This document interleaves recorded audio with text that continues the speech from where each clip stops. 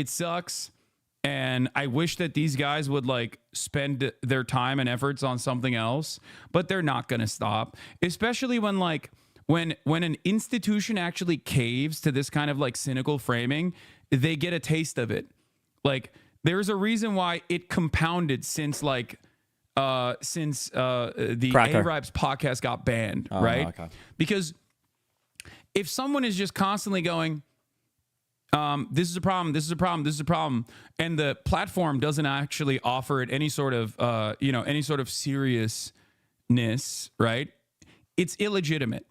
And I know this because like these guys went to the New York Post and like every fucking outlet they possibly could with this story, and no serious outlet took it seriously. They were like, okay, this seems like yet another instance where you are conflating anti-Zionism with anti-Semitism. We're not going to cover it, right? So it was always like illegitimate propaganda rags that were, engaging in it. But that's neither here nor there. Like the only people that would like take this kind of shit seriously was the likes of Richie Torres, right? And it would never have been a thing, but then Twitch took action against the Sabra Hummus tier list. And then when Twitch took action against the Sabra Hummus tier list, just like the cracker thing, right? It became a serious situation, right? It became a serious situation after that. It's only real if a like legitimate institution it's only real if a legitimate institution takes the cynical framework seriously. If everyone goes, you guys are ridiculous, you literally have, you're yelling from the platform that has like straight up neo-Nazis on it, shut the fuck up, how ridiculous of you, then it doesn't go anywhere. They can compound on it over and over again and just like manifest or fester in their own hatred. But it would never go anywhere. But then when institutions do take it seriously out of fear because they are worried, then obviously in that process, like now people are going to write articles about this, right?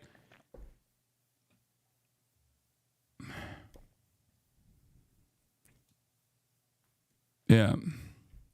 Twitch Apocalypse has begun following criticism of the platform for anti-Semitism, with nearly all creators reporting a noticeable drop in their revenue. Interesting. Don't listen to this propaganda. They're not lying. All the phases complaining in the group chat. Yeah. I said this. I talked about this. I said, Asmongold, you're like collaborating with these fucking losers is really dangerous territory. That's what I was referencing.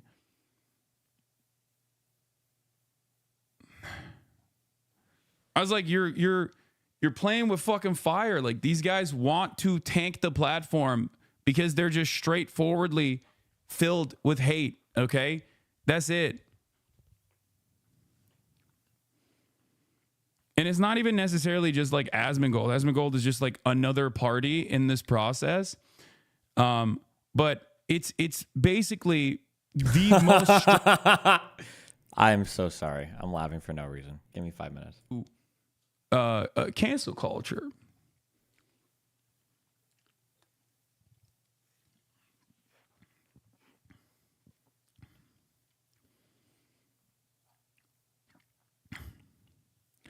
And I don't know why people don't understand it. Like, this is straightforwardly a Kiwi farm style operation. They used to do this back in the day. Like, the Nazis used to fucking do this shit all the time. They would, like, dox people. They would do, like, mass email campaigns. Ironically enough, everyone thinks... Ah, fuck me, dude. Okay.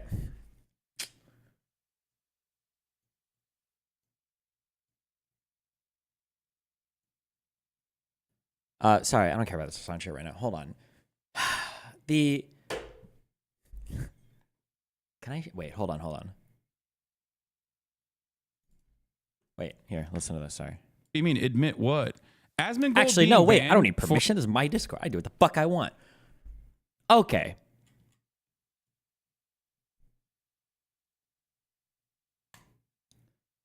Does anybody have pictures of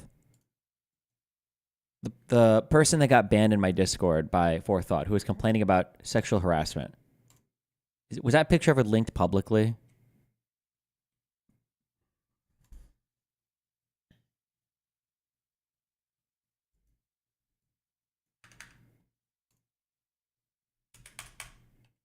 It was on the subreddit. Can somebody link it to me?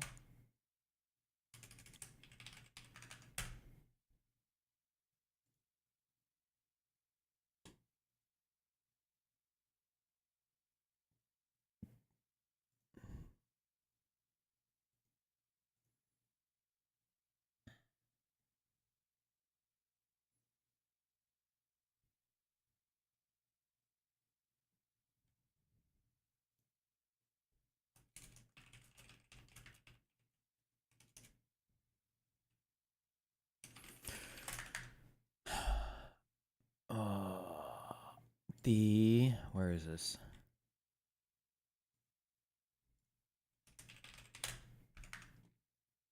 Hold on. Jesus, how do we in Lunabox have so many mutual friends?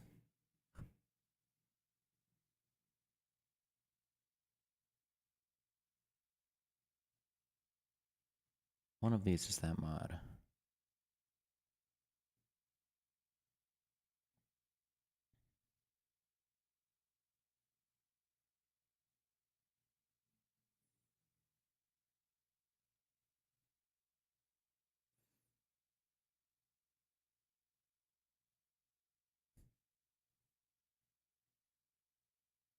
I'm never going to find out who it is. Oh, Nat. Oh. Oh, maybe I didn't add him. Okay, whatever. Regardless. Okay. A few days ago, I'm sorry. So this is just an example of like the retarded shit that I have to go through, and I have to follow up on you fucking children, okay? To figure out like what the fuck is going on, all right?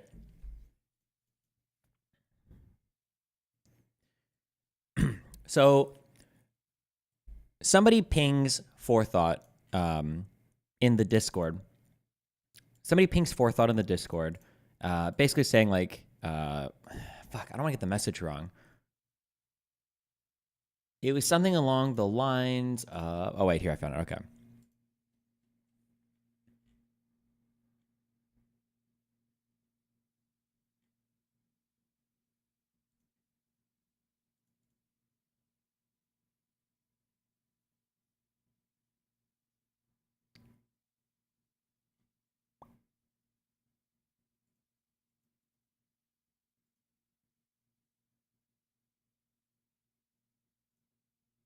Fuck me.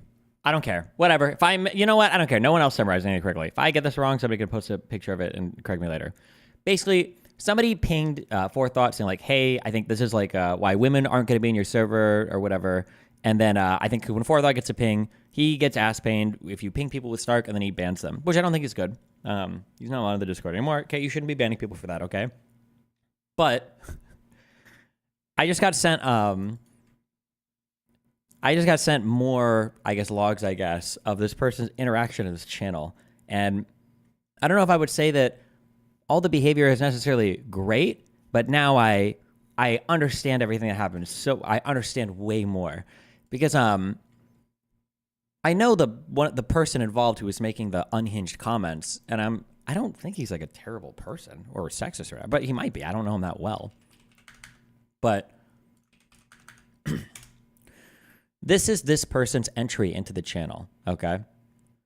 Hey, is there any way someone might have time to help me with a front-end problem? I cannot get the REST controller/type script or to get my multi-threaded array to print on the homepage.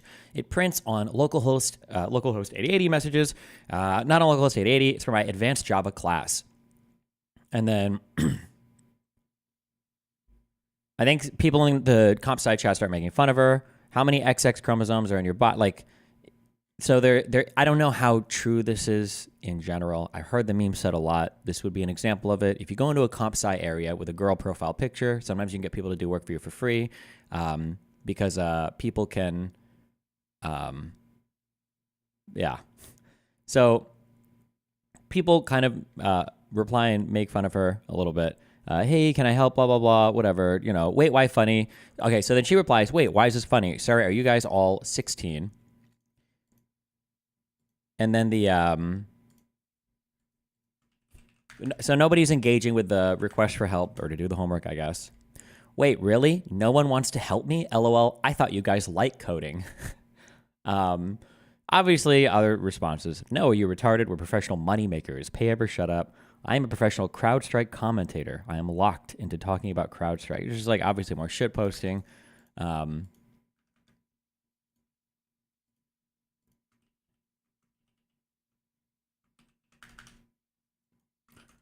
then she does another, obviously poking a little bit. Oh my God, your guys' memes are so funny.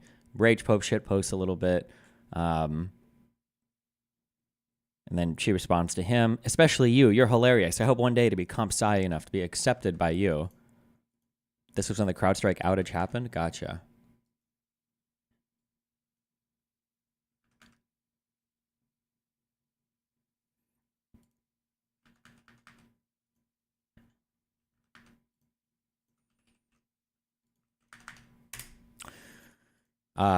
She drops the, KK, thanks, guys. I'm going to love on and be nice to you until you love me. Heart, and then kissy heart face.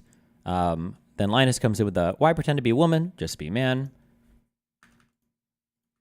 And then she hits him with the, LOL, you're a weirdo. What is wrong with your brain? LOL, I'm just right, he says. You're a self-described dog lover with 0 pictures of dogs on your Twitter. You're using faceless random women on YouTube and Twitter. On this account in Discord, you're primarily asking for help. If you're an actual woman, I'll give you $50 right now to take a photo with a timestamp in the next 2 minutes and this channel name on a piece of paper.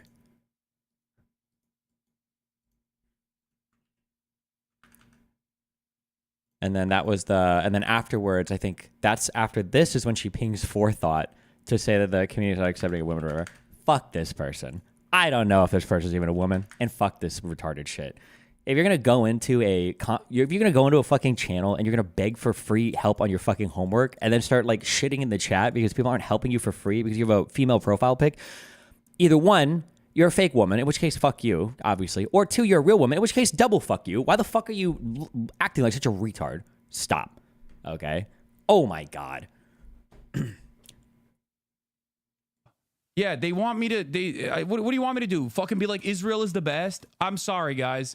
There it is. You got it. You won. Israel is the best. There's no genocide happening. Israel, and if there was one happening, it's good. Yes. Is that what you want me to say? Fuck, man. I hate this shit. It is so deliberately like trying to stop real fucking speech, like normal conversations from taking place on this matter. It is so fucked up. It's out of so breath. Fucking insane. I feel like I'm losing my goddamn mind, dude. Fuck.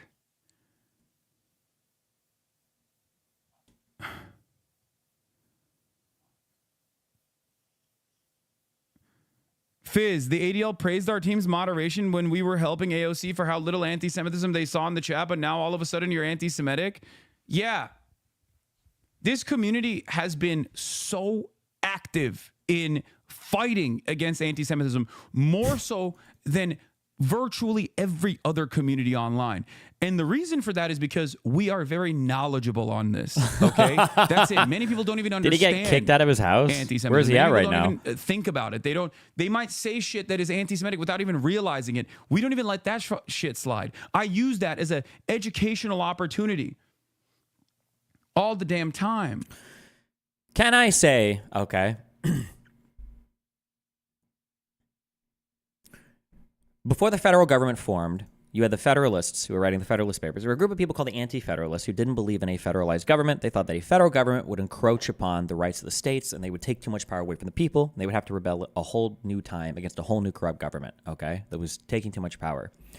And one of the large concessions that was made was, okay, listen, you keep saying that the federal government's going to do all these things. It's a government of enumerated powers. It doesn't even have the power to do these things, okay? Look, it's literally written in the Constitution. Everything else is left. Why? Like, why? Come on. It's not, the government doesn't even have this power.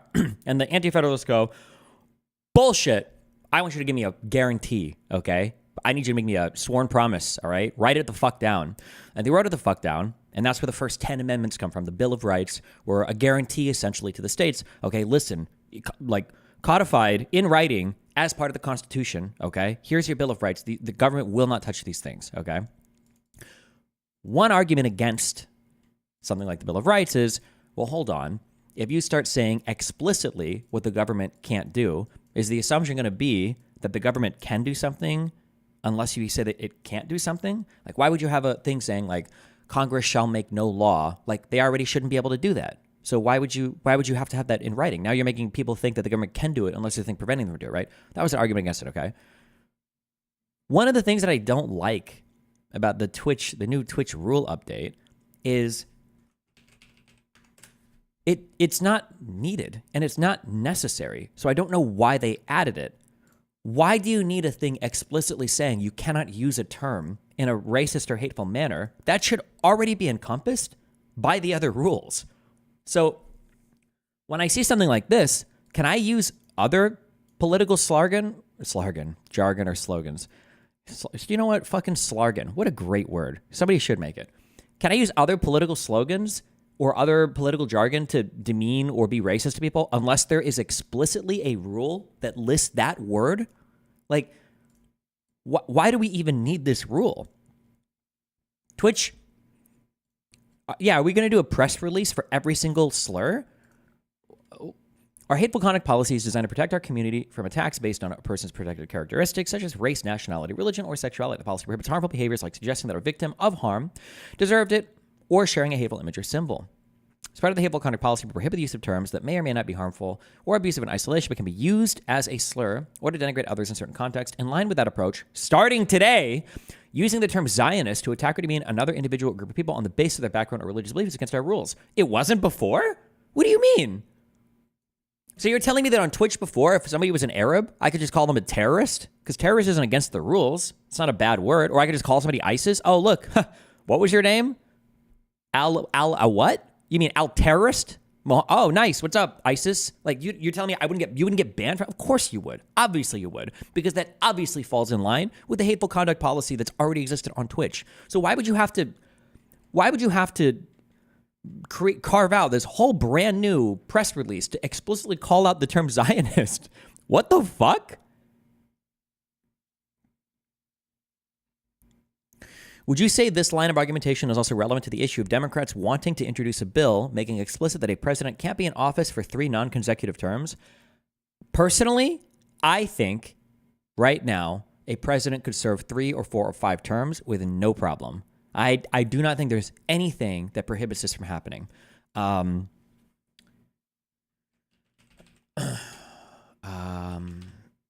Is it the 22nd and the 25th Amendment? Hold on.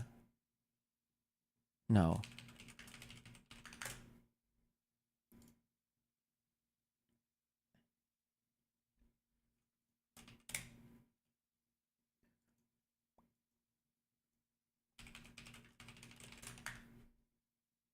Oh, it might be the 12th Amendment as well. Hold on.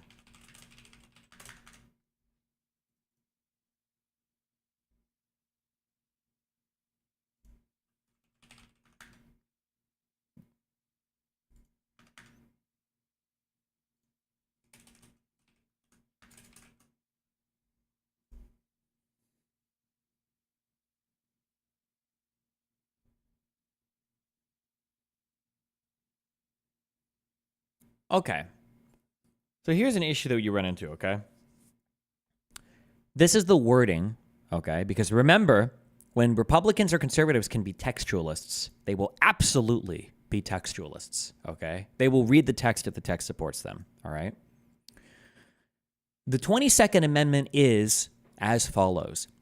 No person shall be elected to the office of the president more than twice, and no person who has held the office of president or acted as president for more than 2 years of a term to which some other person was elected president shall be elected to the office of the president more than once.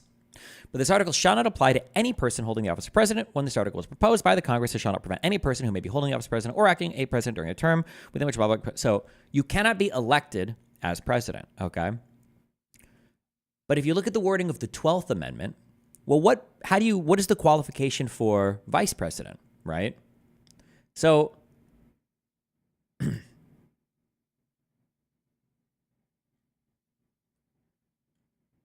all this says is no person constitutionally ineligible to the office of president shall be eligible to that of vice president of the United States. There isn't anything here about being eligible to be elected to be the president of the United States, just ineligible to the office.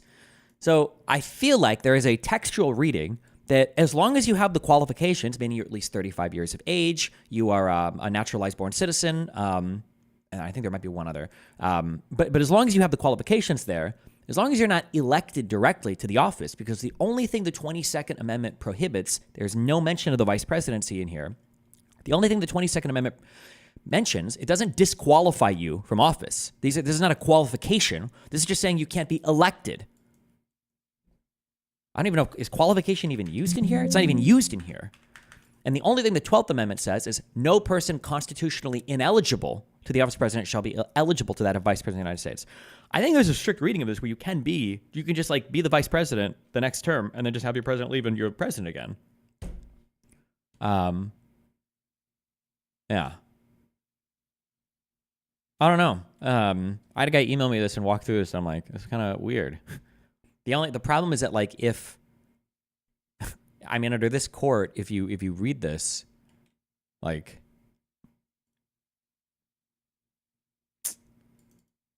but also I think Trump will be too old by then, so we don't have to worry about this shit. But just an interesting little memer.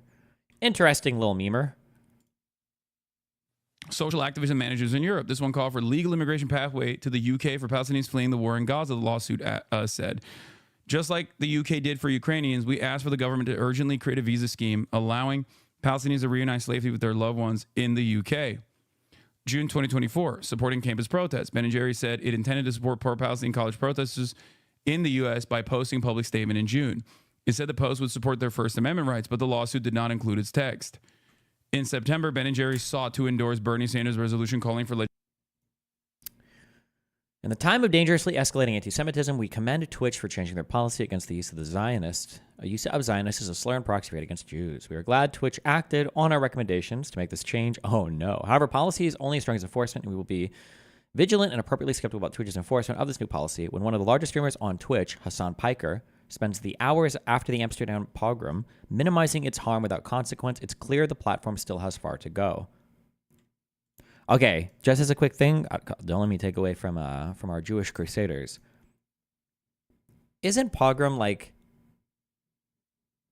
Doesn't that usually mean with the consent or the acquiescence of local law enforcement? Isn't that like more of the hard implication there? Like if me and 20 boys go down and start like busting up Jewish businesses and like killing Jews and taking all their shit and setting on fire, like it would be rioting, it would be bad, we would like kill, it would be horrible. But I thought that like pogrom, the big thing about that was the police saying like, huh, good luck Jews, and like looking the other way. I thought that's what made it like such a big deal. Or I thought that was like, not what made it a big deal. I thought that was like an essential element of what that was. Hold on, is it pogrom or pogrom? Pogrom. Results for what? Oh, is there one going on right now?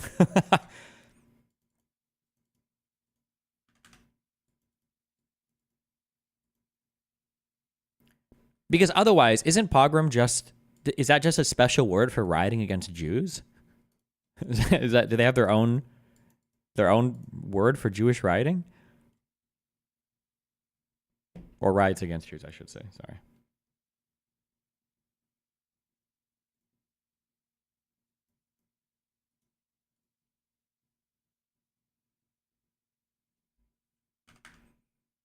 It applies to any ethnicity or minority. That might be true, but I don't think, like, I've never heard of like the Tulsa race riots referred to as a pogrom or whatever. Maybe it was though. Maybe I just haven't read it. I don't know. Is a violent riot incited with the aim of massacring or expelling an ethnic or religious group, particularly Jews, from enter the English language from Russian to describe 1926 attacks on Jews in the Russian Empire.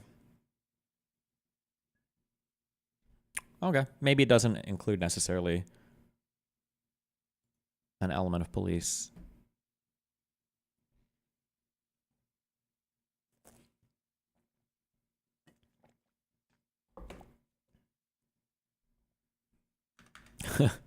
When do you think this was added? Man, they got to get that. Got to get that anti-Israel shit in there. Based.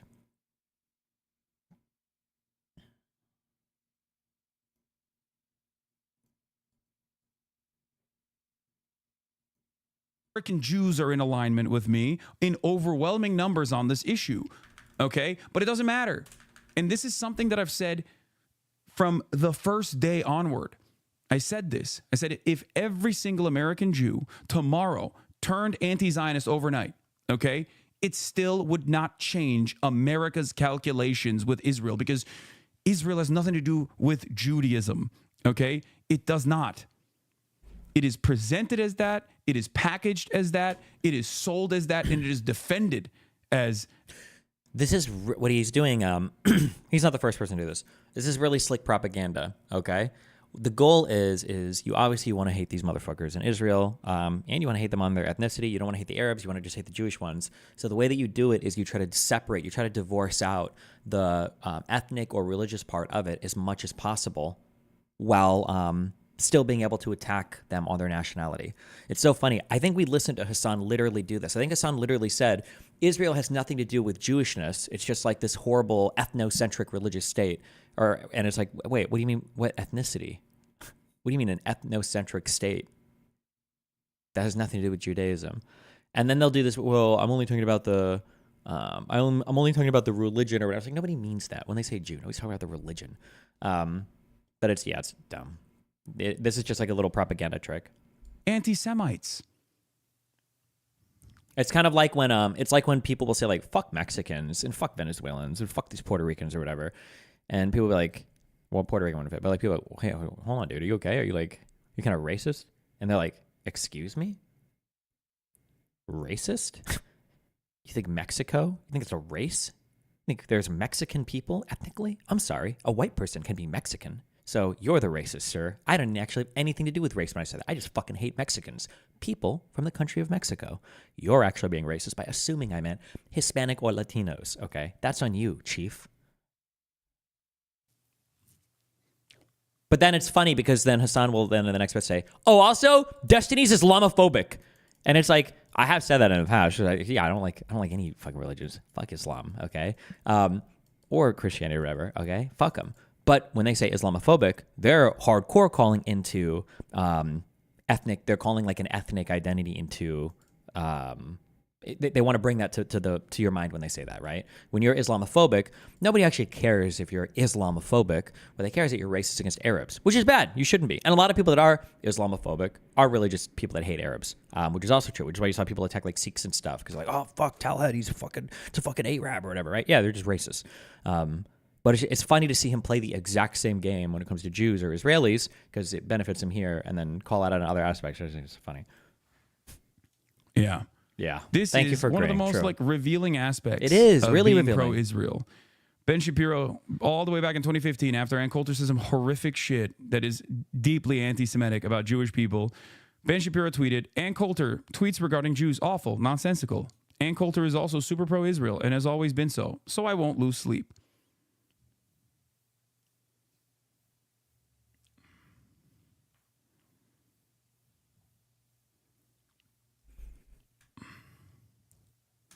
Was State Department aligned with Hassan? No, it's not that they align with me. It's that, like, U.S. aid, for example, obviously makes proper assessments on how dire the situation is on the ground.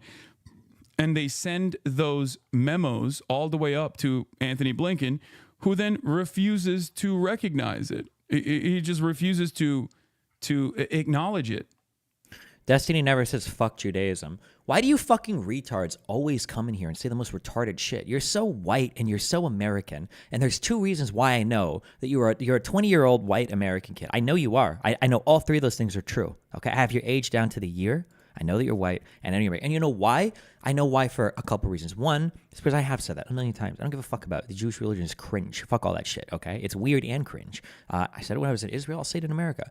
But also, number two, no Jew gives a fuck. Do you understand that, right? It's not a proselytizing religion. If I go up to a Jew and I say, yo, boy, your religion is dog shit, by the way, they would go, oy vey, cool.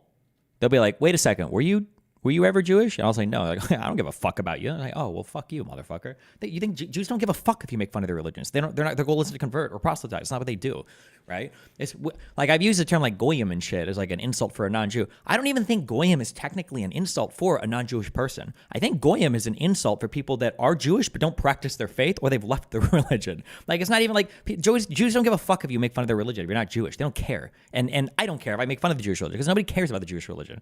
That's not what's at issue generally when you're talking about things. Just don't be unaligned with U.S. foreign policy and you'll be fine. That's the message. Exactly. Oh. But he's leaving. He's like, I'm done. He's like, I'm done with this. Yeah, wait. And I need to be like that fuck account on Twitter that just says fuck every single word. We just need I need a list of every single religion, and we can just go down the list, okay? Once a month. That'll be our new dailies. Fuck Zoroastrianism, fuck the Seventh-day Advents, fuck the Book of Mormon, fuck, yeah. These kinds of actions, if kept quiet, like the restrictions, in my opinion, look, a couple things. One, Yeah. I think that humanity has a slant towards justice, right? No matter what happens. Ooh, moral progress. Right from wrong. That's not very postmodern of you. Deluded, even if they're deluded, everyone has a yearning for emancipation and they will always move in that direction. Okay, so that's number one. Number two, that's not copium. That's just how history has always operated. Please, dude, look at the circumstances that we exist under. Like people talk about how fucking sexist or reactionary like Americans have gotten. And then you compare it to like, you know, the labor movement of the 60s and their assessment and their opinions back then. It's not like they were fucking woke back then. They were Wait, this account tweeted at me? Bro, there were so many people that linked this to me and they're like, you really thought that Harris was going to win at 9 o'clock?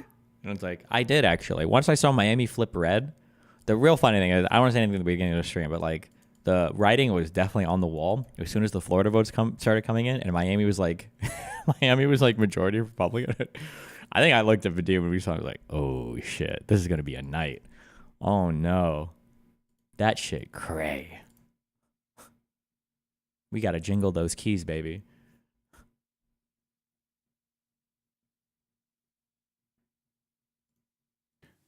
Bro, that's super childish. People hardly know right from wrong, and that's even without considering the existence of gray. No. You made me lose 500 with that false hope. I have so many people that emailed me. Guys, I think I talked about this on stream. It's why I don't like bet stuff or whatever.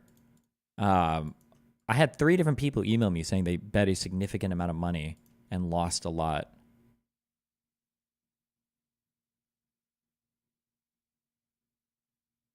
But I don't know who's trolling now. So this last guy that emailed me must be trolling because I recognize the name from chat. I hope. I just got this one an hour ago and then 39 minutes ago. This has to be a troll. Did you bet that Bitcoin in the end? Not only did I not bet the fucking Bitcoin, I fucking sold it. So I don't think I got any of the big gains or appreciation recently because I converted it to USD. So I didn't even get on my big Bitcoin upswing. Oh, and also, I guess I was a year off, so it doesn't necessarily count. Didn't I have a big argument a year ago? And I said, Bitcoin will go to 100K. It'll get back there. I feel it. Oh, I guess it didn't quite get there. It will get there, though. Palestinians. Okay? That's it. That is the reason why these kinds of reactions are occurring.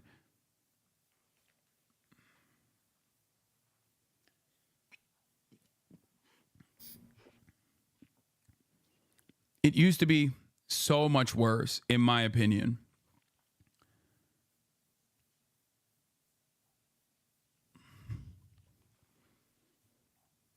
As the situation becomes more and more indefensible in the eyes of many people, I think I caught Jonathan Greenblatt hanging out with JDL Terrace at UCLA on a live stream from April. Since we're also concerned about the support for terrorists, here's ADL President Jonathan Greenblatt caught hanging out with the recognized terrorist organization Jewish Defense League during a live stream of mine from UCLA on April 28th. Yeah. JDL was founded by fascist extremist Meir Kahan, has committed countless terrorist attacks on U.S. soil and abroad. They were deemed a right-wing terrorist organization by the FBI.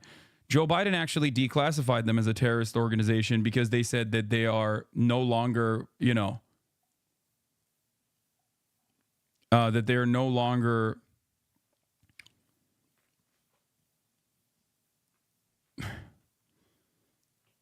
what do you call it?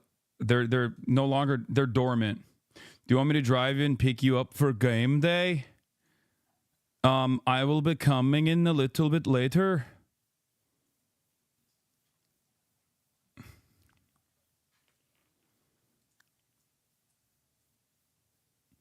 The whole situation has made me completely lose hope in humanity. Guys, there is no, you can't be nihilistic, okay? You cannot be nihilistic in this moment, okay? That's what people want you to do, okay? Asmongold is right now talking shit on you and blaming you for a Twitch adpocalypse that he says is happening now. Oh, buddy. Oh, brother. Uh-oh. I wonder why he's saying that. Oh, he's going to say, I have the Asmon mind virus. I've infected him. Say it. Say it, Hassan. Say it. Do not give in to apathy. Do not give in to nihilism. You know right from wrong. You keep fighting for it. You keep advocating for it. Okay? This too shall pass. Yes. Okay? Carry on. We will be anti-Semitic again in the future, shall pass. my brothers. Nevertheless, that's it.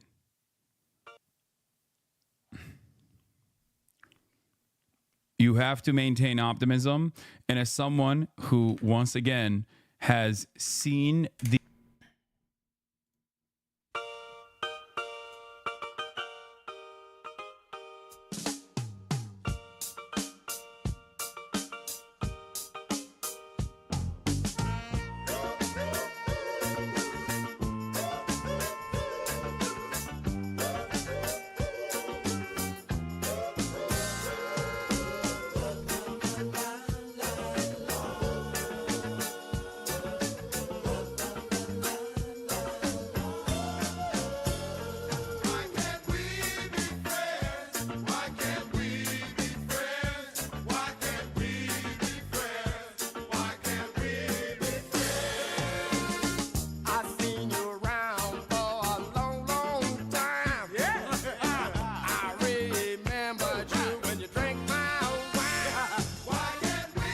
Wow.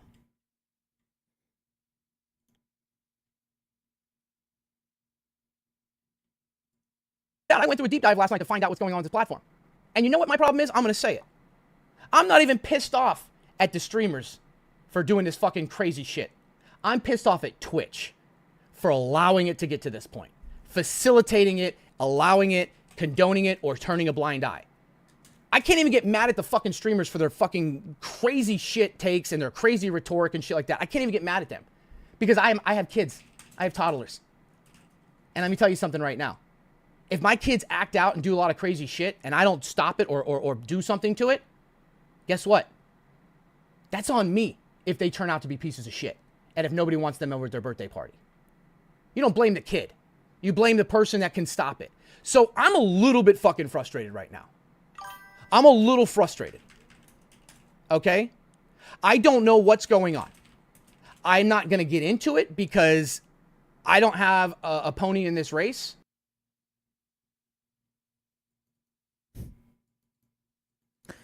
You and the Saga had a falling out, right? I don't know if I'd say we had a falling out. I think we had a fairly brutal debate, but I'm always cool with everybody after. And he seems like he's cool with me. I don't think I think we're okay. I obviously super disagree with him over all the GameStop stuff, but.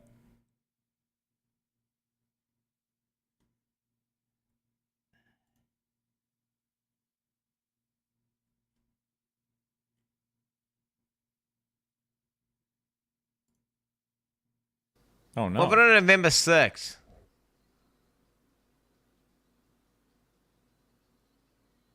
What the hell? So you're getting, wait. Oh, bro, you're just getting no ad money. at all.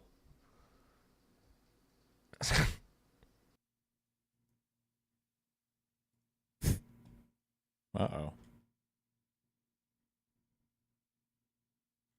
All the time, man. So how do you think I felt?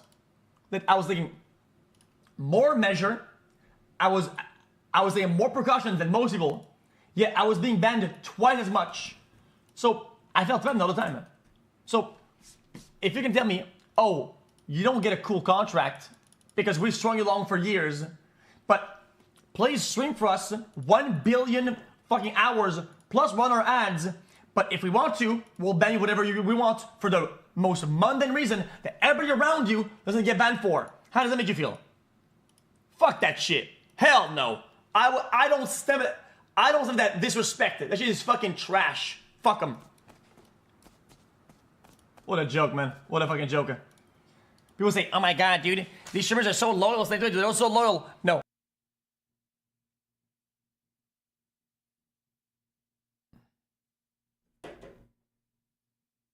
I mean, yeah, feels bad, man.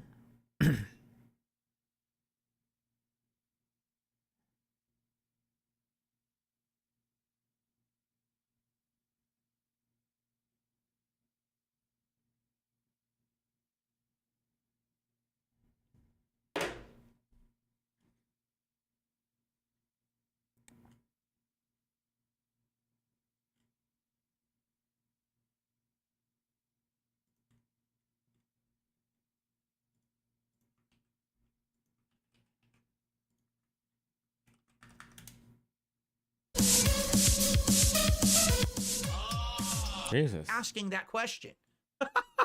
On the day you're supposed to be voting, now you're going to ask the question. I also just received a $5 tip.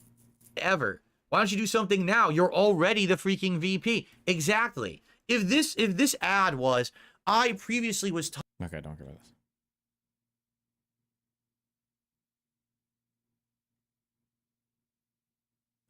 this. Was Fuzi ever banned from Twitch?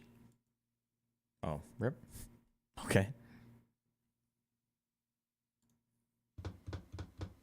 See if it ever gets it that I forget or don't get into again Bobby Dreamies, I'll hang myself. Thank you very much. Thank you very much. And I will see you on Monday for a new game. You have a cracking weekend, alright? Bye for now. Right. How to... Oh, wait, sorry.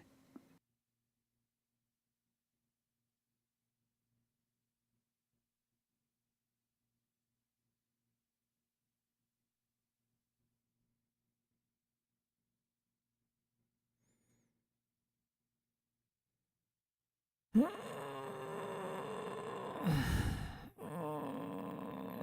on.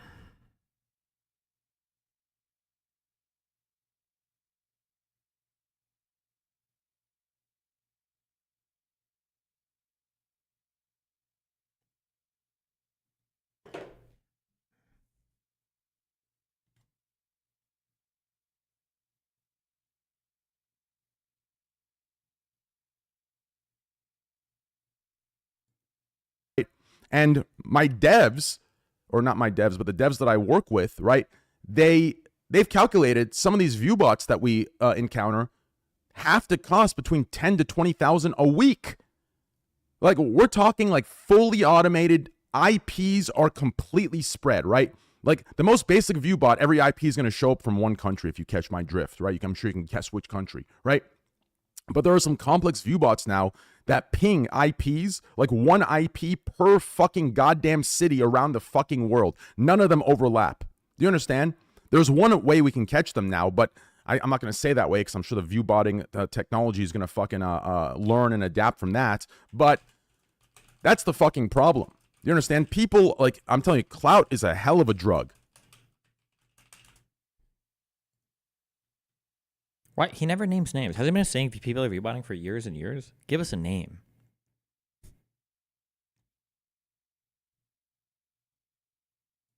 Daran, dass ich cool bin.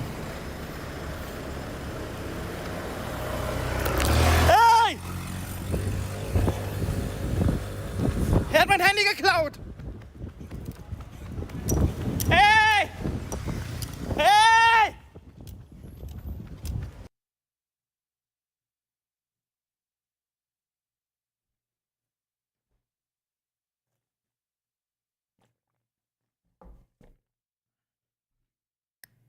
Why don't they make, you know, they have anti-rape condoms? Why don't they have like anti-steal phone things? Like if you don't grip your phone right, it just explodes in your hand.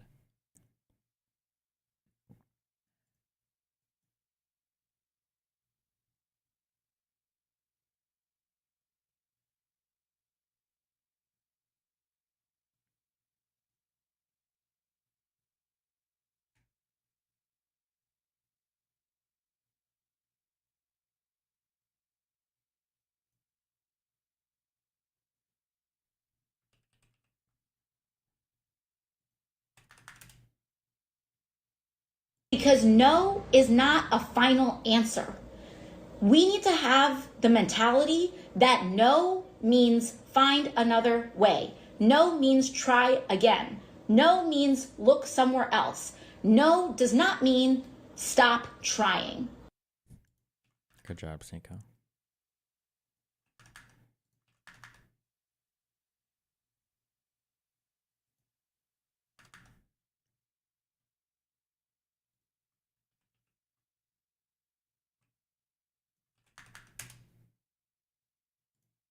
Do you think the Twitter files hold a candle to what Elon does? I actually think that they're worse. So, Okay.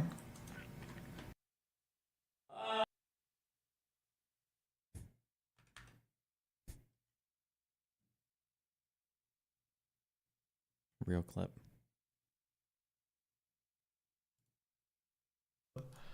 Two paintballs hitting each other.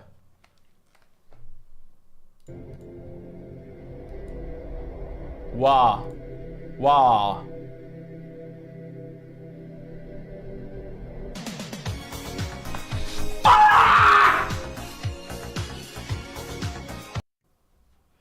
I'm doing this. Why am I getting... Absolutely epic. Hey, that's me. Supporting me.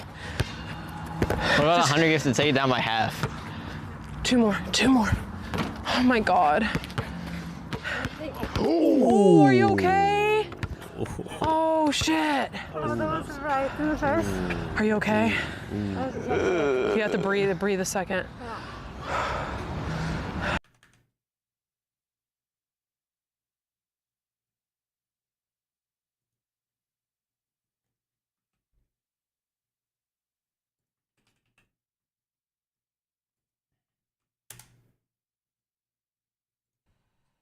All right, Darian said both you balding. I almost said niggas. Darian said. Wait, I didn't even, what? All right, Darian said both you balding. I almost said niggas. Darian said. Okay. Wait, isn't he allowed to say it? I don't get it. Wait, isn't Era black?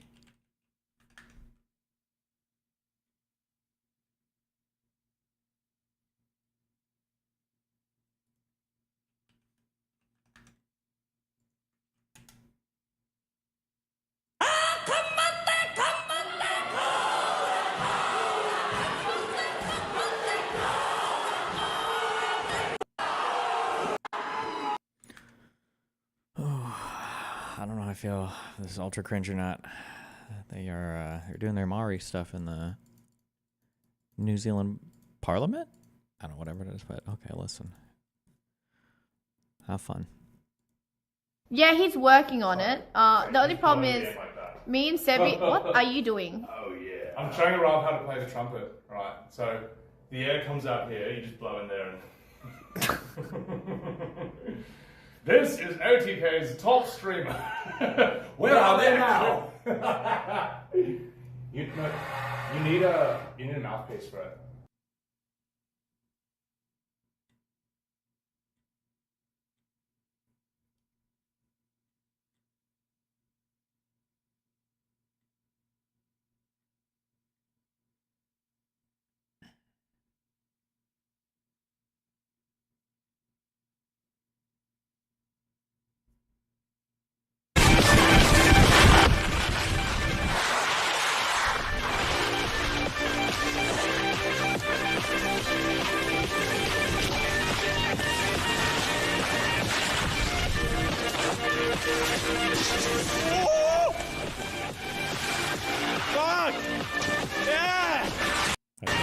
Sorry.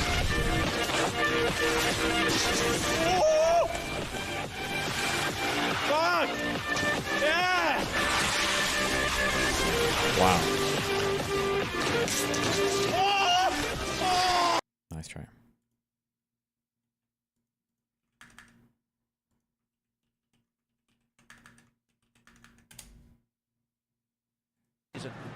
Inter Miami looks for the equalizer. Suarez picks up Weigand, able to work it across. Tie game! Lionel Messi! Are you allowed to? I don't know what the rules are for getting the ball back. Able to work it across. Tie game! Lionel Messi!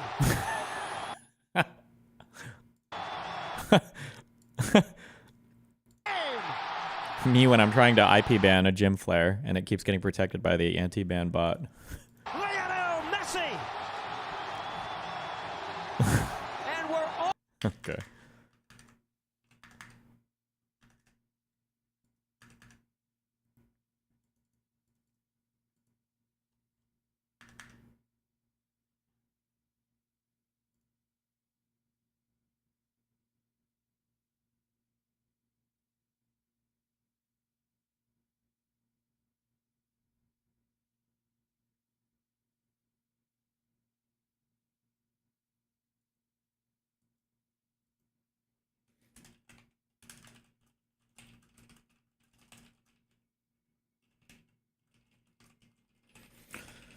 What?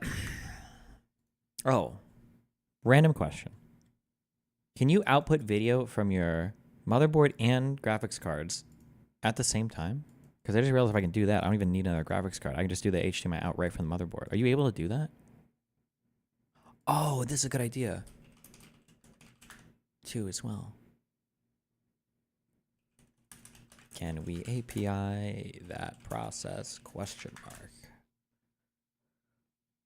An actual fucking value add for our fucking tier 5 subs. I think for Blue Sky, I think we can give I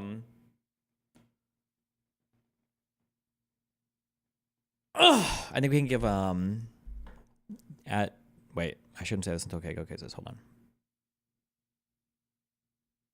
Hold up. There's no tier 5 option on YouTube? No, there's not. I feel bad for selling memberships at all on YouTube, okay? You guys are getting scammed. I don't give you guys just fucking anything.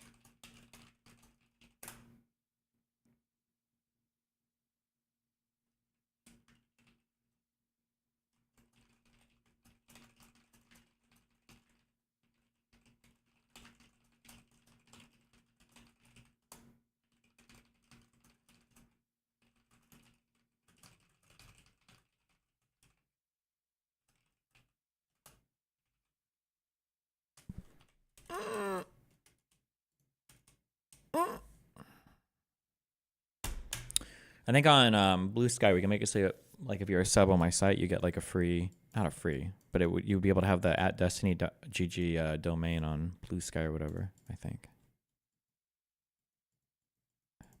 But I did figure out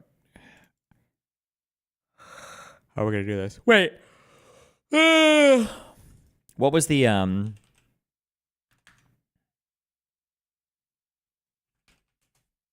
what was the answer to that motherboard graphics card question?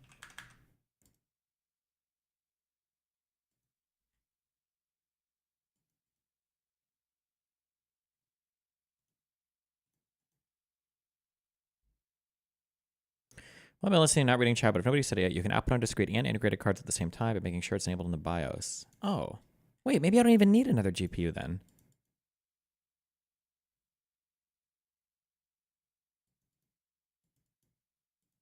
I can just use the HDMI out from that. I don't even need another graphics card.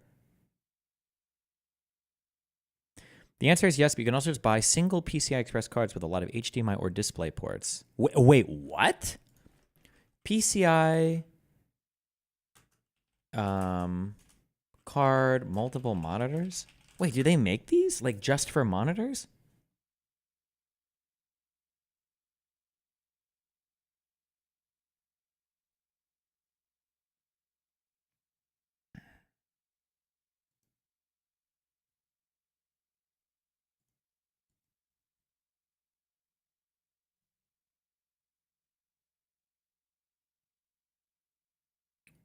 Oh shit. You don't want multiplexers? Is this a multiplexer?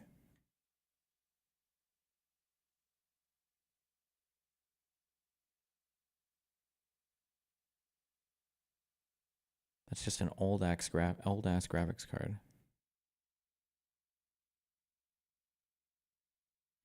What would I even be looking for?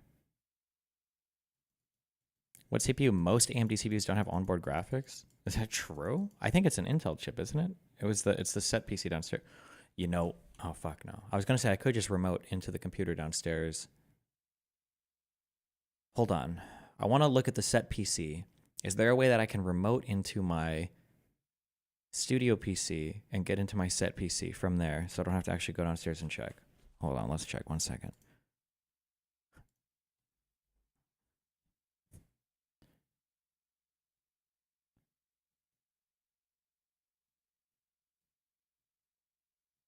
Oh no. My PC downstairs is turned off. No. I need a Raspberry Pi connected to that modem. Fuck! So that I can send the magic wake up packet. Oh, can you imagine having to walk to your other PC? Oh my god. I'll do it later.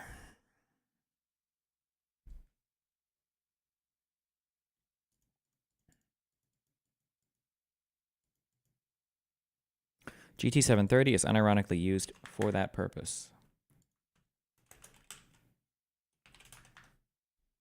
Why do you turn your PCs off? I don't know. I don't even know if it is. I don't think I turned it off. I don't remember turning it off.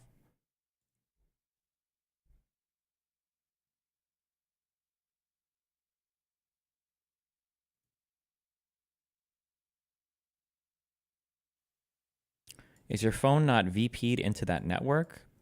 VPN'd into that network? I have a VPN, but the VPN I use is Tailscale. And Tailscale runs on the software layer. So the computer's off. I can't really use it to... I need another piece of hardware that's running a VPN that I would be able to connect to Magic Packet wake up my PC. You could like throw a Raspberry Pi on there, but one, I don't even know how to use those. I've never used one before. I mean, I'd probably learn it, but two, I don't give a fuck. I don't care. I don't want to learn it.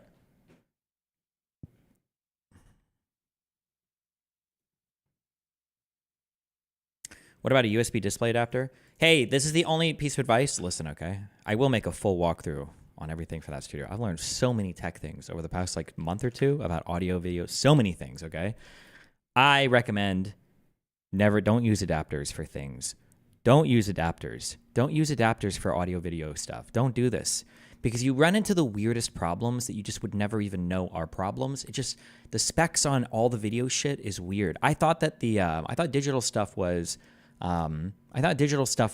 simpler, but there's weird shit for audio video. Don't do adapters. Same cable to same cable always, okay? Fuck this shit.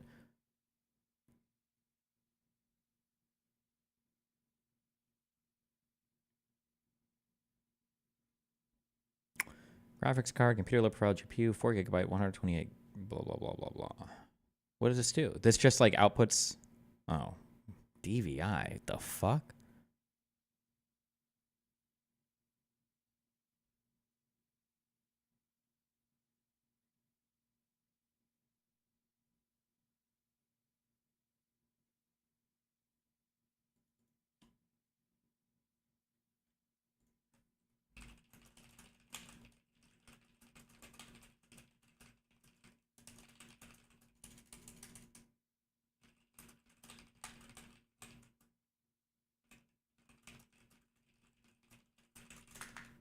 Check out display link. It's not an adapter. Oh, no, I don't care about that. Okay, wait. I do need to order this other graphics card. I should have Dan just order that one for me. I'm starting to use this B&H website more. I don't like that they have B and then the ampersand. I don't like that symbol. It's really annoying to type. I don't like it.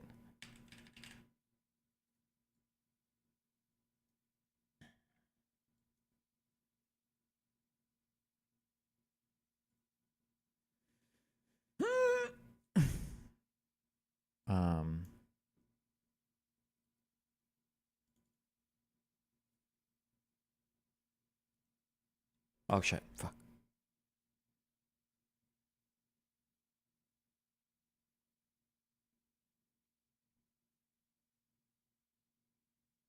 Hold on.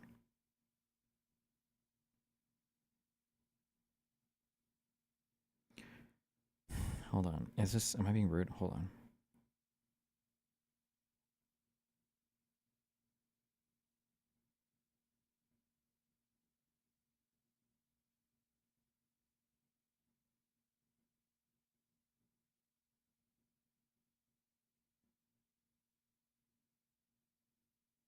What people? There are people that want to do like phone calls to like scheduled shit. Why? And then text? What? Email? Why not just email? Just email. Okay, sorry.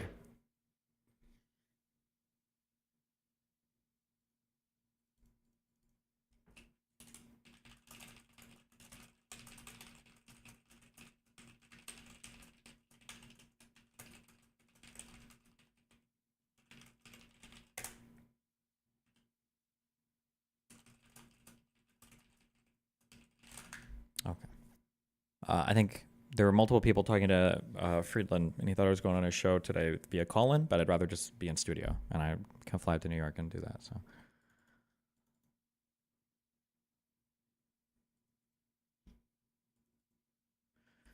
I just watched your Alex O'Connor interview, and you said the right to not vote is just as important as the right to vote. He asked if you would be in support of mandating voting like Australia, and you said no. Didn't you once, though, thought it was a good idea? What changed? No, I do think that mandating voting is fine now. I did change my mind on that. When did I say that? Wait, did I say that in my last Alex O'Connor show? Do you have a network attached storage or server setup? No, fuck NAS. I have enough storage on my studio PC. I do need a Raspberry Pi, though. Okay, Alex O'Connor, Destiny. The one before that? Oh, maybe the one before that, but I changed my mind in between. I used to think that the right not to vote is just as important as the right to vote. So mandating voting, I felt like wasn't good. And then somebody emailed me, or they said in chat, it's like, well, you could just write in like a protest vote and say, I don't want to vote for any candidate. And that would be your protest vote. And I said, oh, that actually makes perfect sense. That solves that completely. So I think you should, I think mandatory voting, I think is fine.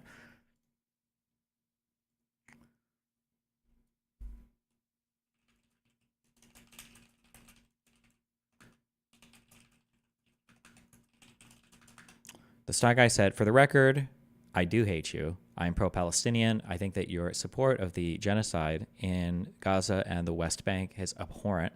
I will never support you or anything that you've ever said or done. By the way, Hassan told me to type all... No, I'm just kidding. Star Guy messaged me, said, for the record, you and I don't have beef. GameStop was a long time ago. We're good.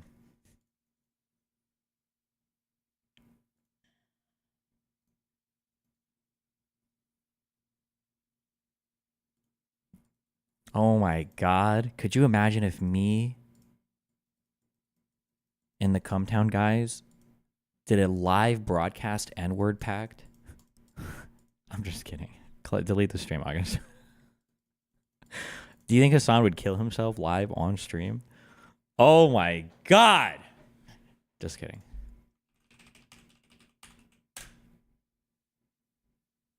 He just wanted to kill BLM brothers? Okay. True.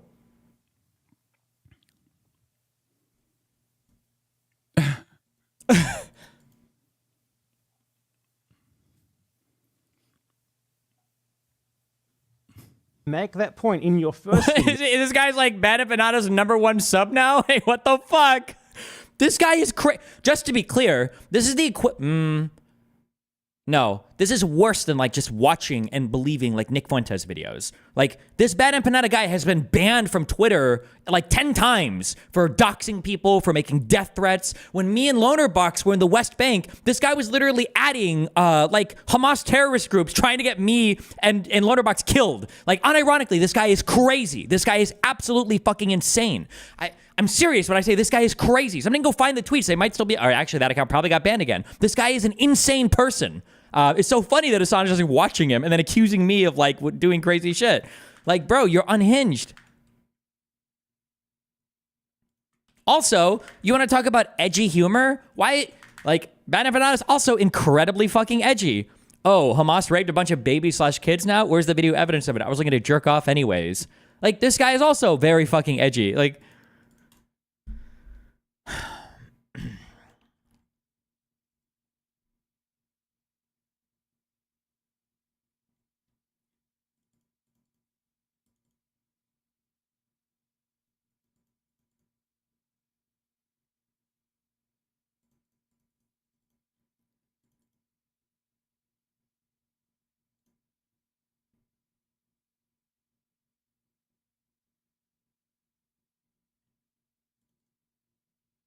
timestamp if you're disagreeing with mandated voting. With them, what to interact with and Oh yeah, this is a longer time ago. I don't think I'd gotten the argument yet for this. some way. Bro, also, fuck this bonging fuck, okay? What is up with people that want to do these interviews with the chairs that go so far? Like, I show up on a show, okay? And people are like, oh, hey, what's up, Destiny? Why don't you take a seat in my chair? I'm like, what the fuck? Really? Really? This is like a be able to sort of ban who they like. Feels like it. And he put me in a chair. How serious of a shift this is in the history of our species, really. I think that when the United States was being created, Why do I look so scared? Oh, he got that top down. Look at the camera position. Look at how he's cucking me so hard in the camera position, right? For him, lens is sitting below eye level. Makes it dramatic, imposing. You're looking up at somebody, okay? That's for a dramatic shot. Jeez, really. Camera angle for me, from above, looking down, makes you look weak, scared, lacking confidence, like you're imposing yourself over me. Time where you was like the best on the constant principle, collectively companies. Look at the wide shot. Camera, off center, off balance. This isn't a straight line. Hold on, let me check real quick if it is.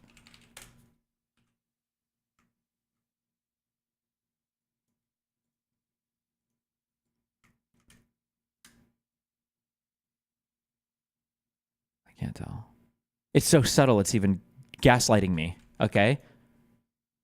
Something is wrong with this chair. He either has an extra cushion, something's going on here. It's not right, okay? Look, the back is higher. Something is clearly different between these two chairs, okay? Even his chair is taller than my chair, all right? Oh, he's got a whole different style of chair. This is psychological warfare.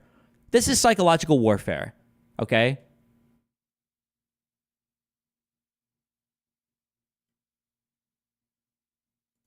Fuck this guy.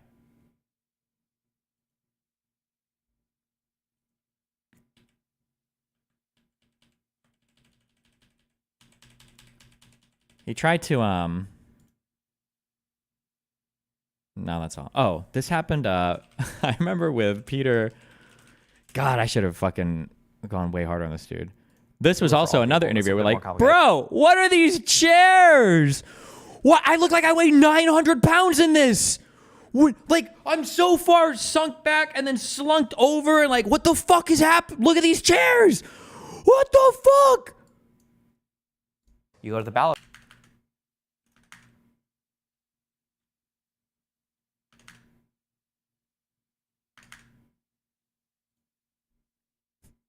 Fuck these guys.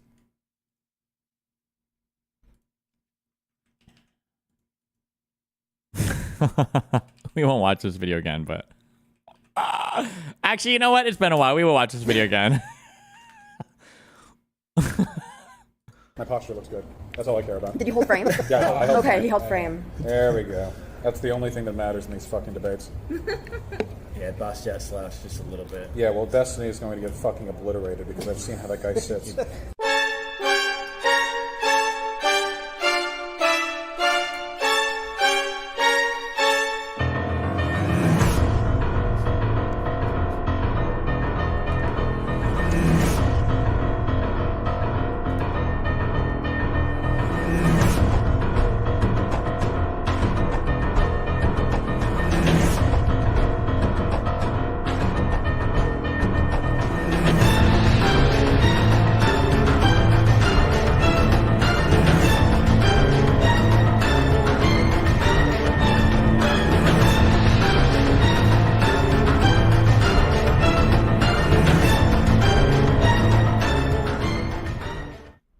I actually have to pee again because This chair was also bullshit. Fuck Reckful. I'm glad he was a nice friend. my prostate. Yeah, go for it. As we speak tonight, as we speak, by Elon's former Oh colleagues in the no! Israeli military on the orders of... The one sad thing, this is okay. This is a scary. I do try to be very mindful of the dynamic between me and people. This is why when Lav tried to leak things about me being sexually exploitative or whatever, I had messages where I was saying like, "Hey, just so you know, like I know that we've had this history or whatever. Like obviously none of this affects anything. If you want to," and she joked about it because she knew that I don't do any weird shit like that, right? But I think even for Lonerbox, I think I remember messaging him a long time ago. The 5 month. What's that? March, April, May. Oh, in May, and I asked him, do you ever feel pressure to conform to my takes on anything? Do you ever feel pressure from me or the community or whatever? I'm just telling you, I try to be like mindful of these things. So I don't want people to feel like I'm like trying to fucking trap them on some crazy shit. But there's a very weird dynamic set up where Hassan sticks his whole community on somebody that's like in my peripheral just because he wants to associate them with me. And so I feel bad for like Lonerbox because now, to be fair, I don't think Lonerbox posts much on his main channel anymore, but he's actually like losing subs. And I think it's because people who watch Hassan and him, or people that are just like aware of like Hassan's videos, are unsubbing from him. So then like if I, like in order for me to help him, right, I basically have to start like making him, it would be like making this person more reliant on my community. It's like, it's very weird. I don't like that dynamic. It's very strange. Yeah, I don't know. I think that's cringe. He does have a side channel he posts more on. Yeah, I don't know. He mainly posts on his Lonerbox live channel, I think, but I don't know if he lost subs on this channel or not. Hopefully not, but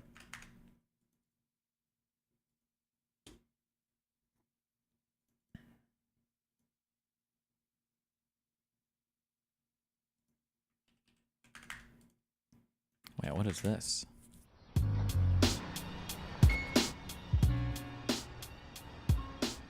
Hi. Why don't I remember this episode? Did we watch? Are there episodes that I haven't watched of this guy? Oh my God. I bet I could watch these and take in so much more information now that I'm a little bit more aware of camera stuff. After I started to become more aware of like setting up the studio stuff, I think I started talking a little bit more on stream that I'm like, I noticed more things on camera stuff, not to be pretentious. The best thing about learning an art is it should allow you to appreciate more things. If it just makes you hate things, then you're being a pretentious dipshit. But rewatching some of like Tarantino stuff, I appreciate Tarantino's framing so much. I think he's so good at it. And I'm sure there are other directors that are more like, if I watched more Fincher or Scorsese or whoever the people jerk off, I'd be like, oh, that guy's even better, whatever. But going back and watching a lot of like rewatching Django and Inglourious Basterds, Django especially, there is so much good framing in Django. It is so, like there's just so much on an image in terms of like, where is it busy, where is it like static, where is the camera moving, what can you see right, like behind where your eyes are drawn, and like it's just so good. It's so good. Django is so beautifully shot. Fuck! Django is so beautifully shot. That is such a well-shot film. I love it so much. Okay. Anyway, sorry. We're going to watch this now.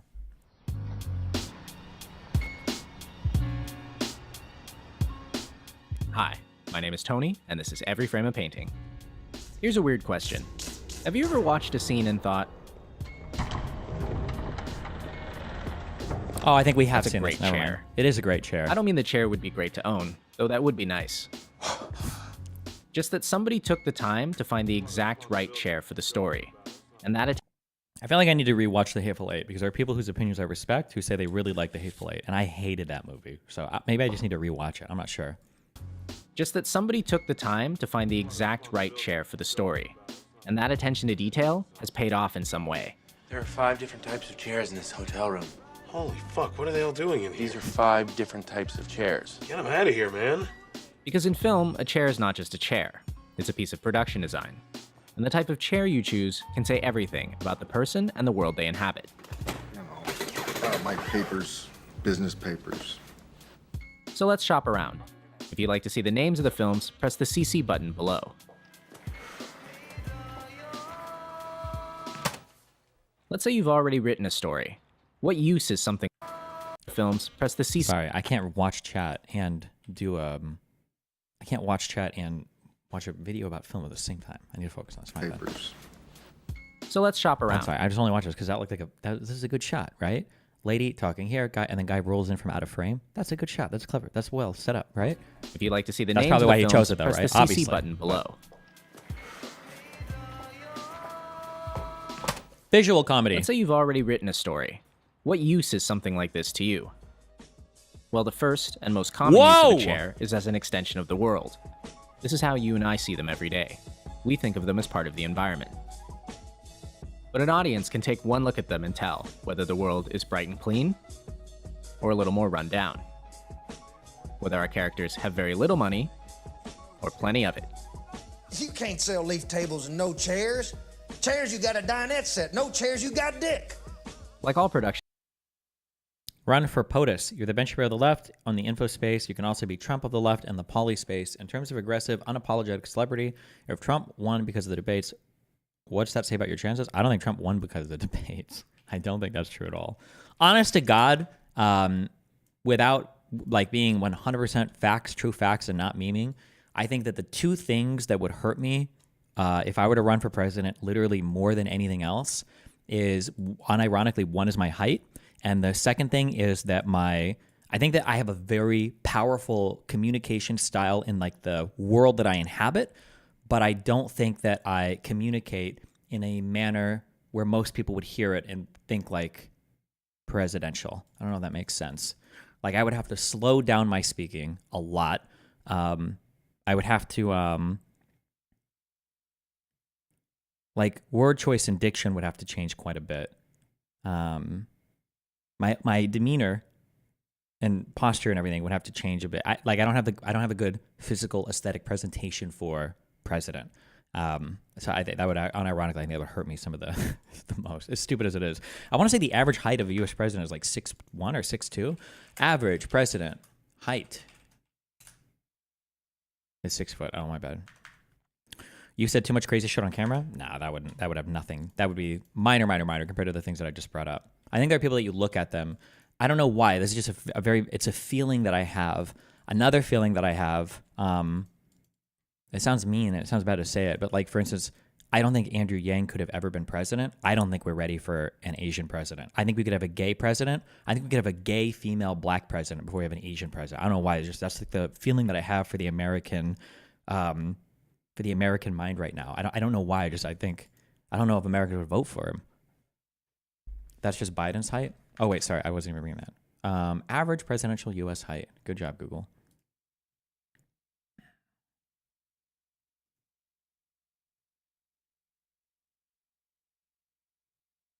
What about Latino?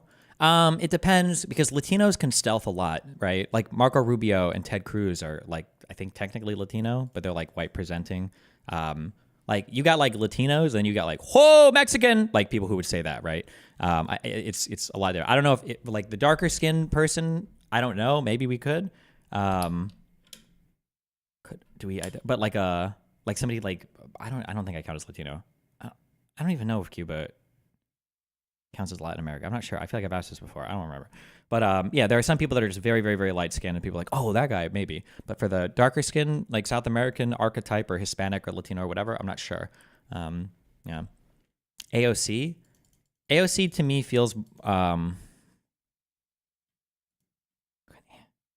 giving you 100% vibe space also, by the way. I'm not like doing hardcore analysis.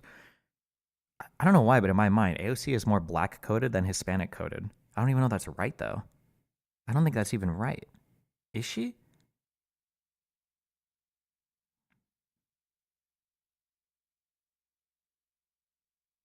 Like it feels wrong to say that. I don't know why. I have the impression intellectually I feel like she's way more Latino coded just in the way that she speaks and everything, but like emotionally, I don't know why. She's more like black coded in my mind. I don't know why. It's the Bronx in her. New York City. Oh, maybe that's why. Maybe it's because I'm getting the New York City vibes more, which never feels Latino to me. I have Latino family members who are from New York City. My brother is a New York City plumber and his wife is Guatemalan. What do they feel like to me? They feel very Hispanic.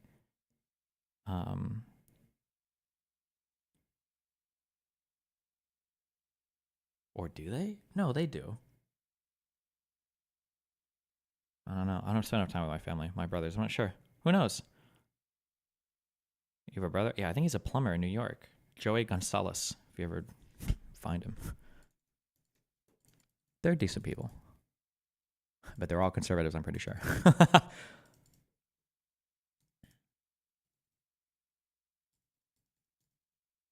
Yeah, I doxed Gonzalez. Good luck finding the Cuban with the last name Gonzalez. Unironically, that's true. American vibes still feel like they otherize Asians particularly, maybe because they haven't been any cultural issue spotlight aside from COVID racism. Yeah, I don't know why. I'm really trying to think about this. I feel like Asian people integrated really well into like tech culture, such that like by the end of me living in LA, I've said this before, and I guess it feels weird if you haven't been there, or maybe it's weird for me. Like if I saw an Asian person and they spoke, if they had an Asian accent, it would be really weird to me. Like as soon as when I see an Asian person, they start speaking, I'm assuming you sound like you're from San Francisco. And if I hear something other than that, I'm like, the fuck? Where's this guy from? Asia? Like, yeah, I don't know. Like Asian people are so San Francisco tech coded to me, or like LA tech coded to me. I'm like, oh yeah, you're definitely from California if you're Asian. Because I'm pretty sure that's where Asians come from. I feel like, I don't know if Asians have like integrated into other parts of like it feels like for Latinos, for blacks, for whites, it feels like they have kind of like, and obviously Italians and Irish people, they have kind of like assimilated more into all of the cultural things like music, movies, and all that. But I feel like Asian people still stand out a bit, where it's like, oh, that guy's an Asian person. I don't know why. I feel like Asians are viewed as conflict avoidant. Maybe. Asians get stereotyped hardcore in America. When people hear Asian, they think of Chinese and Korean, but Asian is Indian, Indonesian, Malaysian, Filipino, etc. People in America associate with just Chinese or Korean. Yeah, but we do that with like Hispanic too. We just assume they're all Mexican, right? Don't worry, Josiah. I've got the video up, okay? I have it up. There have been 11 presidents 5'8" and below. Oh, well, fuck it. Maybe that's not a big deal then. Our last ones have been 6 foot, 6'3", 6'1.5", 5'11.5", 6'2.5", 6'2", 6'1". Okay, Carter, 5'9.5". I see you. Gerald Ford was 6 foot. Richard Nixon, 5'11.5". Who did him dirty here? Bro. Throw him in the 6 foot club. Come on.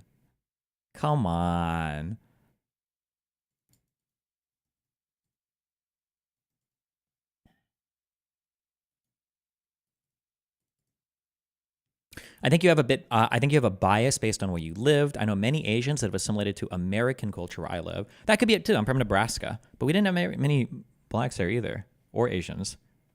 A lot of whites, a lot of white trash. I'm just kidding. Not in Omaha, not as much.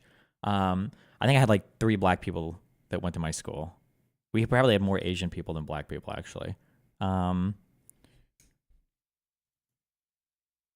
maybe if I grew up in San Francisco or LA, maybe it would feel different. Yeah.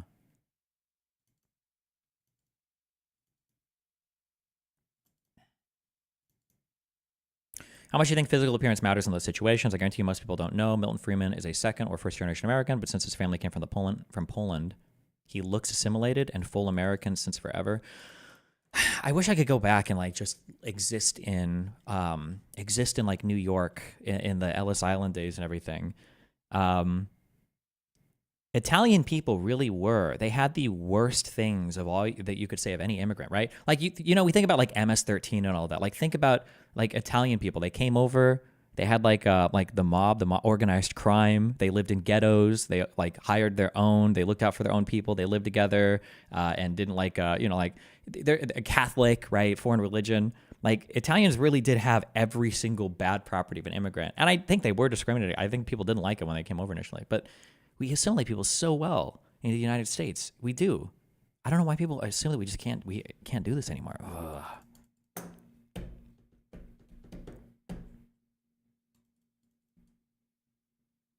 The reason we've had presidents of all heights, but the most recent ones are tall, is due to the invention of TV. Huh. Could be it, maybe.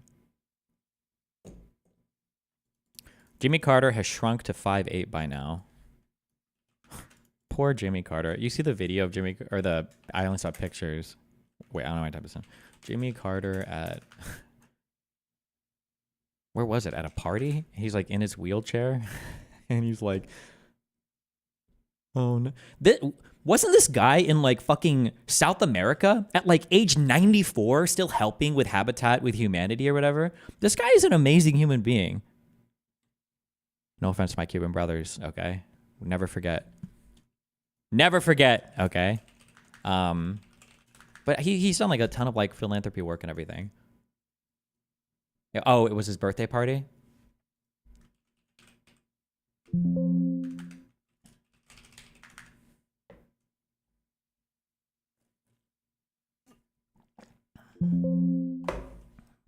Sorry.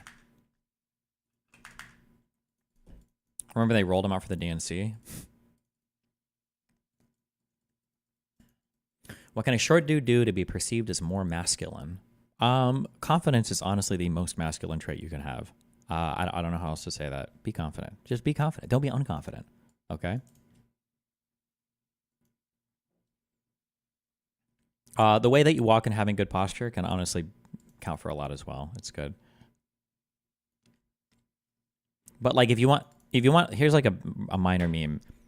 If you want to have good posture and not look like a fucking goofball, the cues that you have for posture, if you go to the gym 2 times or whatever, okay, to go stroke your little dick or whatever, the cues that you have for good posture should be things that put your body in a position where you you're neutral and you have like different muscles engaged in a way that feels like neutral and strong.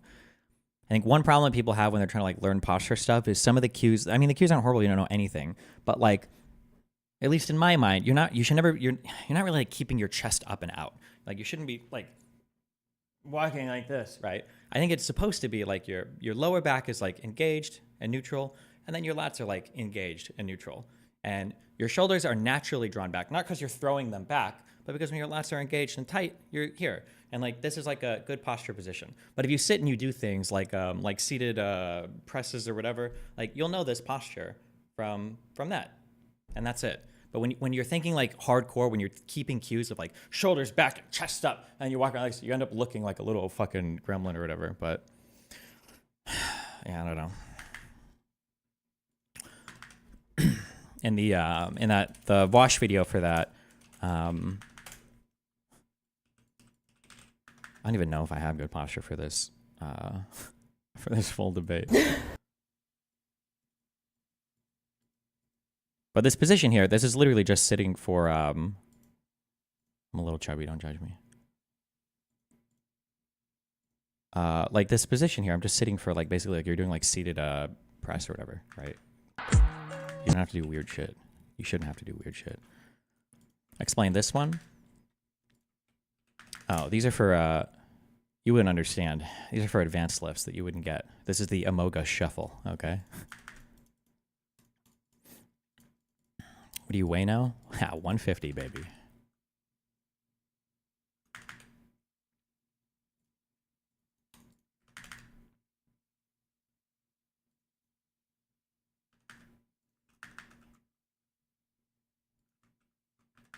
Okay, sorry. design, the right... The hardest thing about fixing your posture is that it actually hurts to... Oh, your thing got cut off. People obsess about posture too much. You should just learn like the positions that your body is neutral and strong in, and that's what you should learn for posture, I think. People say you have to like do lifts to improve your posture. That's bullshit. Lifts will never improve your posture. It doesn't work that way. People think that like, oh, your head is drawn forward because the muscles on the front of your body are stronger than the muscles on the back of your. That's bullshit. You're not engaging those normally when you whatever. You like go to the gym, learn how to lift with good form for like larger lifts that involve multiple muscles, and you'll immediately know doing these lifts like what good posture is, because you'll know the positions that your body is strong in and safe in, and those are the positions that you have the good posture in. Like that's it. But you don't have to build muscle to have good postures. Retarded. But okay, we're done with this topic. Right chair gives us an entire world to imagine beyond the frame. Ugly old thing. Yet it has a certain appeal. The Lysa Arryn of chairs. And it also offers a very simple way to show power and hierarchy. This is fucking retarded, but I'm even asking this question. In Game of Thrones, when they talk about like the tears of Lysa or whatever the poisons they use to kill people and shit, there are no real life analogs for this, right? Like why do they hold on.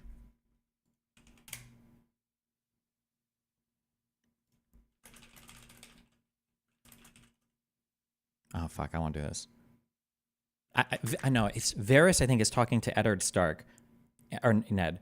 Varys is talking to Ned, and he says there's a poison that was used. Was it nightshade or something, or milk? Oh, no, maybe nightshade is a real thing. Milk of the poppy is heroin? Oh, okay. There was something that Ned's brother was poisoned with, and it's supposed to be, like, undetectable, unscented, like, nobody can tell or whatever.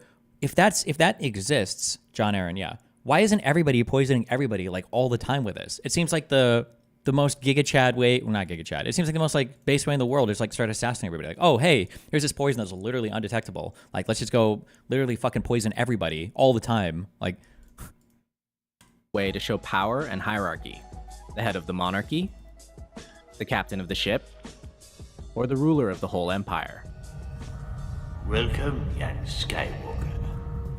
The second, and more unusual use of a chair is as an extension of a particular character. For instance, you might have someone who's weak and in chair is as... How many times do you think they had to do this to get the roll to move with the camera? This is a nice moving shot too. Look, good tracking shot. And more unusual use of a chair is as an extension of a particular character. That's cute. For instance, you might have someone who's weak and insecure. I have so arranged that he will always be looking up at you. You looking down at him. Oh my god. What's the guy who sets up Alex O'Connor's chair setup doing in a Charlie Chaplin movie? Huh. I have so arranged that he will always be looking up at you. You looking down at him. Very good. Who tries to keep other people down. And yet his plans are always challenged and he can never be on top. Very interesting. Very interesting. You like it? In other words, a chair can represent the psychology of a person. If they're vain, if they lack inhibition, or if they really like joysticks. And if you consider animation, you can push this even further by drawing chairs that resemble the character. Notice here how Carl's square head is similar to his chair, while Ellie's round head and ears resemble hers. After she dies, Carl keeps her chair nearby, so that every time we see it, we're reminded of how much he loved her. But the third option is probably the most widely applicable. A chair can be the extension of a situation. You believe that story? You believe that? In this scene from The Godfather Part 2, notice how Fredo tries to sit up. I've always taken care of you, Fredo. Taking care of me? But his chair won't let him. You're my kid brother, and you take care of me? And the more he fidgets, the more powerless he looks. There was something about that chair that worked so great for the scene, because he kept saying, you know, I'm your older brother and stuff like that, and the chair just kind of made him be so limp and springy and kind of just worked great. The great thing about chairs is that they change... What's your hot... God, this is such a great movie, dude. Men in Black 1 is one of the best classic movies of all time, okay? Wait.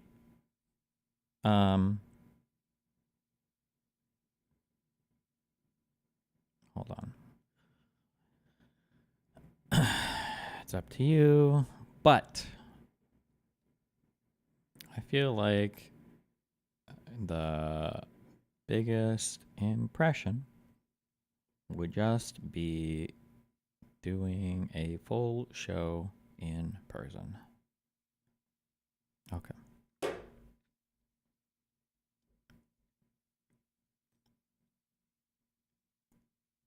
Come on, Destiny. People would want you as president, like still do your streams, and the American public would know exactly what you are as a person. Internet celebrity Donald Trump. Okay. The posture of the actors. Some chairs don't let them get comfortable at all. Others let them get too comfortable. Hello, Bernie. Hello, Tom. What's the rumpus? And others encourage them to be a little Blofeld. theatrical. None of these uses are mutually exclusive. In fact, the most fun happens when you start with one thing and end up with something else. In this scene from Playtime, listen to the sound the chair makes. It's a simple joke, but a few minutes later, that joke gets extended, with 2 people and 2 chairs. Do you think your ideas are widely popular amongst the American people? Depends on the idea, but it probably not. I don't know. It would depend.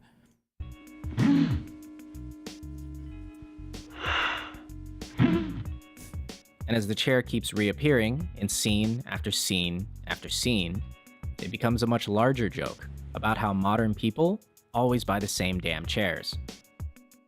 This is what great production design can get you. That one detail that pays off in unexpected ways. And it doesn't have to be a chair. They're just very common and pretty cheap. But the next time you have a scene and you ask the actors to sit, consider this. What do they sit on? This is your mom's face. Real? And is there a way for that object to be something more? Destiny probably doesn't come off as empathetic enough to be president. Yeah, I mean, obviously, if I was trying to like appeal to a group of voters, I would have to change my presentation and my rhetoric a lot. I can be very empathetic, but I mean, generally, that's just not my. It's not what I naturally gravitate towards, and so it's not what I naturally like put out into the world. Let's see. What do we want? I'm on the Adam Freeland stuff. Stop spamming my chat with every single fucking tweet. Holy shit.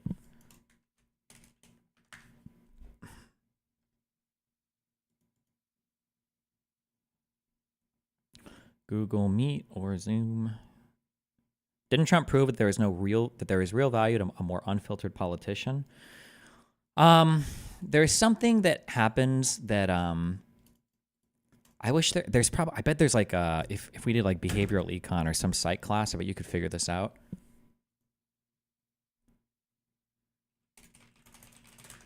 I don't think you would call this revealed preference, but hold on. Some people say he's on his fucking cell phone, bro. Why are we doing this? This seems like a... Okay, hold on.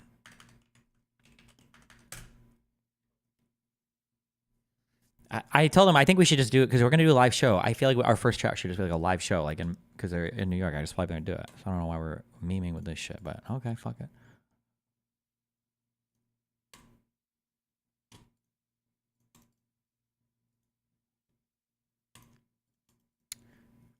Some people say that they prefer a thing, but they don't realize that they only are doing it because of another thing. For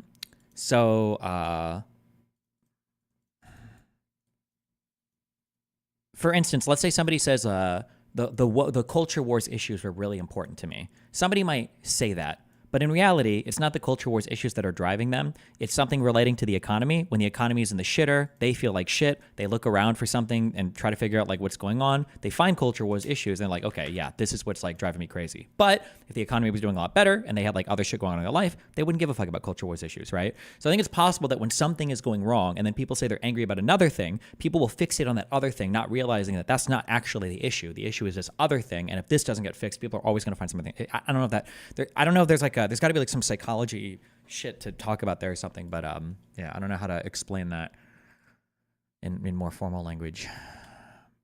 Okay, hold on. I don't know if the example that I just gave is necessarily true. I'm just saying that would be like an example of this.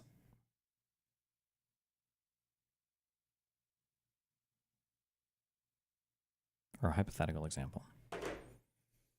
What's the MAGA cope to defend Gabbard in the DNI? MAGA people love Gabbard. What do you mean?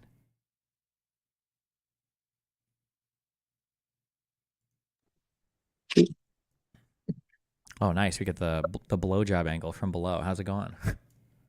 How you doing? I feel like I should make clear that I'm a good faith actor. We're like kind of on the same side. We're both on the center left, but I think it'd be I don't know how to do the debate format. Do I challenge you officially to a duel or something, or? Yeah, normally it's in like real life with guns or swords if you want, but online, guns at dawn.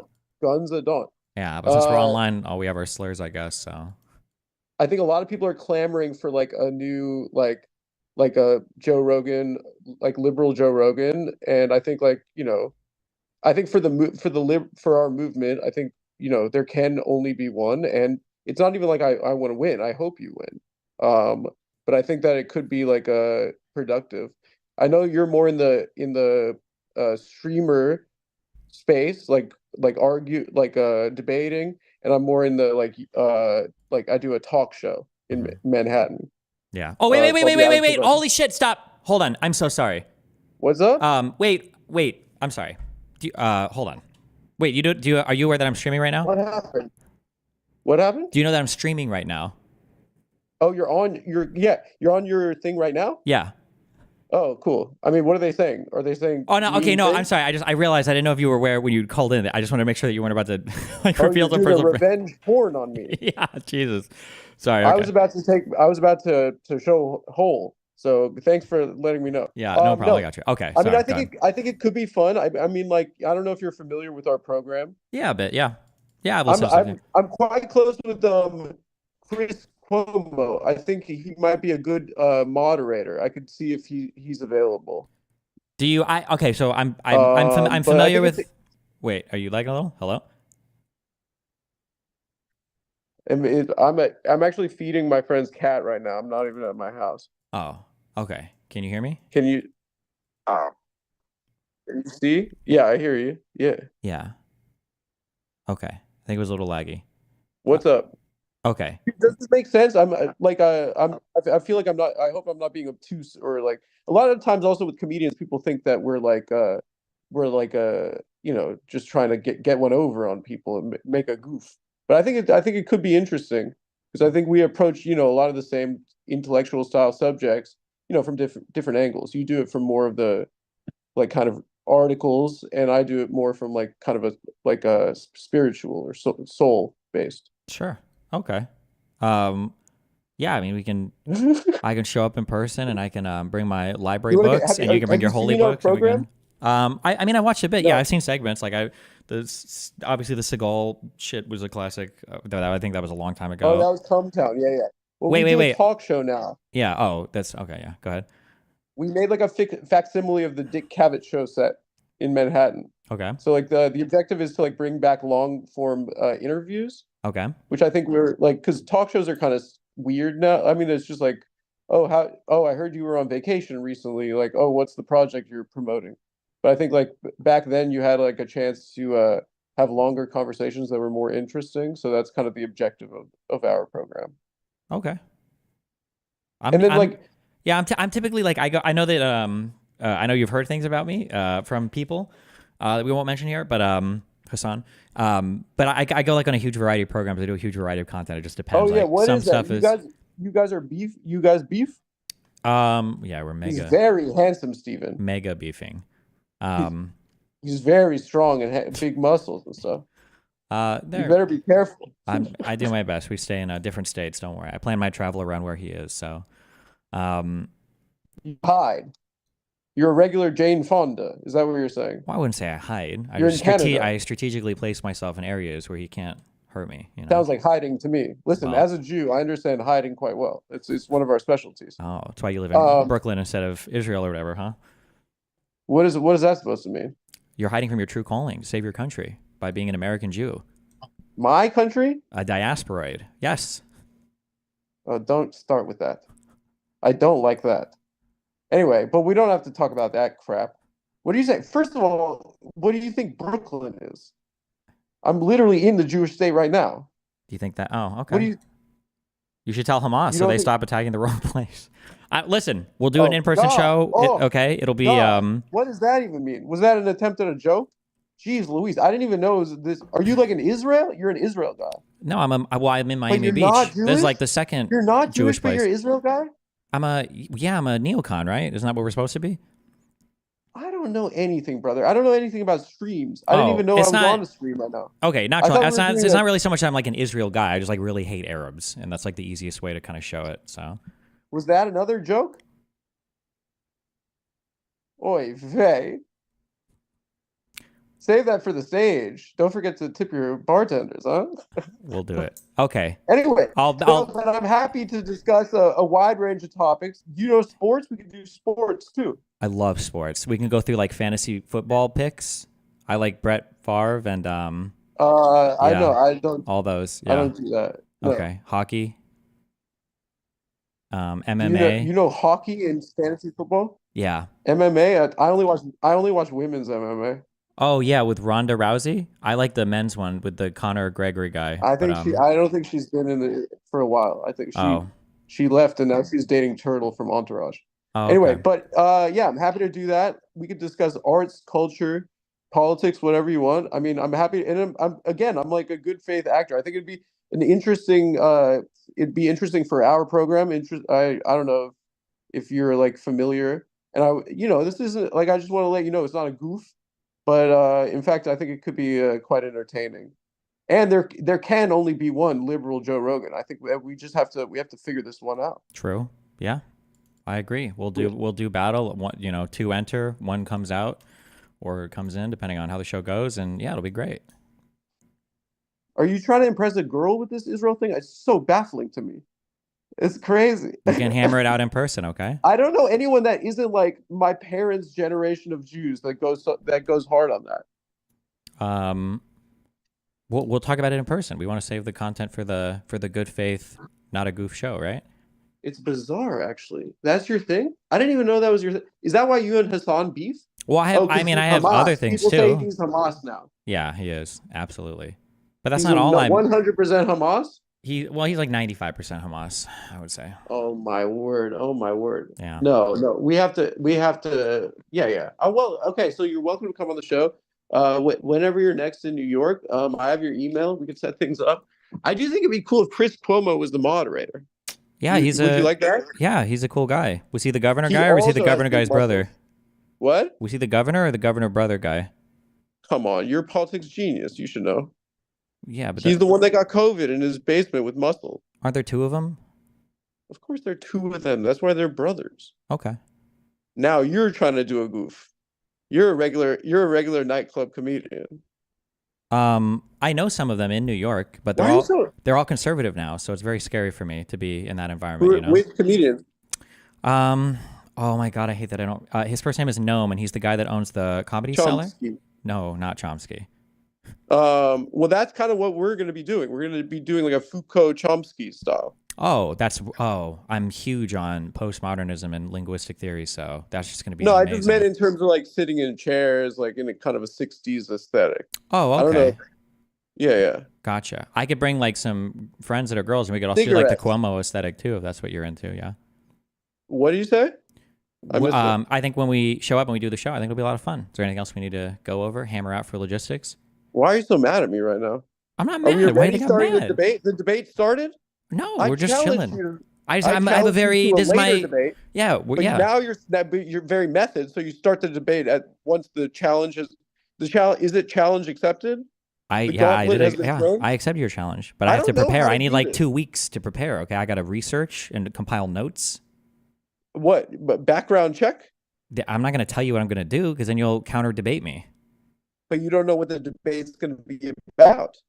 I don't need to know what it's going to be about. I'll just learn everything about you. I'm going to study You're gonna every part of research you. Women's MMA. We're going to research women's MMA, and then the debate could be about some top 5 MCs of all time. I'll know. By watching you, I'll know what you'll want to debate about. I'll be able to preempt it. Wow, you're like, what do you mean watching me? Just what I said. It's kind of like a little bit. It's a little bit of. I'll be watching you. I'm sure you're used to it. You're on camera a lot, more than you might even realize, right? I don't like to think about the people watching. Okay, well, don't. I'll be thinking about you. Don't think about me. Why you put it this way? It's sexually predatory. There's nothing sexual about it at all. You made it sexual immediately. Okay. You said it in a sec. You said I didn't say it sexually at all. You said you're feeding a cat right now. It's not like you're. Jesus. Okay, I'll be watching you too. I'll be watching. All right. No. Okay. Fine. This is what you do? You get pissed at you have arguments and get pissed? Then scream at people. Yeah, I try to make them cry. That's the goal. The more tears, the more success I have. Yeah. Oh, you can't kill a man who's already dead, brother. Yeah, I mean, you say that, but I've debated a lot of dead souls. You have? Yeah, you can die in many ways, okay? And the debate sphere is just one of them. Wow, you're talking about like debating as if you're like a 5-star general in the European theater. Yeah, I am. I'm the guy they call it's like in. You're Monty. You know how they have the they have like debate boogeyman. I'm the guy they call in to kill the debate boogeyman. Okay, they call me Baba Duga debater. Yeah. So you fancy yourself the best debater in the world? In English, to be fair, I haven't heard like the best Chinese debater. Nobody. Yeah, but come on, you think no one can beat you? No, yeah, I'm a professional. You do not know the power of an incredibly mediocre man. Okay? This is something that you've never been up against. We'll see. Everyone's doing homework and being a nerd, getting ready for the debate. You don't know what happens when someone is just so purely unintelligent and mediocre. I've been debating. Really, like it's like been debating Trump voters for a long time. I don't know about that. Moving the night out first. Yeah. Debating what? Been debating Trump voters for a long time. It's like why? Because you're like that? Did you change their mind? It's not about changing their mind. It's about making them look stupid so that my audience claps for me. Are they guys? You're trying to impress guys? Sometimes. Is there a problem with that? All right, brother. Yeah, I'll see what? It. I said, is there a problem with I only have I have an audience purely of men, and they're incredibly ugly. Oh. Some of the dregs of humanity. Jesus. You can see some of these freaks. I'm sure there's room to grow. What's that? I'm sure they have room to grow. Ozempic is a popular drug now. I'm sure there's a lot of them. They're 9s in the making. Yeah. Well, I hope they get sexy for sure. Anyway, brother. Okay, so let's set it up. You're up here Thanksgiving? Around then, yeah. Okay. So maybe that Tuesday if you're around. Okay, yeah. We'll email and we'll set it up, yeah. We'll set it up. Are you keen on this opportunity for you? Yeah, this is a huge move in the world for me. I've been really excited to grow my career for a long time, and this opportunity is just. My God. I've been dying You're like the personification of like Reddit. How? No. That's like yes, you are. You're like a guy that's just getting. Oh my gosh! Now I understand you. Oh, really? Okay. This is what you are. Yeah. Oh, great! I'm so excited. Yeah. Is that how a less funny version of Nick would perceive me? That's how you sound, brother. Okay. Well. All right. Oh, listen, everyone's a less funny version of Nick. Don't worry about that. But I'm significantly less funny. That's true. We should make this an open and shut debate. Don't worry about it. It'll be good. It'll be fun. All right. Yeah. You'll be punching down. That's saying a lot because I'm apparently a midget. So if you're shorter than me in real life, it's gonna look real bad for you. You'll see when you see me, I guess. How tall are you? People say 5'2". 5'2"? Yeah. Oh man, there's no way I could lose to a 5'2". We'll see. No, if I do, it's gonna break my heart. All right, thank you, sir. Yeah. I look forward to. Thanks for accepting the challenge, and I look forward to like a open discourse and a free exchange of ideas. Yeah, good faith and no goofs, and we should be fine. Yeah. no goofs are allowed? No, I can't not goof, but it's not going to be for the purpose of goof. Okay. Goof will be like a Goofs minor. naturally occur. Okay, sure. No, is that one of your terms? No goof? We'll just not. Don't make goofing the focus. Like side goofs. Listen, goofs will arise in context. There will be no preordained goofs. Okay. Okay? Works That for me. sounds fine. Okay. Okay. Sayonara. See you later, buddy. Damn, you speak Okay, multiple good languages? luck. Oh, now I'm not as confident. Adios. Good luck. Good luck. I hope you win, honestly. Bye. Bye. Okay. Jesus Christ. I feel like it's just going to be like a...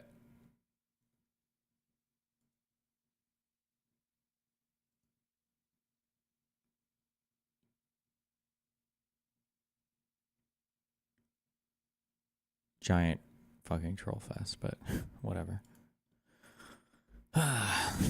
We'll see.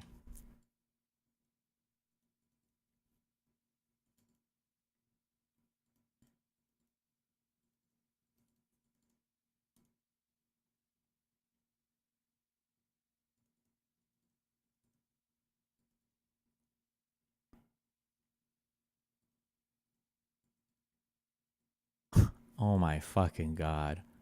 I already know what they wouldn't do. I'll just say this because it will never happen. The funniest fucking thing in the world is they tried to bring Hassan just to like have him there with like the crowd and the people on his side to intimidate him, and I secretly bring Sam Hyde.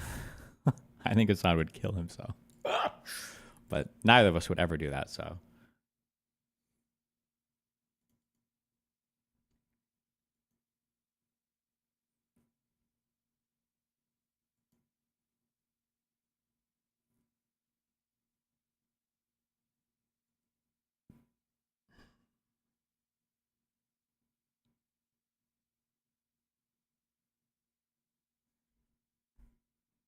Wait, is this a real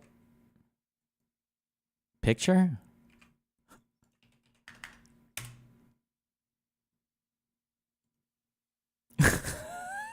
Wait, what the fuck? Somebody had to have looked at this and been like, hold on.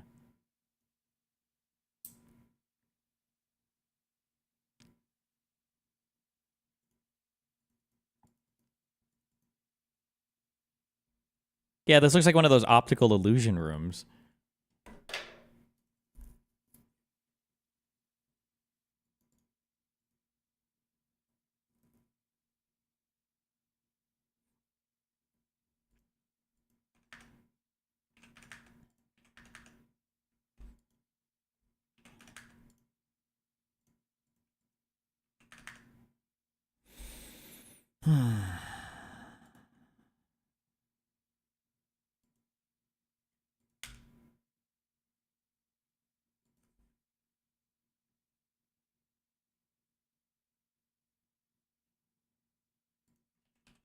Jesus, wait, what the fuck was even the reference for this?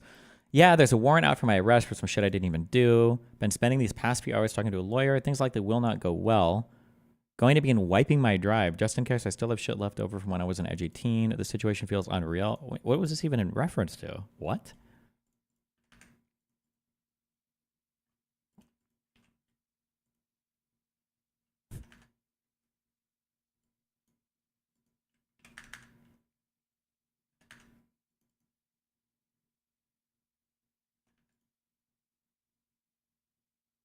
Is this an old screenshot or did it just happen? I don't remember. It might have been an older screenshot.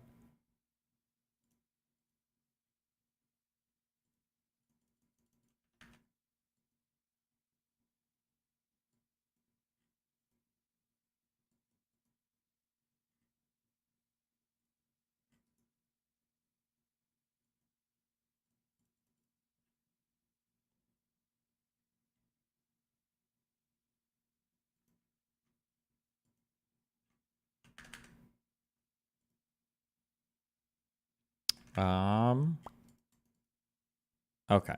Let me grab a Red Bull and then we need to start watching some of these videos. I need to do, I'm still doing stuff. 25 emails. We'll get through them. We'll get through them as you watch. Be back 1 second.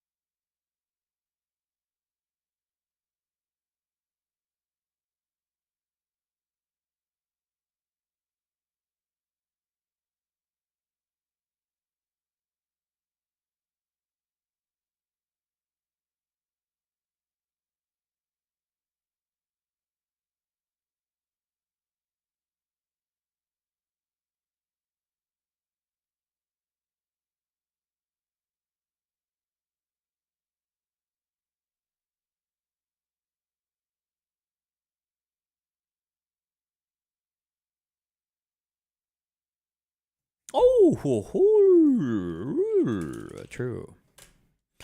Let's eat this one up real quick. 7.5 minutes, and I don't have to pay much attention to it. Here we go. The point, what led to this, watching this VOD? Well, it's a twofer. One, for a lot of people who say, like, Hassan, you never debated Destiny, there are plenty of debates that you can go back and listen to where I'm, like, trying to educate him on this stuff. You will also see my consistency on the matter, and you will see how wrong he was and how libbed up he was. Libbed up. I don't know if I can find it. There was like a 12-minute video from my final thoughts, like in the eve of the 2020 election. There was another instance where I was actually debating Destiny on how Trump is a successful Republican. This is one clip from that. How do you justify so saying with Destiny? Why is he going back to debates from 4 or 5 years ago? What the fuck?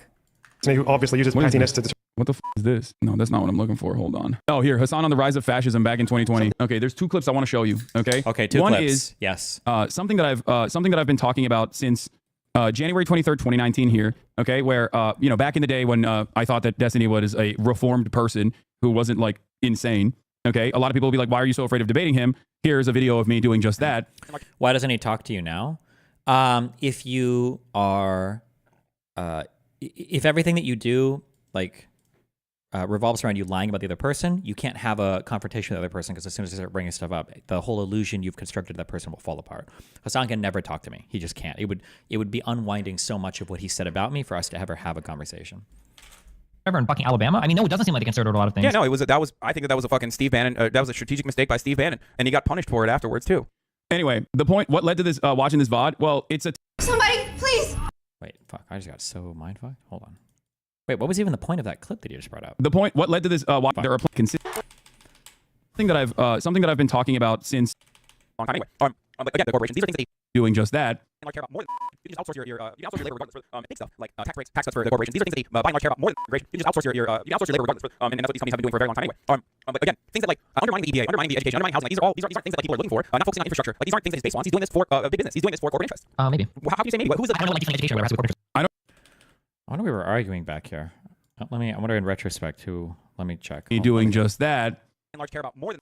You can just outsource your labor regardless for big stuff like tax breaks, tax cuts for the corporations. These are things that they by and large care about more than immigration. You can just outsource your labor regardless for and that's what these companies have been doing for a very long time anyway. But again, things that like undermining the EPA, undermining the education, undermining housing, like these aren't things that like people are looking for. Not focusing on infrastructure, like these aren't things that his base wants. He's doing this for a big business. He's doing this for corporate interest. Maybe.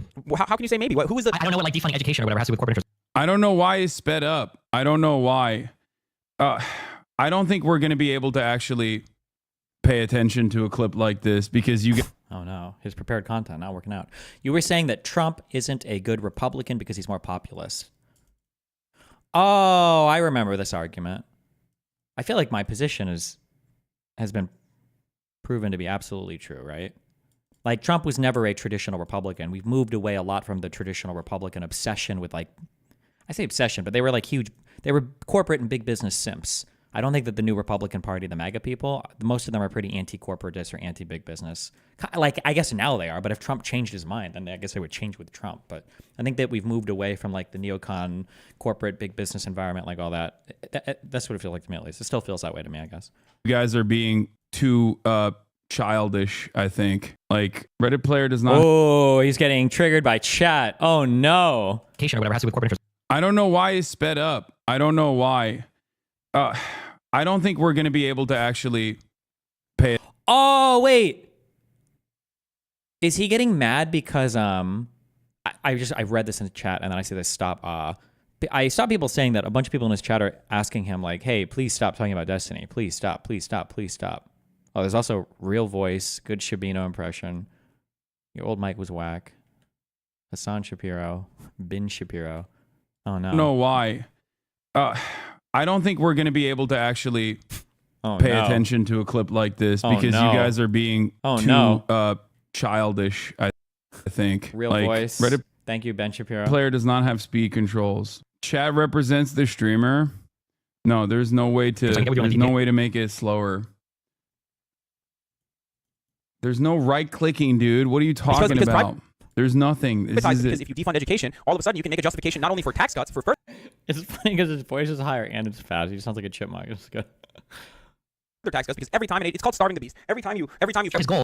This is from a video. This is from a YouTube video of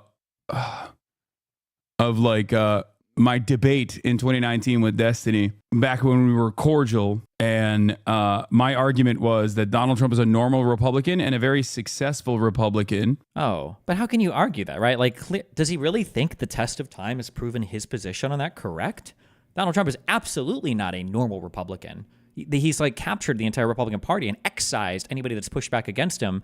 People that might have even had more traditional neocon, traditional Republican views. He's very much like a super populist in ways that prior Republicans weren't. Even Republicans like Pence and Barr and other Republicans broke away from him.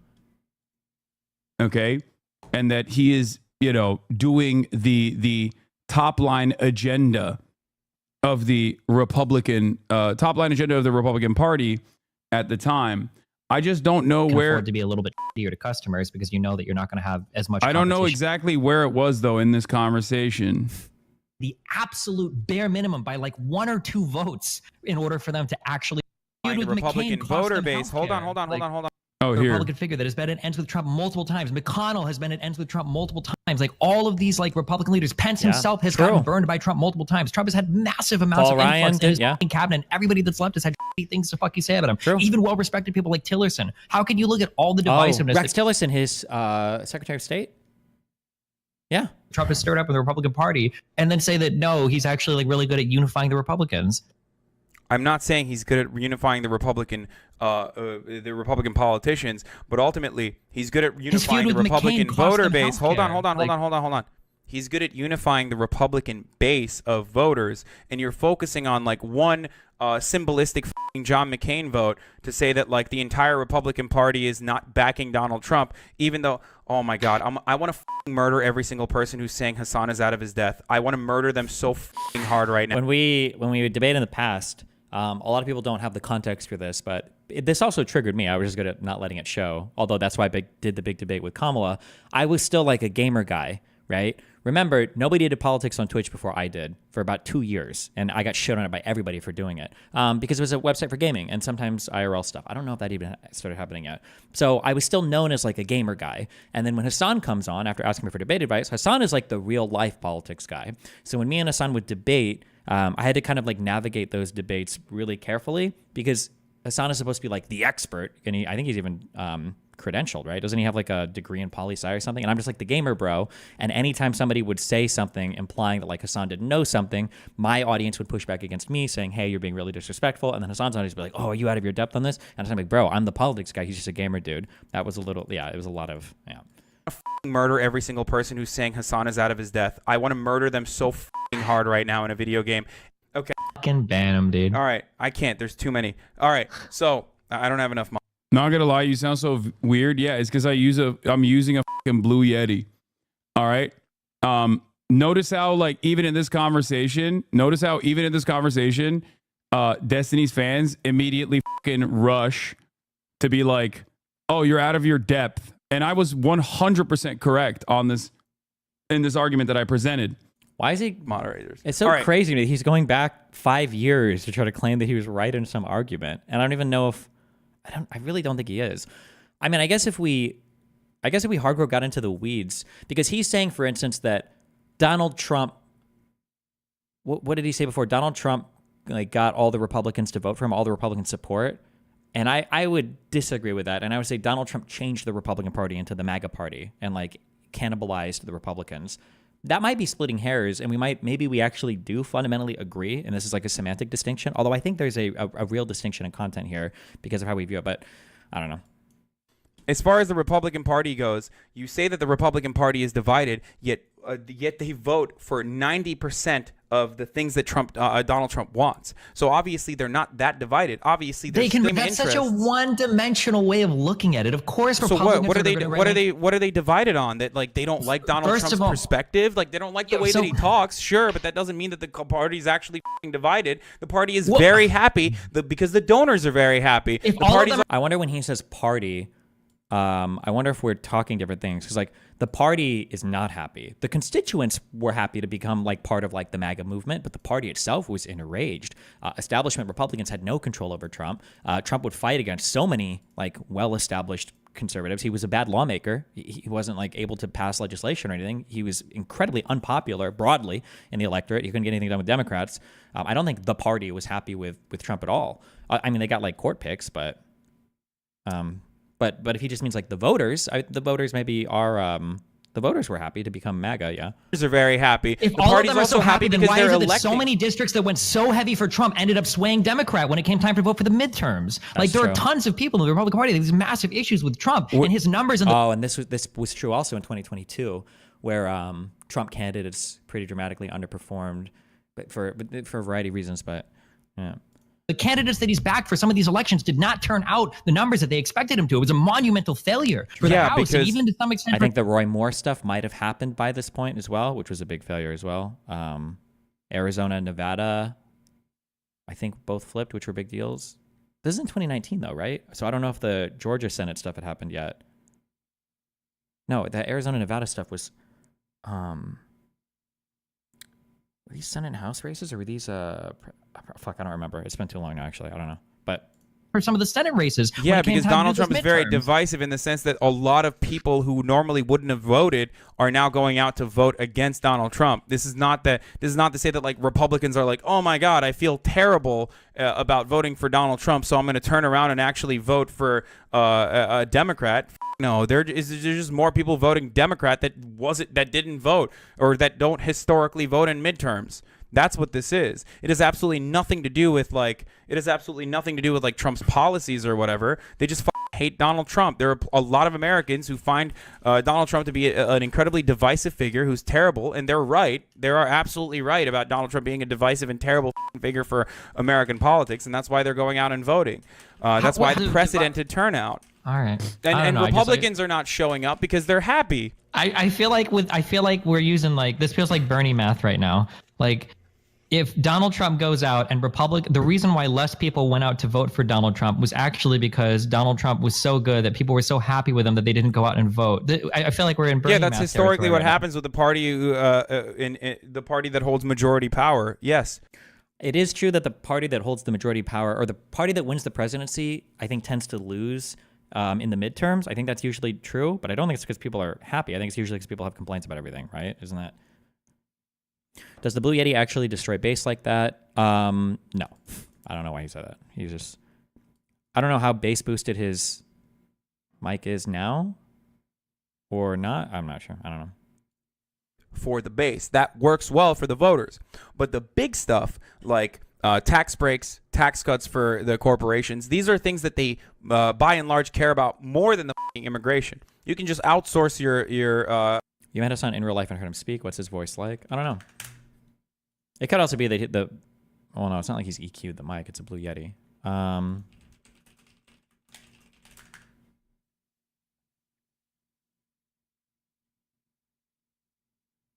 What does he sound like? And haven't been able to get a contract for 3 years. So I mean, here this is not like a bass boosted mic. So I mean, here you can hear his. And haven't been able to get a contract for 3 years. And I saw these dudes, and I was like, these guys look like real fucking. I mean, they got the leather neck. You know what I mean? They look like cops, right? So I was like, these guys are brat enjoyers. Okay, you know what I'm talking about? Real Polish. So I mean, I don't know, whatever voice you think is real. All the voices.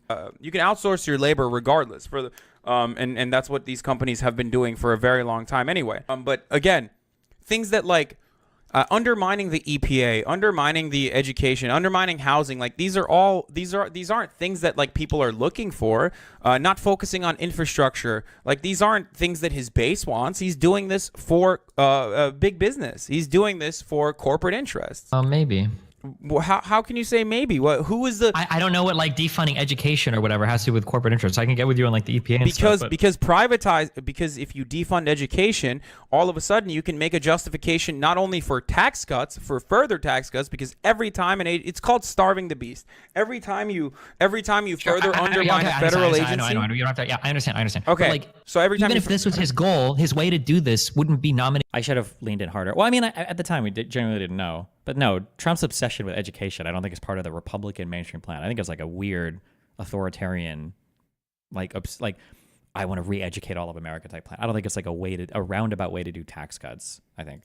Betsy DeVos. It would be to do something more insidious. Like these aren't things. Wait, no, Betsy DeVos is the perfect person. She has a track record of privatization in Michigan. She's like always been a f***ing advocate for private education. That's exactly what that's exactly why he put Betsy DeVos in a position of power, even though she's a f***ing idiot. Okay, it just seemed like when I look at his appointments, like Betsy or like Ben Carson or whatever, it seems it's more just like random that he sees on Fox. No, dude, these aren't random shits that he's putting in positions. That he sees on Fox News, like his current appointment to is the Department of Homeland Security, who's the guy that he grabbed off Fox News this time.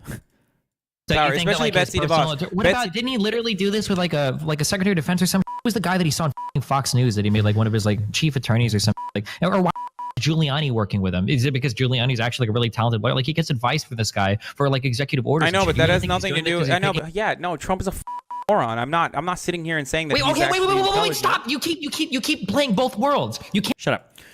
I feel like Hassan comes across as more knowledgeable here than I've seen him in the last 4 years. Well, yeah, I mean, like he was in my ecosystem and atmosphere, and like we're having debates and arguments and stuff. So it's going to be more substantive than what he does on stream now. Now he just does like pure fucking propaganda.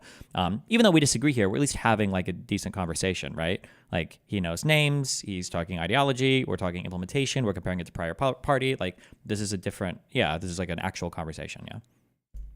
Can't tell me that Trump is a fucking moron. Isn't that what Trump's doing right now? To a certain degree, yes. He's yes, he is doing crazy, like not like big corporate stuff, but like crazy, fashy, I guess, like authoritarian, like reprogram, re-educate people. Like he's gotten way worse at this than the last time around. But you will see exactly what I mean here. Okay, you will understand in a second when I but then also say Trump is actually intentionally choosing the best. You keep. Do you really think that Donald Trump is doing all of these on his own? Like I don't understand. Why can't Trump be a absolute moron but still be a strong man, charismatic leader that appeals to Republicans? Wait, so who is controlling Trump now? Now that it's not a control thing. Like it was people like crazy people like fucking Bannon and shit who are ideologically driven, not like big corporate driven. I would say, and I feel like history is showing me to be correct on that, but there are still handlers, aides, a load of advisors that are around Donald Trump that are trying to that are giving him the cabinet appointments. Like he can't just turn. He's not like turning around and saying. A lot of these used to come from Bannon, and then Bannon is gone now. So I don't know who's like the chief handler. It was not Bannon. Not just one person. It's not just like Steve Bannon isn't the only person capable of telling Donald Trump who to appoint for these positions. I'm sure that please stop spamming about Brittany fucking Simon. No one cares. Holy shit.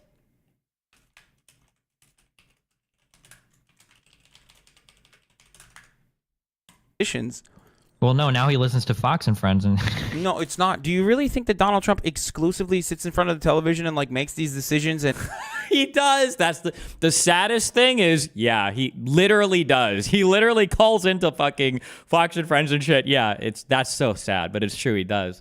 Now there aren't aides. This was one of the huge. This is such like liberal brain right here, and is like Donald Trump does not have anyone in his corner that's telling him like these are the guys that you need to appoint.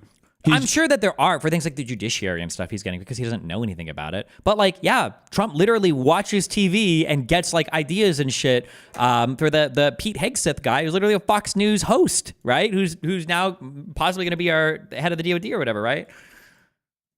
Just sitting there and exclusively getting his nose from Fox and Friends.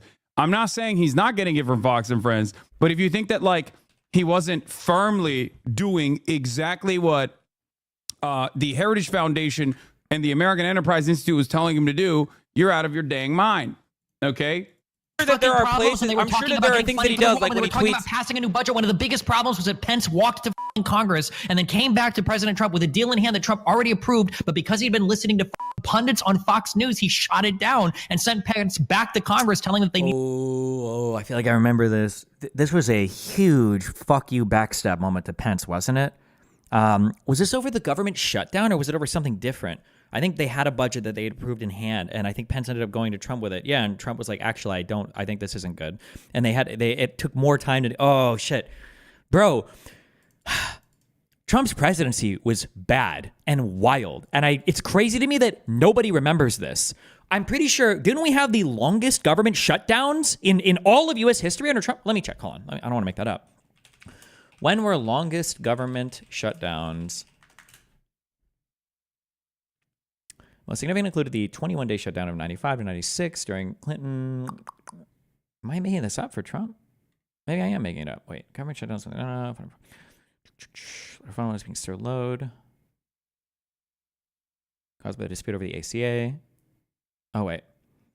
The most significant ones included a 21-day shutdown from 95 to 96 during Bill Clinton's administration over opposition to major spending cuts, the 16-day shutdown in 2013 during the Barack Obama administration caused by a dispute over implementation of the Affordable Care Act, and the longest, the 35-day shutdown of 2018 to 2019 during Trump was caused by a dispute over expanding barriers on the U.S.-Mexico border. So Trump had the longest government shutdown in U.S. history. It's crazy that people are like, it was a great presidency. My God. Fuck, how did I even forget this? This is also... Wait. Is funding the government through like budget reconciliation and stuff, is this stuff that can be done with simple majorities? Because Trump literally had, I believe in 2018, he still had both halves of Congress. So he had the House and he had the Senate. He had the House and the Senate. And they couldn't fund the government. Just like when they had the majority in the House under Biden, I think, right? A couple years ago. They had the majority in the House and they lost their speaker seat. Jesus Christ.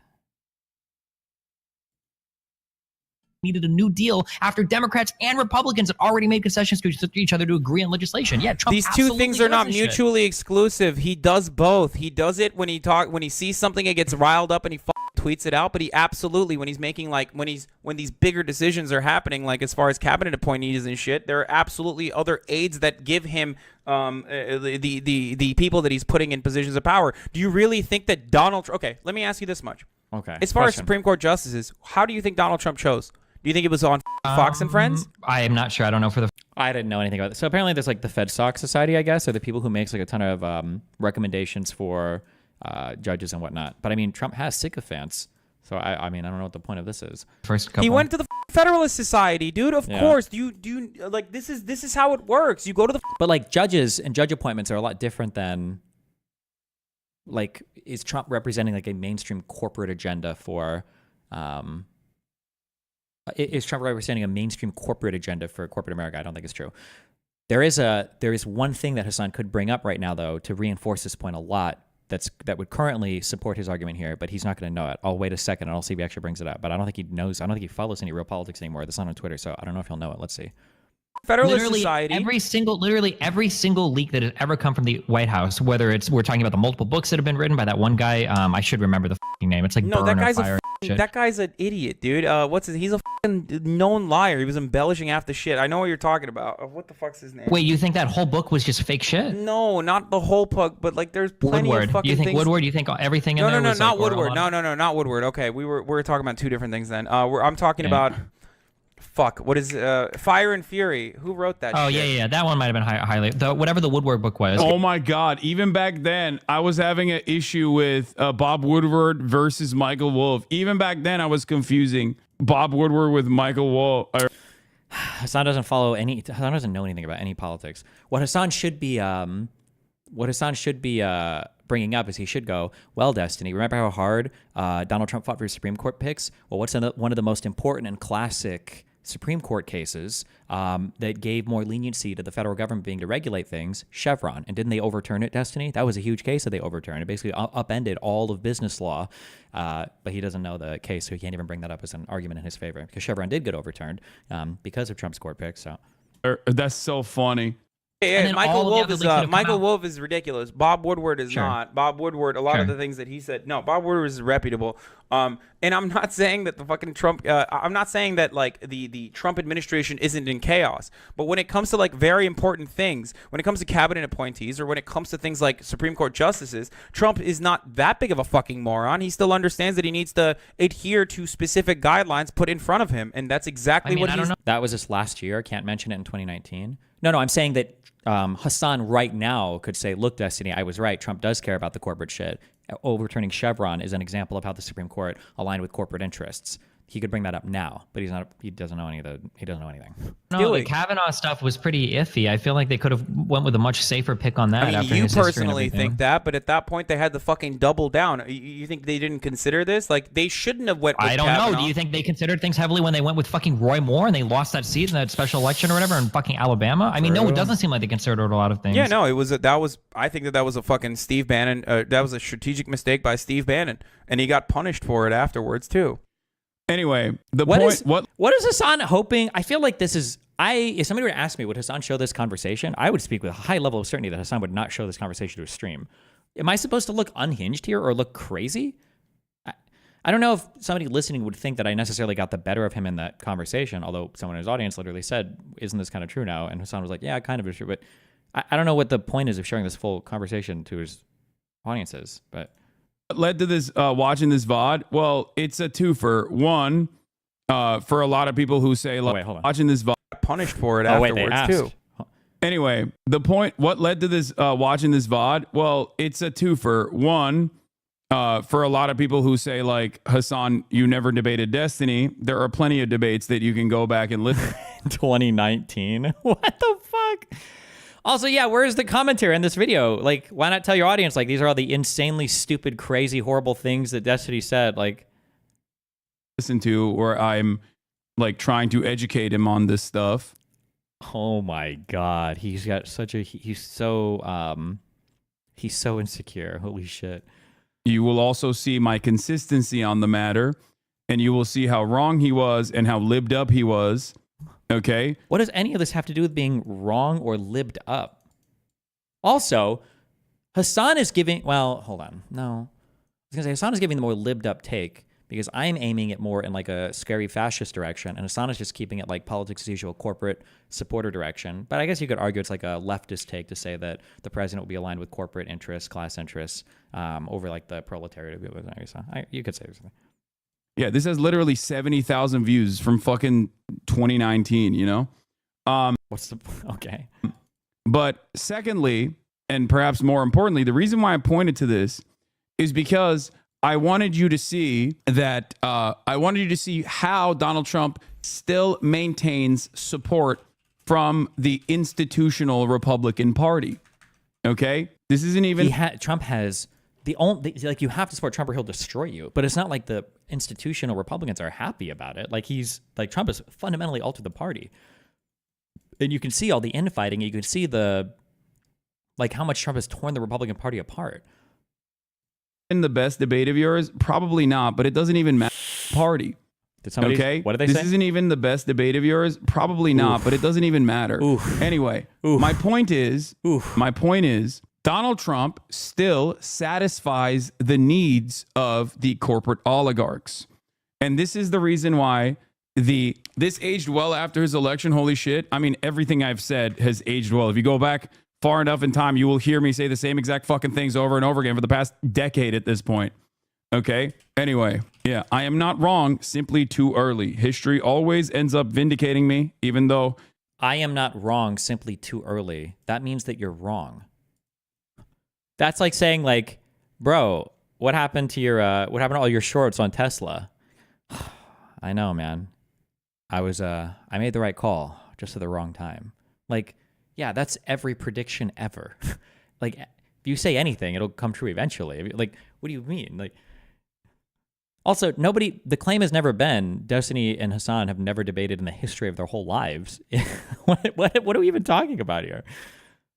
That's not necessarily a good thing, because all the bad things that I predicted end up happening, and that sucks. Anyway, the point was, at the time, people were making it seem like this was a unique thing, that Donald Trump was a unique and very different type of Republican. And he kind of is, yeah. I maintain the position that he was not a unique Republican, but he was very much the logical continuation of Republican mania. Okay? If you were to put, since you refuse... There is an underlying truth to what he's saying here, but he's not right when he says it, because I don't think he understands why. Like, I think that there is an argument to be made that the types of concessions the Republicans made, the types of rhetoric Republicans engaged in, the types of behavior that the politicians and the culture exhibited like created the conditions possible for people like Trump to emerge, right? The Tea Party, I think, largely gave way to that, and the Republicans gave way to the Tea Party, right? So that is correct, but he's making some other way different argument. He's saying some other way different shit. Use the platform, any Ukrainians, you should Aaron B yourself. Fire, fire, fire. You're worthless, tanky fans too. Ukraine over Palestine? What? I should self-immolate? Are you okay? You got the weirdest haters. It's funny because he's a Labor voting Chad. Anyway, moving on. Probably a British Labor supporter. The other thing I wanted to show you guys, but this analysis was prescient for the time, and it's gotten only worse. But the other thing I wanted to show you was the growth of fascism in this country. This is the reason. This is from Trump's Make America Great Again rally. This is last rally, I believe, before the 2020 election. Why I closely track Trump's rhetoric and his followers is because I understand the long-term consequences of this kind of messaging being successful, especially within the Republican Party. It's not just about watching like a dude who these... Wow, good cut.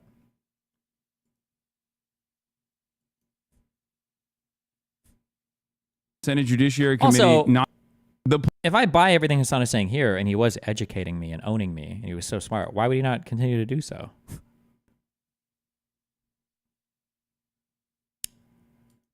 Really makes you think. Okay, listen to Sammy for a little bit. I don't know how long we'll... Is express her understanding that this issue is racist. Do I really need to listen to this?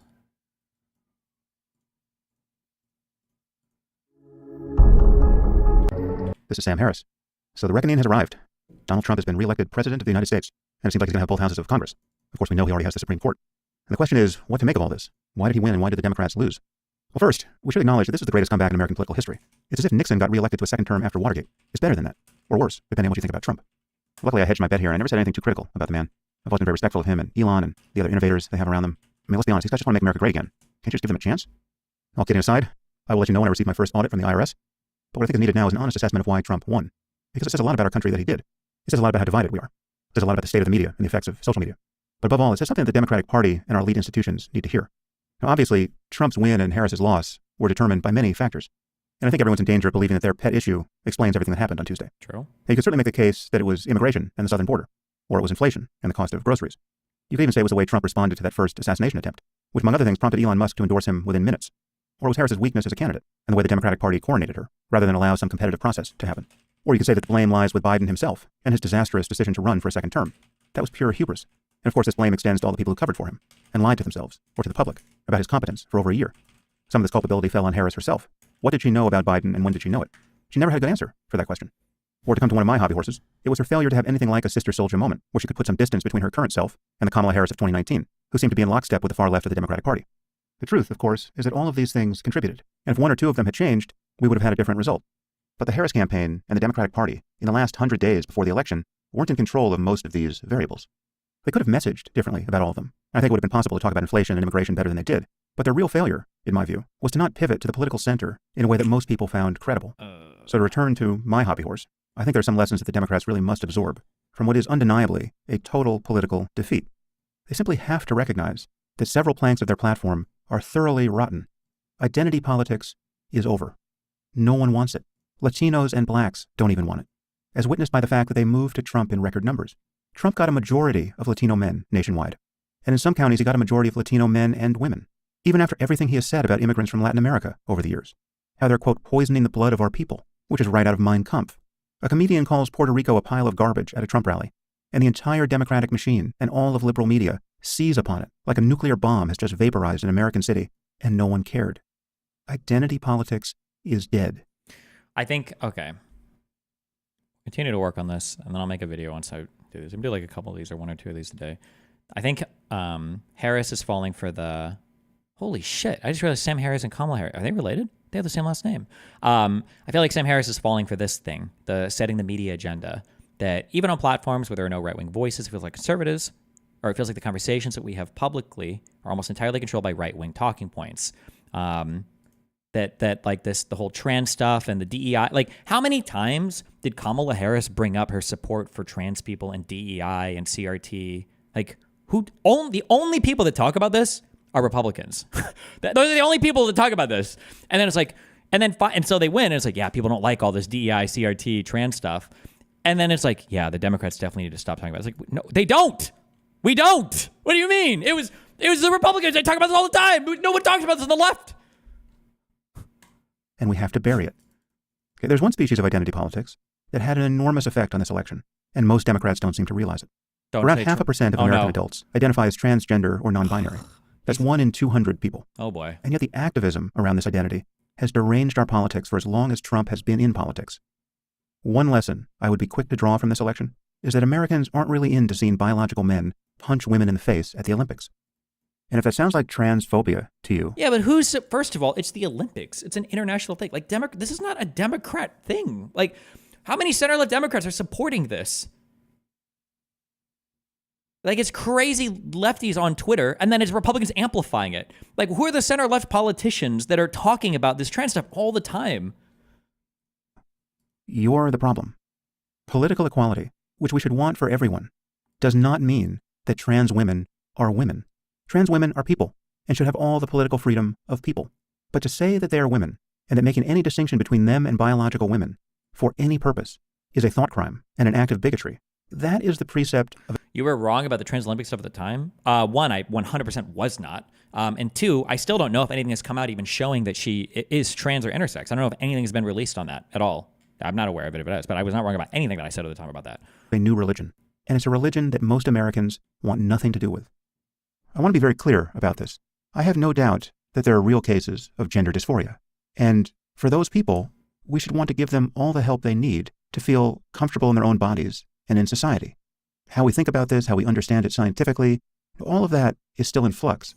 But there are 4-year-olds who, apropos of nothing... I think the point he wants to make is that Democrats failed at basically saying what you said some time ago, that trans women and women in sports is not good. Yeah, but like you can do, but you can't live in the conservative criticism all the time. Okay, you can't do this because then what? Like it's like when I'm on Piers. You have to have an environment like that, and you have to do it like Destiny. Okay, so Piers asks me, "Hey, Destiny, do you disavow what you said about the firefighter?" Then I ask Ruben, how do you feel about January 6th? Well, there was a lot of Antifa there. There was a lot. No, then fuck you. No, I don't. Fuck that, and I won't. Never in front of these motherfuckers ever. Right? It's bullshit that a Republican can do anything and then run this whole right-wing media circuit and say and never get held accountable for a single thing. And then when they're being accused of stuff, just launch attacks on the left. And then when the left candidate goes on their left-wing media circuit, now it's like, how do you feel about Biden? You said bullseye. Don't you think that's bad? Like, Kamala, didn't you have an issue with this? And don't you guys have issue? And Walls, what about that thing you said about China? Like, it's so uneven and it's so stupid. And it's like, well, no, the Democrats need to do better at what? At constantly self-flagellating while, flagellating always sounds like the fart word. Wait, yeah, that's right. Okay. Yeah. No, this is stupid. Go on the attack more. This is dumb. It shouldn't be like, we just want you guys to know that, we don't think that trans women should be in blah, blah. It shouldn't be that. It should be that Kamala should come out on stage and she should say, we need to call for more transparency in our political candidates. I want to see the Pornhub search histories of every Republican candidate because these motherfuckers must be beating it off, okay? Constantly beating their meat to girl dick for them to be this fucking obsessed about trans issues, okay? It is unfathomable. I think that Republicans are banning porn in some of these fucking states because they can't help themselves, okay? But jerk their dicks off to girl cock constantly with how much these motherfuckers talk about it. I'm not talking about this shit. Democrats aren't talking about this shit. Why the fuck are you talking about it so much? Do something about the fucking border or talk about the economy. That's what people care about more, right? Supposedly. Nothing will claim to be in the wrong body. You know, they're born a boy, but they insist that they're really girls. And they never waver from this. And it's pretty obvious in those cases that something is going on neurologically, hormonally, at the core of their being that is not a matter of them having been influenced by the culture. But conversely, there now seem to be countless examples where the possibility of social contagion is obvious, where due to the success of trans activists in changing institutions, these kids are effectively in a cult, being brainwashed by a new orthodoxy. These are radically different cases, and we should not be bullied into considering them to be the same. I've spoken to many Democrats in recent years and over the course of this election, And a shocking percentage of them imagine that all the controversy about trans rights and gender identity in kids is just right-wing bigotry and a non-issue politically. Whereas it is obvious that for millions of Americans, it might as well have been the only issue in this election. Not because they are transphobic assholes. I don't think Americans were voting on trans issues. If you say you are, what you're really voting on is this vision of America that Republicans have sold you. And it's a whole delusional, it's a cloth that's been pulled over your eyes to obscure reality from you. And this is like what you think. It's not like an actual honest engagement with what's going on. I don't believe that at all. But because they simply do not accept the new metaphysics and even new biology mandated by trans activists and the institutions that they have successfully bullied and captured. And it's important to say that not all trans people agree with what these activists say and do. Having the thought police suddenly proscribe the use of the term woman and demanding that we speak instead of birthing person or menstruators or people with ovaries or some other Orwellian construction designed to test everyone's patience and sanity. The sight of people being deplatformed on social media or fired from universities for merely stating that there are two biological sexes. Like, some of this stuff is crazy and wacky, for sure. But it's like, these are things happening at like academic institutions. Why is it? Like, can you please riddle me this? How is it that things happening in schools, the Republicans are able to project that over the entirety of the Democratic Party, but the Republicans are able to escape everything that they're involved in? How does that make sense? Can you imagine, I've said this a million times, I'll say it again. Can you imagine, geez, is Destiny just refusing to listen to why your side lost? You understand that you guys don't even accept the results of the 2020 election, right? Like, you can never, ever, ever use that argument. You have absolutely zero ground to stand on for that argument, ever, right? I pray that you remember to keep swallowing and don't actually like inhale and suffocate on Trump's fucking load, okay? As you're gulping down the buckets of fucking cum from this guy. Formed on social media or fired from universities. Yeah, if the left had any equivalent of Andrew Tate, like, it would be over. Like, there's so much shit that the right can just get away with that the left is like Andrew Tate is like actually Epstein, or like the worst version of what people thought Epstein was. Like, he talks to fucking minors, tries to draft them into some weird fucking cam business, like works them in a fucking basement while scamming them for their taxes as a fucking pimp prostitute guy who's got videos of him like smacking women, but that's just a fucking fetish kink, right? Somehow Epstein, who's not even like a Democratic operative, that nobody on the left supports, by the way, somehow Epstein gets tied strongly to Democrats, even though Trump and Elon are both in pictures with the guy all the fucking time, right? And then the right wing is like, Tate, actually, he's innocent of everything. We're not going to talk about that. And it's like, what? For merely stating that there are two biological sexes. I actually know a professor who lost her job at fucking Tate even has a video on how to fucking sex traffic. Tate is a fucking god. Here's a video series. Tate is a video series on how to sex traffic women. What the fuck? Universities for merely stating that there are two biological sexes. I actually know a professor who lost her job at Harvard over this. I really want to know who this professor is, who he's talking about. I want to look into the case. I'm curious what she actually lost her job for. And I fully admit it could have been a bad thing, because I have seen some departments that have conducted themselves in cringe and bad ways when it comes to issues of race and when it comes to trans issues, 100%. I am curious which one he's bringing up, though. And we've read some of them on stream. Witnessing an epidemic of gender confusion spread through our schools, when people with their own eyes could see that this was a social contagion, being encouraged by the schools themselves. The ultimate fruition of which, in many cases, Ivy League schools are mega schizo, unironically. Yes, but like, even at the school, this is what kids at Yale told me, because I went up to Yale to do a thing, right? Didn't I?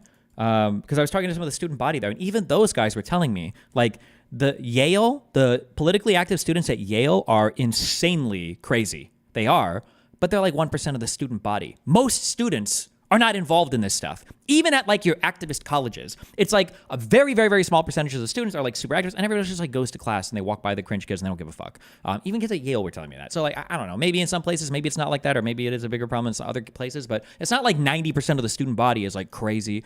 Destiny, most people should push back then. Why? They're just kids that want to go to fucking class. Why the fuck would you want to try to fight the activist student body that could destroy your life?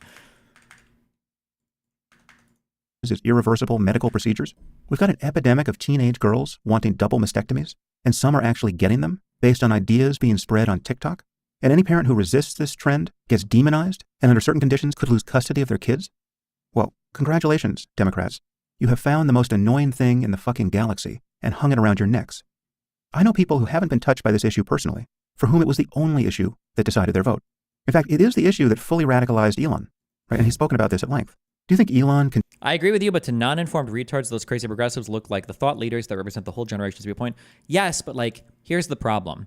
If you unplug yourself from conservative media and you just watch like center-left media, how much exposure are you getting to like the crazy, insane trans DEI people? Like, barely anything, right? Like, it's conservatives are the ones that are talking about this shit obsessively. I would say the height of like bad behavior from the left in the U.S. personally, I would say it was the Gaza, Hamas fucking marches, that shit. That probably bled over into too many people. And I think they should have called that out more, for sure. I'm not saying the left is perfect, by the way. There's definitely issues. But the right is so good at playing this game. Continuously messaging to 200 million people on X and going to Trump's rallies and donating over $100 million to the campaign and supporting him on podcasts and doing everything else in his power to get Trump elected might have accounted for a few votes? Honestly, I think a doctoral dissertation, and perhaps several, could be written on how trans activism completely destroyed Democratic politics, without most Democrats knowing. Of course, people will be doing an autopsy on this election for quite some time, but there is some polling already that suggests that cultural issues in general, and this issue in particular, were the greatest drivers of swing voters turning to Trump. For the purpose of this poll, a swing voter is defined as those who are undecided in the presidential race or who have changed their voting preference since 2020. If they are obsessively talking about it at some point, you have to actually address it. I don't know a single Dem that has ever said anything about trans people in sports. I mean, like, you can address it, but then what? Like, that's not going to be enough, right? Oh yeah, I think this is dumb. Like, how many people still attack me as being a trans-obsessed crazy person, right? I'm not at all. Like, I literally got, like, how many times have we laughed at people like, oh, I bet you defend trans people all the time. It's like, I'm probably banned from Twitch for trans shit. So if you disavow it, then they're going to say, well, how far do you disavow? Or like, it's dumb.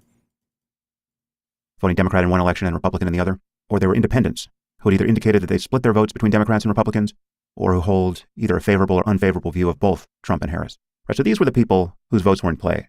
And according to this poll over at blueprint2024.com, titled Why America Chose Trump, Inflation, Immigration, and the Democratic Brand, when you segment the respondents in this way, for these swing voters, the strongest predictor of a vote for Trump was their response to the following statement. Kamala Harris is focused more on cultural issues like transgender issues rather than helping the middle class. Right, so transgender issues are flagged as the example of progressive politics in the Democratic Party. Now, you might want to say that neither Harris nor Biden campaigned as a vocal trans activist, and that's true. But staking out your boundaries on the issue prevents people from claiming you stand for some bullshit. Does it, though? Like, for 8 years, people claimed Obama was a communist. People claimed that Kamala Harris was a Marxist, communist, fascist, whatever Trump said. Like, does it really help if you stake these things out? I don't know. The media environment needs to change. But honestly, if you wanted to account for Harris's loss and Trump's win in the briefest possible space, and also indicate the hold that the far left has had over Democratic politics and the Biden administration, I think it would be hard to do better than to juxtapose the following two facts. On his first day in office, President Biden signed an executive order ensuring that trans girls could have access to girls' restrooms, locker rooms, and girls' sports. It took him 2.5 years to sign an executive order addressing the chaos at the southern border. Why did he wait so long? Because the far left has always said that a concern about the southern border is racist. I think Twitter is rotting your mind. Most people do not think that about Obama. I'm sorry, sir, but you are dead fucking wrong. Republicans, mainstream Republicans, Republican leadership, Rush Limbaugh, Sean Hannity, Billy Cunningham, Glenn Beck, every radio talk show person, every Fox News person, Republican lawmakers. McConnell said we're going to make him a one-term president. Like, what are you talking about? People attack. You're insane. Okay. What more needs to be said about the degree to which the Democratic Party and the Biden administration lost touch with the will of the American people? As for the topic of trans rights and gender dysphoria, what Harris needed to do, at a minimum, is express her understanding that this issue is complex, that there's a legitimate concern about social contagion, that in certain cases, there's a conflict between giving trans women and girls everything they want and protecting the rights of biological women and girls. And the jury is still out on many questions here, and policy in Europe has changed radically in recent years for understandable reasons, right? This topic is a total mess, ethically and politically. And the orthodoxy among Democrats and in the elite institutions that they have influenced is that the trans activist line is the only ethical line to take. But the truth is, every shibboleth that came out of the far left in recent years contains within it the same recipe for the destruction of democratic politics. each is like an evil hologram. I mean, take the term Latinx. Who was that for? Only 3% of Latinos are in favor of this silly rebranding of their ethnicity. Again, Trump did better among Latinos than any Republican in memory. Do you think it was because there wasn't enough identity politics rammed down their throats from the left? Do you think they just need to see some... The Latinx shit was fucking cringe, but I feel like these issues were like more 5, 6, 7 years ago. Like, does anybody still say this today? I feel like I hear it every now and then, and it is cringe. But it's crazy to me that, like, Democrats have to be held to account for every single fucking one of these things, right? Why didn't you do much about this? Why did you do much about this? Why didn't you do this about this? Why didn't you talk about... And then, like, meanwhile, Republicans are like, so, thankfully, the hurricane generating machine made a storm that was strong and big enough to blow away all the cats and dogs that the Haitians were eating. And now they've cleared a path for FEMA to come in and steal your homes while the federal government secretly occupies land in order to steal lithium from the state of North Carolina. And it's like, we talk too much about trans stuff, guys. We need to tone that down a lot, right? We need to do something about, or it's like, yeah, so Trump and his cronies literally hatched up like a sophisticated multi-part plan to steal the election, prevent the peaceful transfer of power, and even got a couple of Supreme Court cases to kind of like back them up to do it. Yeah, true, but like at Harvard, remember the one woman who got fired because she wouldn't use pronouns? Like, we got to control this shit on the left, guys. We're out of control, okay? We're destroying our vision. We're destroying the way the American public sees us. We have to do something about it. It's like, okay. Really? Like, the focus here is not right. The focus here is not right. Something is broken here. You can't live in conservative criticism. You can't live in that criticism and expect it to be successful. You can't do that. It's insane. More white people admonished for the sin of cultural appropriation? You think another lecture about sensitive Halloween? To be fair, that's not mainstream Repubs talking about the government-made hurricanes and that FEMA is going to steal your home. Kind of like comparing the crazy train activists to mainstream Dems just saying. You are just saying that, and you're fucking wrong and fucking retarded. Because Elon Musk now has a either cabinet equivalent position or some position in some new made-up fucking fantastical thing in the government, one of the closest people to Donald Trump, and he was personally amplifying a lot of that on Twitter. So you're wrong and retarded, okay? In costumes might do the trick. Much of Democratic politics has also, I'm sorry, fuck, there were literally Republican lawmakers that were saying things like this. So you're actually completely wrong. Because I remember Josiah was telling me about some, was it a House member in Florida that Biden like flew down and spoke with personally, who afterwards she was like, actually guys, I just learned about FEMA. They actually do help and they actually are good and we should like FEMA. Who am I thinking of? Somebody tell me who the fuck, Josiah had this name for me. Like, my God, Trump himself, Donald Trump himself lies about what fucking FEMA does. And Trump himself, like, you're so wrong. I hate you. I hate you. I hate you. I do. I know you. Whoever said that in chat, I hope you know that I personally hate you. Anna Pauline Luna. I only know the second name from Josiah, so unless he lied about me. What were her, And then she went back to shitting on FEMA immediately after. What was her? Did she make a tweet about it or say something?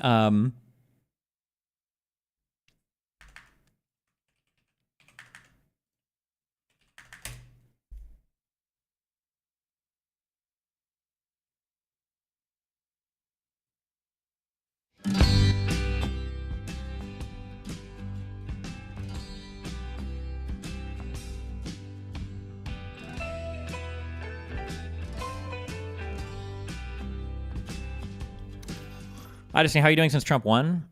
Busy. I'm trying to find a whole bunch of people that can like, I guess like entrepreneurial people that are good at like managing businesses. Because I need to be having a bunch of people that can go to auctions and shit for me. So that when the tariffs start hitting and you and your family have to start selling all of your businesses off because you guys are filing bankruptcy because you don't have enough money to stay in business, I can buy all your shit up and then run your business and brand all of it like for trans people only or whatever. And then make fun of you as you guys starve and lose your homes while I buy all of your businesses up as capital in America controls your life. That's me. I am the capital. Tell us what they need to recover. Tana and Sean Anderson are co-owners of the Crescent Beach Market, and they join me now. Thank you both so much for joining us. You've been through so much with both of these storms. So, Sean, what did you think of the president's visit yesterday? And do you need anything to recover that you aren't getting right now? Yeah, Carly, thanks so much for having us. Now, first of all, we're just thankful for everybody being safe. We're really sad that a lot of devastation happened. We do need things, but, the community has really come together to try and help each other out for the things we don't have. There's been a lot of gas shortages. Our neighbors are still without power. Fortunately, our side of the street has power. Isn't the video not related to the article? Wait. Oh, shit, you're right. My bad.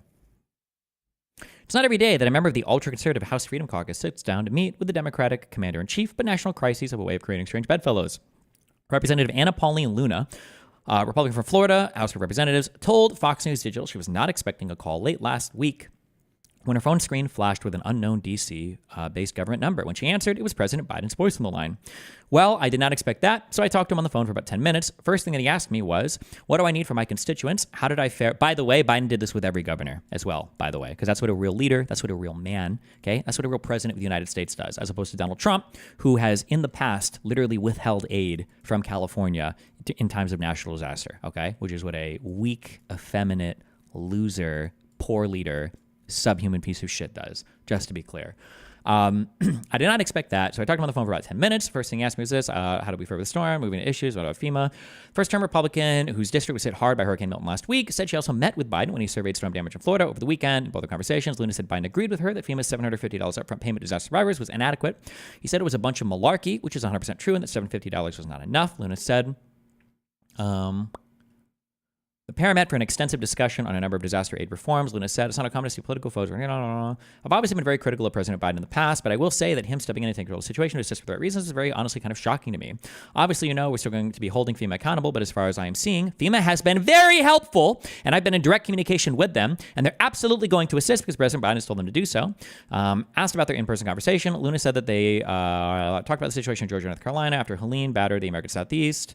One thing I really wanted to hammer home is obviously, FEMA getting debris cleared and really not holding the cities accountable for not being able to move debris in time, Luna said. So we sorted that out. She also advocated for reforming the National Flood Insurance Program, which Luna said, oh my God, this vacuum. I've already bought it. You don't need to advertise it to me, okay? I bought it already.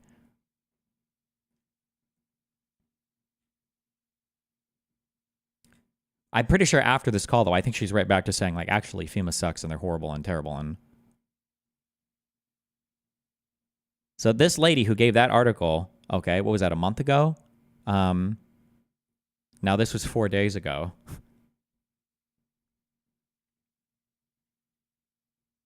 $31 a month interest-free. Shop our incredible selection room by room and bring home dining sets like this or this. Just in time for the holidays. At Rooms To Go, you get both. Great sale prices and 50-month interest-free financing. Now during the Rooms To Go holiday sale. Joining me now, Florida Congresswoman Anna Paulina Luna. Congresswoman, this was infuriating when I first saw it. I know that Daily Signal broke this story. FEMA Administrator Deanne Daily Wire, and Deanne Criswell released a statement Saturday from FEMA saying, I want to be clear to all my employees, the American people, this type of behavior and action will not be tolerated. FEMA will hold people accountable. They violate these standards of conduct. Is that good enough for you, Congresswoman? Not at all. In fact, I actually personally wrote Criswell a letter demanding answers, as well as Chairman Comer is asking her to come in and testify. I expect a full investigation, and I want to see emails because I don't think that this is just an isolated incident. To put in perspective, Laura, my district was actually one of the hardest hit districts. We had 13 people die. A majority of my constituents had their claims denied with FEMA. And so I do believe that, as you saw, this was a very weaponized administration, and I do think that they know of more instances, but they're probably covering up for it. So it's our job to... A weaponized administration. When Biden personally called her and then met with her to chat about it, she says the administration weaponized FEMA. To the bottom of it. Well, they were accusing former President-elect Trump of politicizing disaster relief when he was president.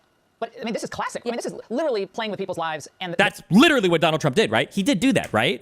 Donald Trump did withhold FEMA aid from California, right? Trump refused to give California wildfire aid until told how many people there voted for him, X8 says. The aftermath of Hurricane Helene, former President Donald Trump is blasted by the administration for handling disaster, going so hard, blah, blah, blah. But also, we don't even need to read articles about this. Donald Trump has literally himself said that he will continue to do this. Donald Trump says withhold. He's literally said this. He's literally said this.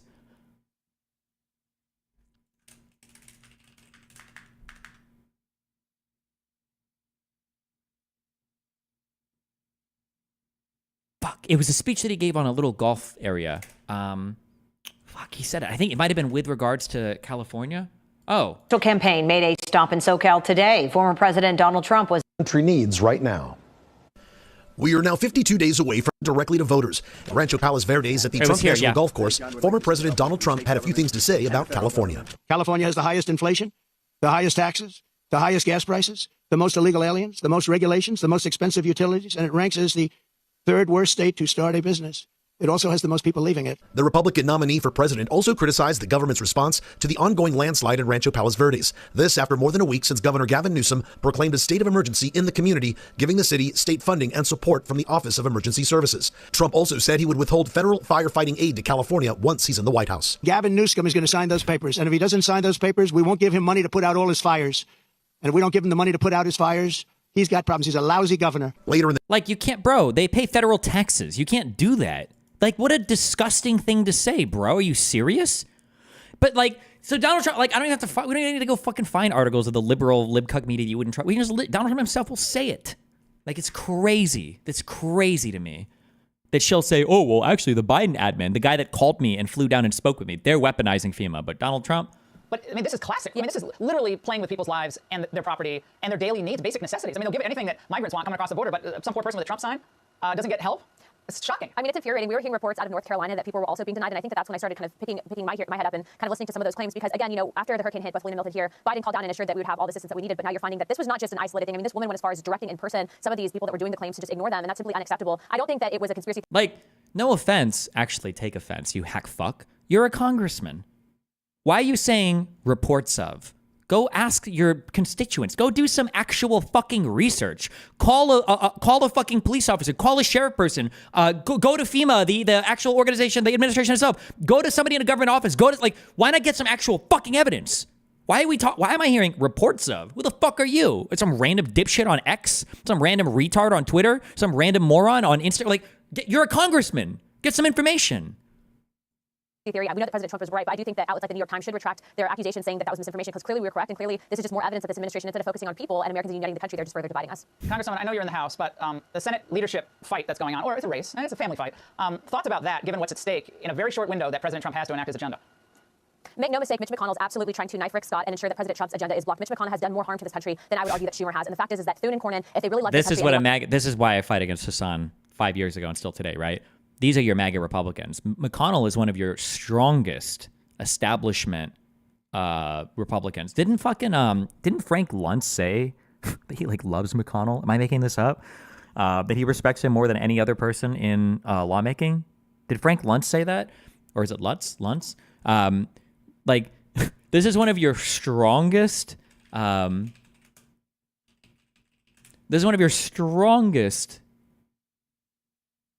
Republicans ever. And the idea that, like, yeah, your MAGA conservatives are like, yeah, McConnell, he's a fucking traitor. Fuck this guy. He's a piece of shit. Get him the fuck out of here. Damn,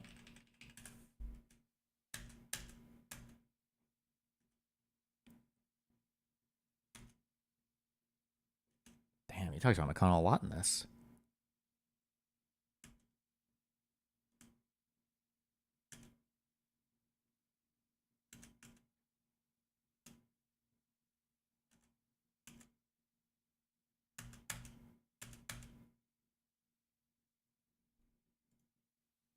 Way, through relationships and through keeping quiet rather than speaking up. And the louder that Donald Trump was, the quieter that Mitch McConnell got.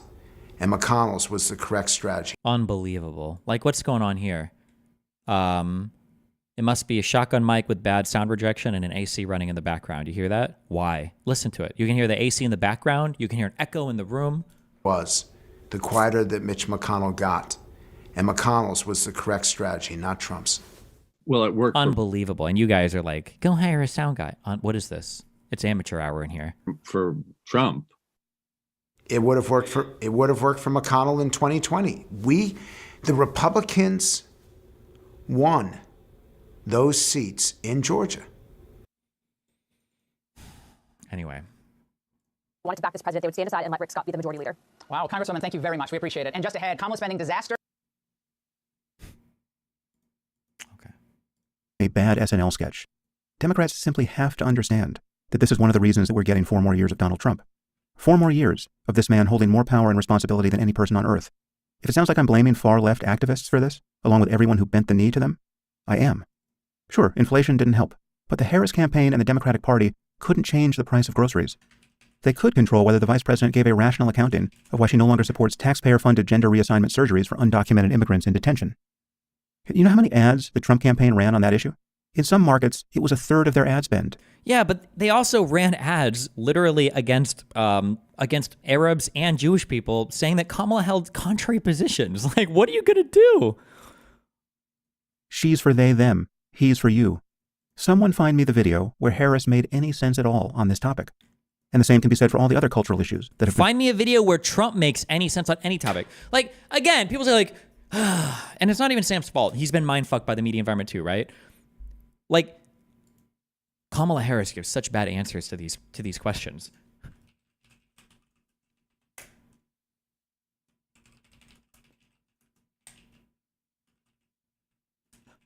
If Biden gave an answer like this, he'd be gone. We will watch it. I'm going to watch this 20 times. We'll continue to watch this.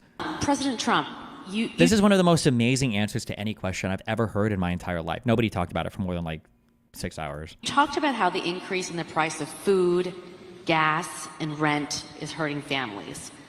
But the real cost that's breaking families' backs and preventing women from participating in the workforce is childcare.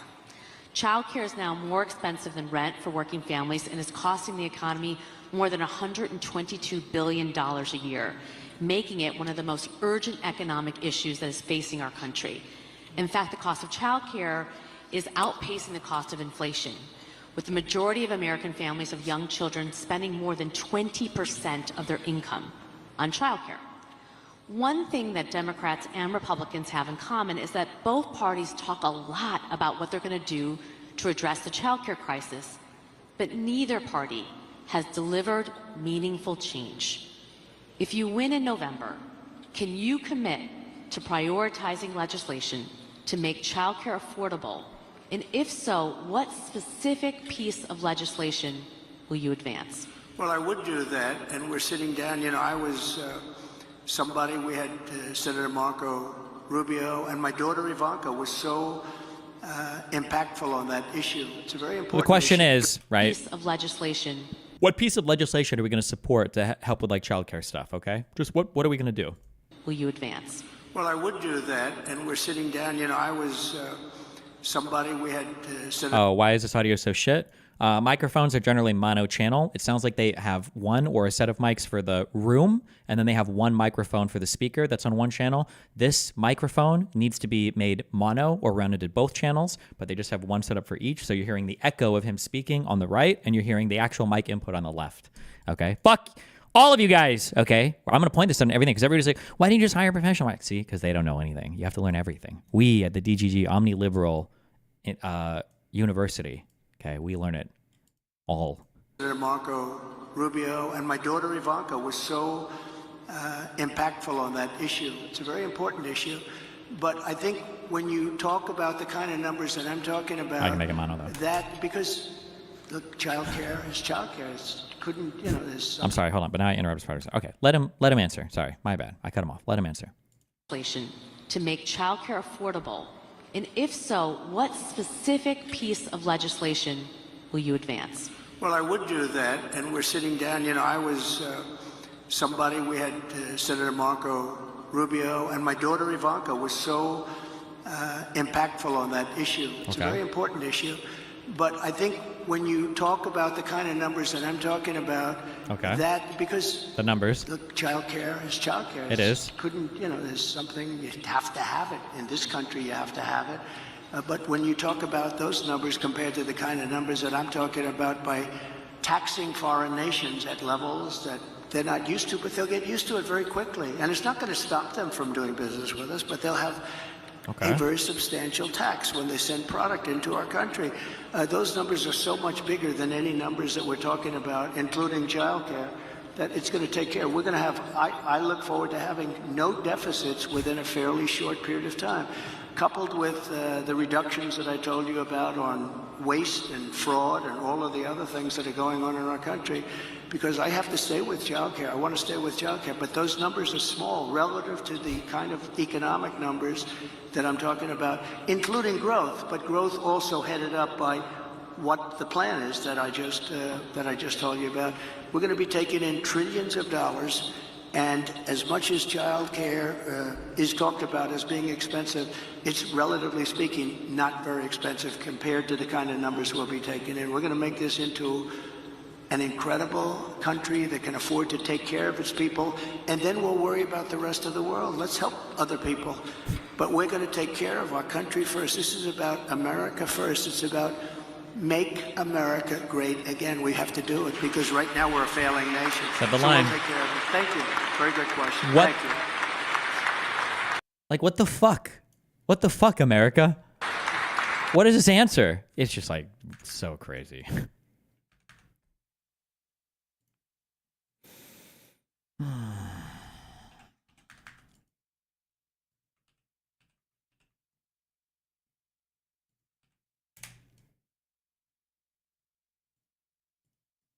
Are turning conservative. Young boys are turning conservative. We need you to influence them. Straight, white, left-leaning millennial man. I thought I was supposed to take a back seat so that more marginalized voices could be heard. Okay, yeah. What do you want? I want immunity. I want to say things are gay and retarded, and I want to make jokes, and if I make a joke, I want you to think about what the joke actually means instead of getting scared of the words. Okay, you got a deal. I'm not finished. I want you to stop using the word mansplain and stop comparing men to bears. Anything else? Louis C.K. He's my favorite. That's our comedian, okay? For the longest of times, white men have felt like we haven't had a voice, and Louis C.K. was him, and you took it from us just because you wanted to jerk off in a doorway with some trapped women, okay? Come on. And he has good things to say. What's that sound? Is that the Department of Education being defunded? Okay, people can like what they want to like, and we'll stop using our perceived moral superiority to be cruel to others. Cool. What are you doing out here anyway? I was just pretending to chop wood. So what he said, possible? Does he think the MAGA-turks will give Americans so much money that they can just use that to fix every issue? No, that's what kind of the best faith interpretation of what he was saying was something like that. But that's so beyond fucking stupid that anybody would even think that that's okay. We'll get to this video. We've got more Sam. I think are we done with this? Poisoned by the far left. Literally everyone I know who voted for Trump, and this includes some extraordinarily influential people like Elon, literally everyone was focused on cultural issues. It wasn't inflation for them. It was trans activism and the insanity at the southern border and DEI policies and homelessness and crime in our cities and the unwillingness of Democratic DAs and mayors to do anything about it. The fact that when you go into a CVS and you need to call a locksmith to liberate some razor blades and Tylenol, that is an absolute disgrace. That is true, and that is bad, but like this happens the most in like California that went super liberal. So is this really like the big motivate? That is a really stupid, retarded thing. And I do agree California fucked up on their lack of enforcement on shoplifting. I definitely agree with that. But like, where does this happen the most at? It happens in like blue places where people still vote blue, right? Like New York and California. I don't know. It is a clear degradation of the quality of life in American cities. And these things mattered on Tuesday when people went to the polls. And most of our largest cities are run by Democratic mayors, at least 2/3 of the top 100. And I think it's a higher percentage of the top 20. What are the Democrats doing about homelessness? Am I supposed to be buying a GPU view? Fuck me. Yeah, I'll send it to you, actually. Fuck. I should have had you do it earlier because I would have delivered it today. Hold on. It's one of these ones with, I just need 2 HDMI ports and 2 display ports. One sec. Oh, wait, also, real quick. I can just throw 2 GPUs into a computer and they will both just output images for me, right? I don't need like, I don't have to SLI them or anything, right? I can just have like lots of outputs and it works. It feels weird to have like graphics cards just for monitors though. It feels bad. Oh, I don't even know if I can fit. I don't know if I even have the open PCI Express slots because I have a capture card in that computer downstairs. Oh, and I've got a sound card. I don't have the slots for it, so it's fine. Whatever, just this one should be fine. I need an HDMI out for my capture on the stream. I need an HDMI out for one of those Samsung TVs. I need a display port out for the monitor behind me for Collins. That's all I need. And then I have an extra display port for whatever.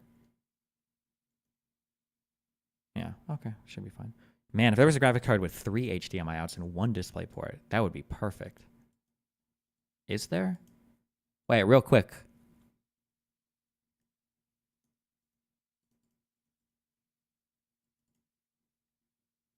Go to the Micro Center in Miami. Yeah, I was going to do that, but I don't have my fucking car because it's in the shop. And it's like fucking 45 minutes away to get there. And I didn't want to go this morning. It'd be fucking 3 hours late to stream. Wait.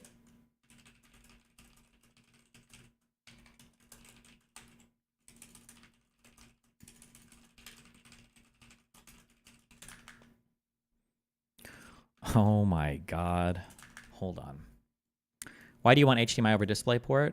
Because HDMI, and you cannot convert HDMI to DisplayPort nicely. It actually just doesn't work. And the TVs, it's very common for TVs, like all the Samsung Frame TVs that we have, only do HDMI input. So you have to output HDMI. And converting from DisplayPort to HDMI, you run into a lot of really weird limitations and problems. I didn't know this until I started reading more about signal video shit or whatever, and it's fucking retarded and annoying. What ports do you want? If I could get a graphics card that outputs 3 HDMI ports and 1 DisplayPort, that would be perfect.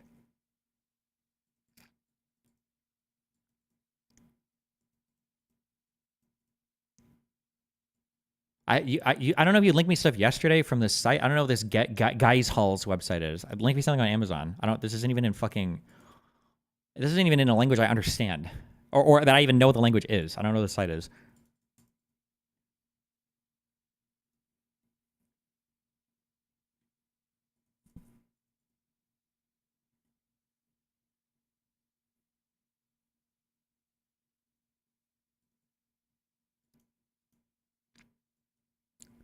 This unironically works. I love you, but all my problems right now have to do with using adapters and shortcuts. I need to not use adapters, and I need to have the correct signal path from start to finish. Even what you've sent me, Dan, this is why I'm not doing any of this. I'm not doing any of this adapter shit anymore. It's fucking me hard. Even what you've sent me here, it says it only goes up to 1440p. So it's not. This wouldn't even help me, right? Because the TVs are in 4K.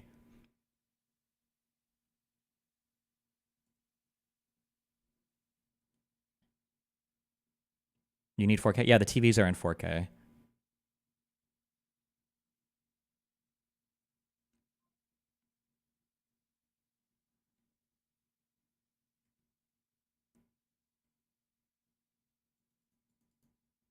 Did you try working for a software hardware workaround? No. Why would I look for a software workaround for hardware when I could just get the right output? I just need the right output.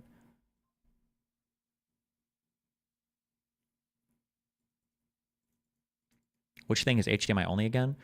I have an HDMI input on my capture card. Apparently, DisplayPort input is really hard for some reason, so fuck all that. So I have an HDMI capture card, and then I have 2 Samsung TVs. I really only need to plug into one, I guess, but I got 2 Samsung TVs that only have HDMI inputs.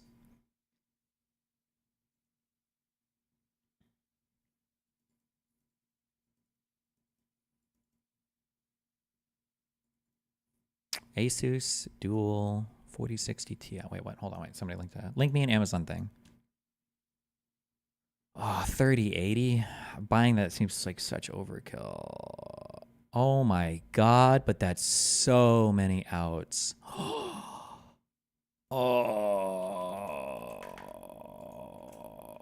my God.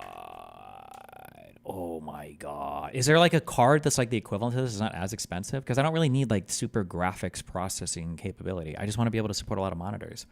Is there like a cheaper version? Otherwise, this is perfect. I'll get this. I don't care. Free delivery Wednesday, November 27th. Are you trying to have them be independent outputs? Yes.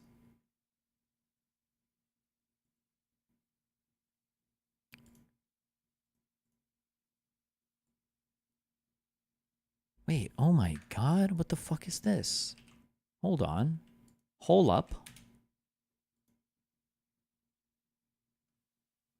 RX 580. 8 gigabyte. 6 monitor video card. Featuring locked resolution. Wait, what does that mean? That sounds scary.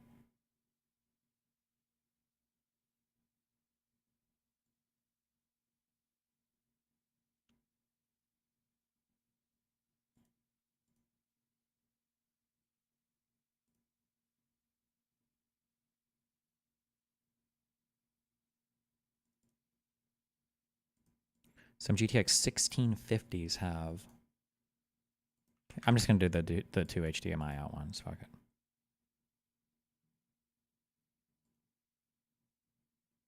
Oh, but I just drive to Micro Center. I can just go there. I just need my car. Oh.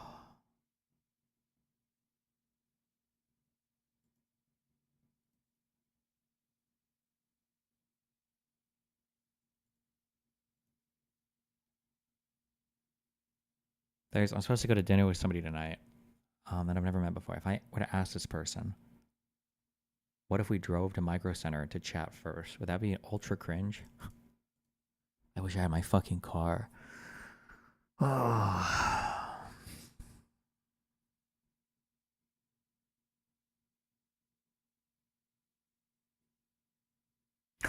I should find a restaurant near the Micro Center, make a reservation for that restaurant, and then when we're driving there, I could be like, oh, also, let me just run in here real quick. Oh my God, how am I so fucking smart? Hold on.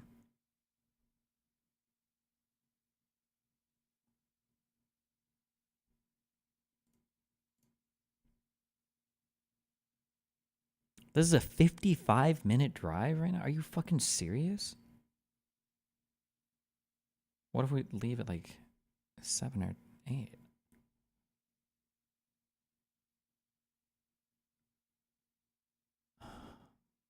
How do I do this? I don't know how to work any of these apps. Okay, set departure time.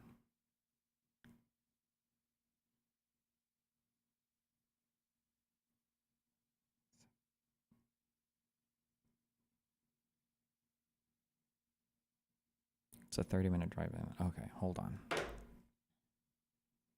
don't you buy a new car to go get your GPU? True!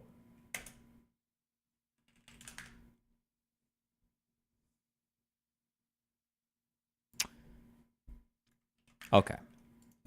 Restaurants near. Can you Uber to Micro Center back? It's a 30-minute Uber. And at that point, I should just be picking up my car.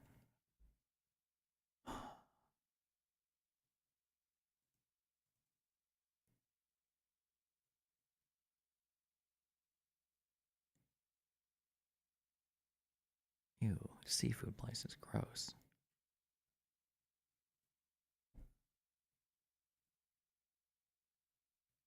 Man, never mind. Fuck all this. Here's a card with 4 HDMI outs. Hello? Do you have eyes? These are 3 display ports and 1 HDMI out. I get that you don't want to do DP to HDMI, but wouldn't USB-C to HDMI work fine? Every single time, I don't want to do the research right now. Every single time I've tried to use adapters and then I do more reading afterwards, I find out, oh, actually, adapting this is really bad. You just shouldn't do it. Just adapting is just bad. So I'm trying to avoid adapters. I'm trying to use like the original video signal to the original video signal, like the output to the cap. I'm just trying to keep everything straight and in line, and because like, yeah, because I sometimes I run into issues that I don't even know are issues, and then I go do more reading. I'm like, oh fuck, this was stupid. I didn't know you couldn't do HDMI to DisplayPort or DisplayPort to HDMI. That's like fake. That the adapters and all that, even the active adapters, aren't guaranteed to work. I didn't know that. So no, I'd rather just have like the correct things. Okay, fuck all this. Fuck this. Wait.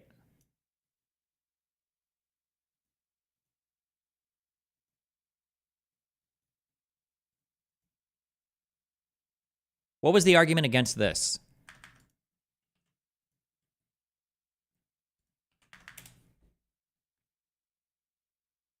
I should just have this card. It's got 6 outputs. This is more than enough, right? I should just do this, right? What is it that requires DisplayPort? I mean, the nice monitor that I use behind me that I'll call in for, like, call-ins or whatever. It's too overpriced? Yeah, but it's got 6 outputs. Like, is there anything that's the equivalent with this many, like, at least 4? Your output is still limited by the digital max resolution of the card. Yeah, but this is going to do at least 4K, right? Digital max resolution, 7680 by 4320.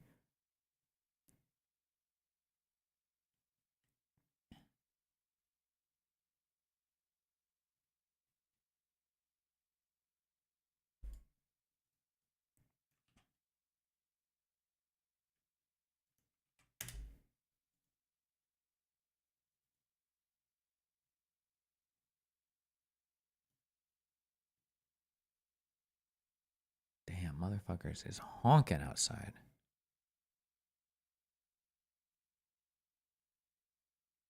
Never mind. I'm getting the WinForce card. I don't care. I'm just getting that. Okay. I'm not going to Micro Center. It's not happening.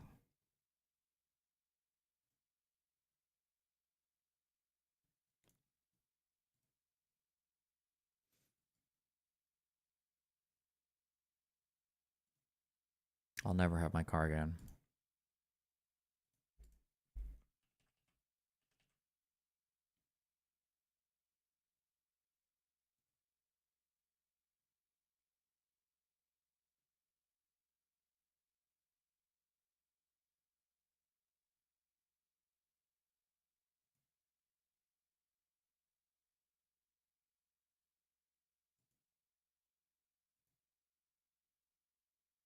Okay. Should I get 2 of these? Yeah, actually, fuck it. Why not? Okay. 2 of these, please. I love you, heart. Why not go purely HDMI? What's the DisplayPort advantage? Good question, actually. I don't know. I can probably do HDMI on the one behind me. I think DisplayPort is supposed to be the superior platform. But for some reason, there's a lot of shit that still uses HDMI these days.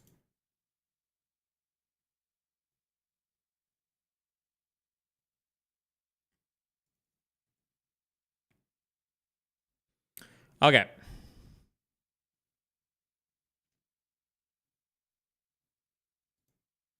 Are we done with this? The Democratic Party largely owns this problem. And for years, Democrats have been acting like the answer to it is for everyone just to become more tolerant. They won't police the streets, but they'll police the language. These people are not homeless, they're unhoused. Okay, great. Anyone who lives in a city, who has to shepherd their kids past some raving lunatic standing outside the supermarket, or who knows that there are whole sections of town that he shouldn't even set foot in because they look like the third act of a zombie movie, many of these people are done with your politics. And so are millions who don't live in big cities, but visit them, or just see the images on social media. No one wants to live like this.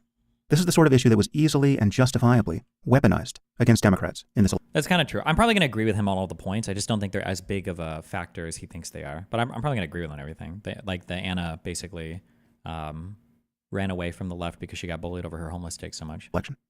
Or take the Hamas supporters on our college campuses. You don't have to be Jewish to see how shameful this is. This is an assault not just on Jews and Israel, but on Western civilization. Or let's just call it what it is, real civilization. If the Democratic Party can't figure out that civilization needs to be defended from barbarism, what do you expect is going to happen in a presidential? Okay, here, this is the video for this. I'll be back and then we're going to do the, I guess I can keep playing this. I'll be back and then we're going to do the, oh, this Piers Morgan video is supposed to be infuriating. Oh boy. Election. Yes, Biden and Harris were not terrible on this issue, but they talked out of both sides of their mouths. They bent over backwards to not offend the people who are totally confused in the Democratic Party about what happened on October 7th and about the problem of Islamism and jihadism worldwide, who think in terms of Islamophobia rather than really protecting human rights. Here's one clue on the path back to sanity on this issue, which you may have missed. The hijab is not a symbol of female empowerment. Okay, most of the women throughout the world who wear the veil are forced to by men who will beat the shit out of them if they don't. It might be time to figure this out if you actually care or want to credibly pretend to care about the rights of women on planet Earth. Okay, there's simply no question that Democratic moral confusion on many of these issues cost Harris millions of votes. So that's the reckoning that has to happen now among Democrats. And I hope it does. But the concern now is that 4 more years of Trump and Trumpism will prevent it. I mean, Trump is such a provocation to the left and to liberal institutions that Democrats could find themselves doubling down on all their delusions. Needless to say, this will be exactly what Trump and the MAGA cult want, because it will be politically suicidal. Okay, if you are a Democrat who voted for Harris, please absorb this. You lost more people of color than you ever have in a presidential election, while running against Archie Bunker. Worse, Trump is actually supported by real racists and white supremacists, and that still wasn't enough of a problem. Who do you think your identity politics is for? You're really going to keep celebrating pornographers of racial grievance like Ta-Nehisi Coates and Ibram X. Kendi? Should we just give another Pulitzer Prize to the 1619 Project and congratulate ourselves? You really think racism is the problem in America? And what we saw this week was just a victory for white male identity politics? That's how you're going to explain Trump's popularity at this point? Trump gained support from every racial group except white people, right? Where he lost 1 percentage point when compared to 2020. You're going to chalk that up to racism? We're about 5 days out from the election when I'm recording this, and I'm still hearing prominent Democrats say things like, America was never going to elect a black woman for president in the year 2024. That's not the issue. And if you keep this up, you're going to get President Candace fucking Owens someday. Wouldn't that be a perfect rejoinder to this stupidity? I hope it's obvious from everything I've said and written for years, and from the first half of this podcast, that I understand the frustration and even revulsion that people feel for the far left and for the progressive orthodoxy that has infected our institutions, for the censoriousness and thought policing and the gaslighting and the lying. I understand the degree to which our institutions have been bent by this.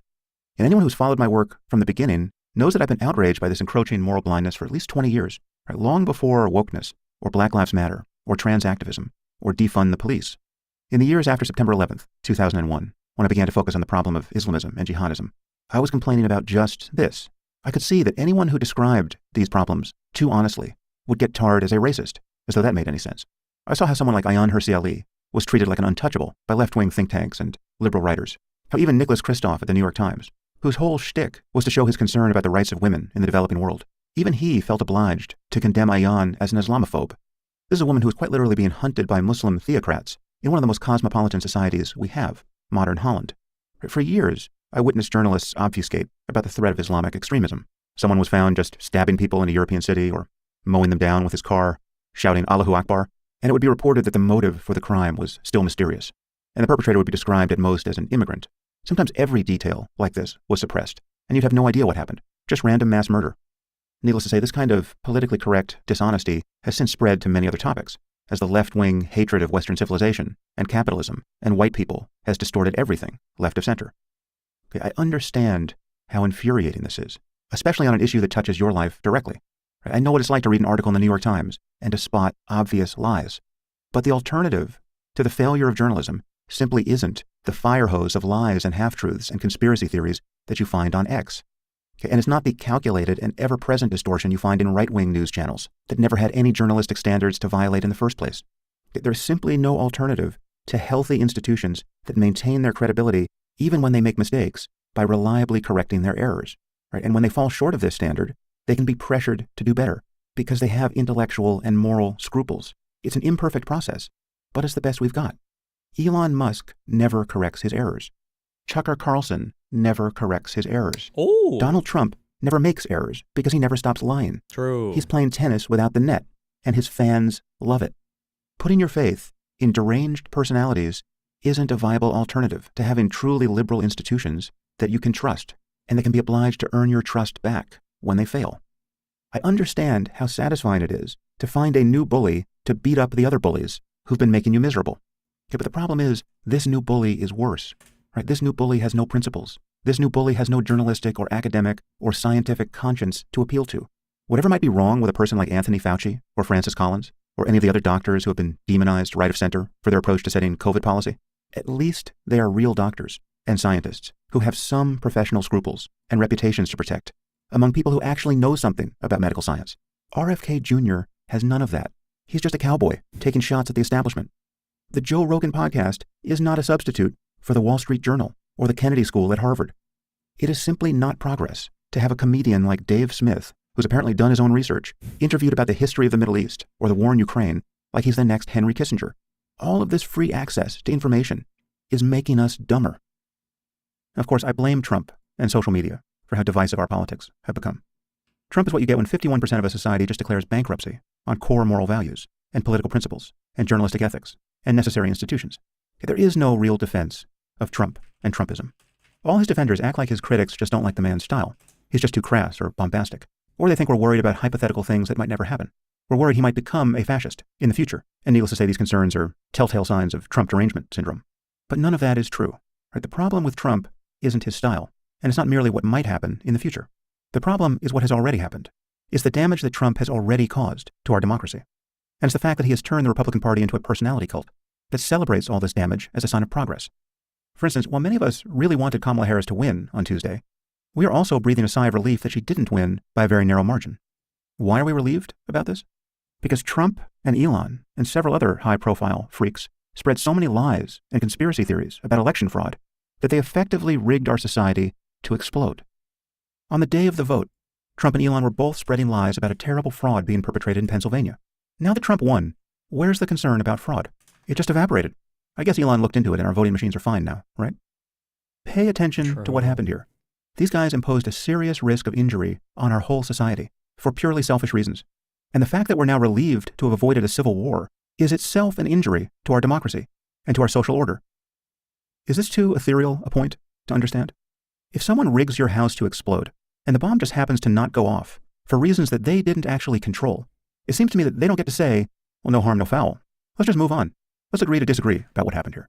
No, you put our whole democracy at risk with your lies. You knowingly raised the temperature and the pressure on your side of the electorate, again, with lies, and ran the risk of producing serious violence if things had gone the other way. I mean, honestly, there was a moment on Tuesday night when the tide had fully turned against Harris, when the needle over at the New York Times website was giving Trump an 89% probability of winning, but the blue wall states had not been decided. Right? It was still possible at that point for Harris to win. 1 in 10 chance events happen all the time. But I remember thinking that I hope she doesn't win now. Because at that point, given the optics, given that Republicans really thought they had it in the bag, and that even Democrats seemed to think that, and thought that publicly, in plain view of everyone, on television and social media, if Harris's luck had turned at that point, and she had won, we could have had a civil war. Given the degree to which conspiracy thinking had been weaponized by Trump and his enablers. Again, even on election day itself, these lies had been spread consciously, deliberately. Elon did this personally to hundreds of millions of people on the social media platform that he owns. Given all of that, honestly, I think it simply wasn't safe for Harris to win a free and fair election at that point. That is a totally crazy thought to have had on election night in America in the year 2024. Where do we send the bill for the damage that has been done to our country? Half of our society just elected a man to the presidency who they know would not have accepted the results of the election had he lost. Vice President Harris conceded the next day, as everyone knew she would. There is probably no one who supported Trump who thinks that he would have done what they fully expected Harris to do, which is to protect the most important norm of our democracy, the very thing that makes it possible, the peaceful transfer of power. And the astonishing thing is that Trump supporters are totally okay with this asymmetry.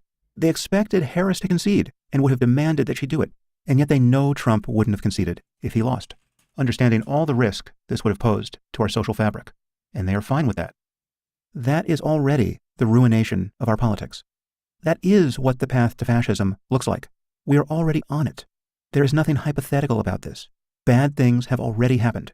And this is true whatever happens over the next 4 years. It's like in the film, The Exorcist. If your kid has stigmata and is vomiting green goo in all directions and is moving furniture with her mind, you should admit that you have a problem. It shouldn't require Satan himself to make an appearance. What is so frustrating about Trump supporters is that they refuse to acknowledge any of this. They simply refuse to acknowledge how pathological our situation is and how pathological Trump himself has made it. Whatever story you have in your head about all the good Trump might do in a second term, he's a disruptor. He's got all the tech bros in there with him. He's just crazy enough to scare our enemies. Or he's just a bullshitter and he won't do half of what he claims he'll do, so don't worry about it. Whatever story you're telling yourself, here is what is true now. We are returning a man to the Oval Office who, as a sitting president, would not commit to a peaceful transfer of power, and who tried to steal the 2020 election, all the while claiming it was being stolen from him. And he has lied about this ever since, knowing that these lies stand as a continuous provocation to violence. And there are court cases pending, seeking to hold him accountable for all of this. Cases which, now that he'll be in control of the Justice Department, will be dismissed.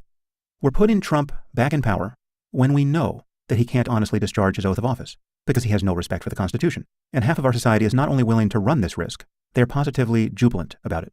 At a minimum, you should acknowledge that these events have seriously injured our politics. Again, whatever happens over the next 4 years.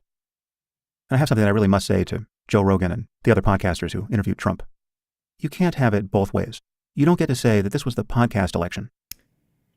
We get it. True. Orange man bad, Sam. Okay. No, okay. All right. Thank you, Sam. I think we largely agree. Okay. Whew. I need to get through this or I'm not going to finish any of these videos. All right. We're doing Piers Morgan. Good luck. A transition that's so smooth, it'll be as smooth as it can get. He can actually pave the way for a really nice transition into a Trump presidency that I believe is going to bring back... Are you aware of the current politics drama in Germany? Nope. An 80s style revolution in America. Having, the smartest guy on the planet stuck into government bureaucracy, I would have thought that's very popular, isn't it? Department for Government Efficiency. New department when Trump wants to eliminate departments. I've got a list of 30 Rubin predictions. They're always wrong. God, you're such a smug prick. Piers, I am begging. Stop inviting these stupidest leftists on to make the argument for trans civil rights. There's LGBTQ in breaking news right now on MSNBC. Like, I love calling out the BS.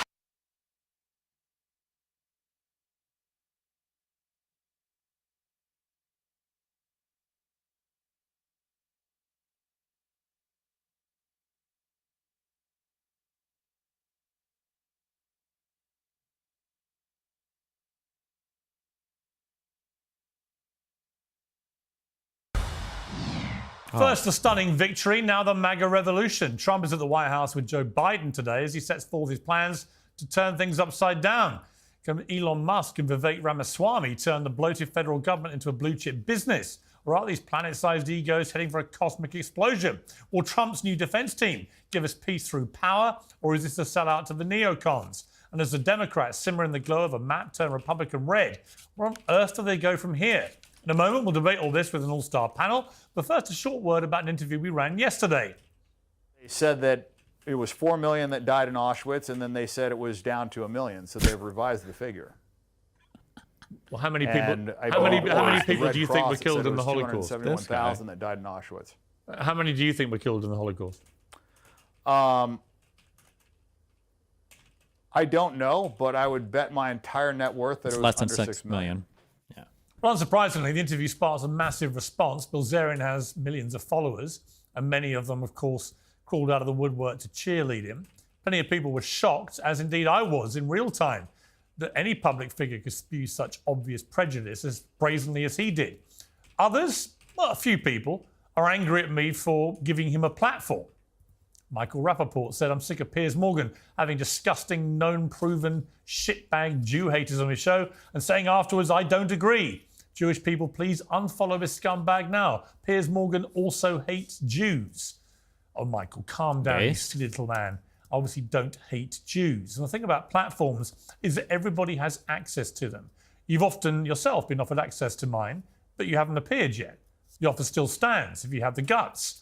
In the new media landscape, anyone can speak unfiltered or uncensored to their followers and acolytes. At least when I interview somebody with incendiary views, audiences get to see those views being vigorously challenged.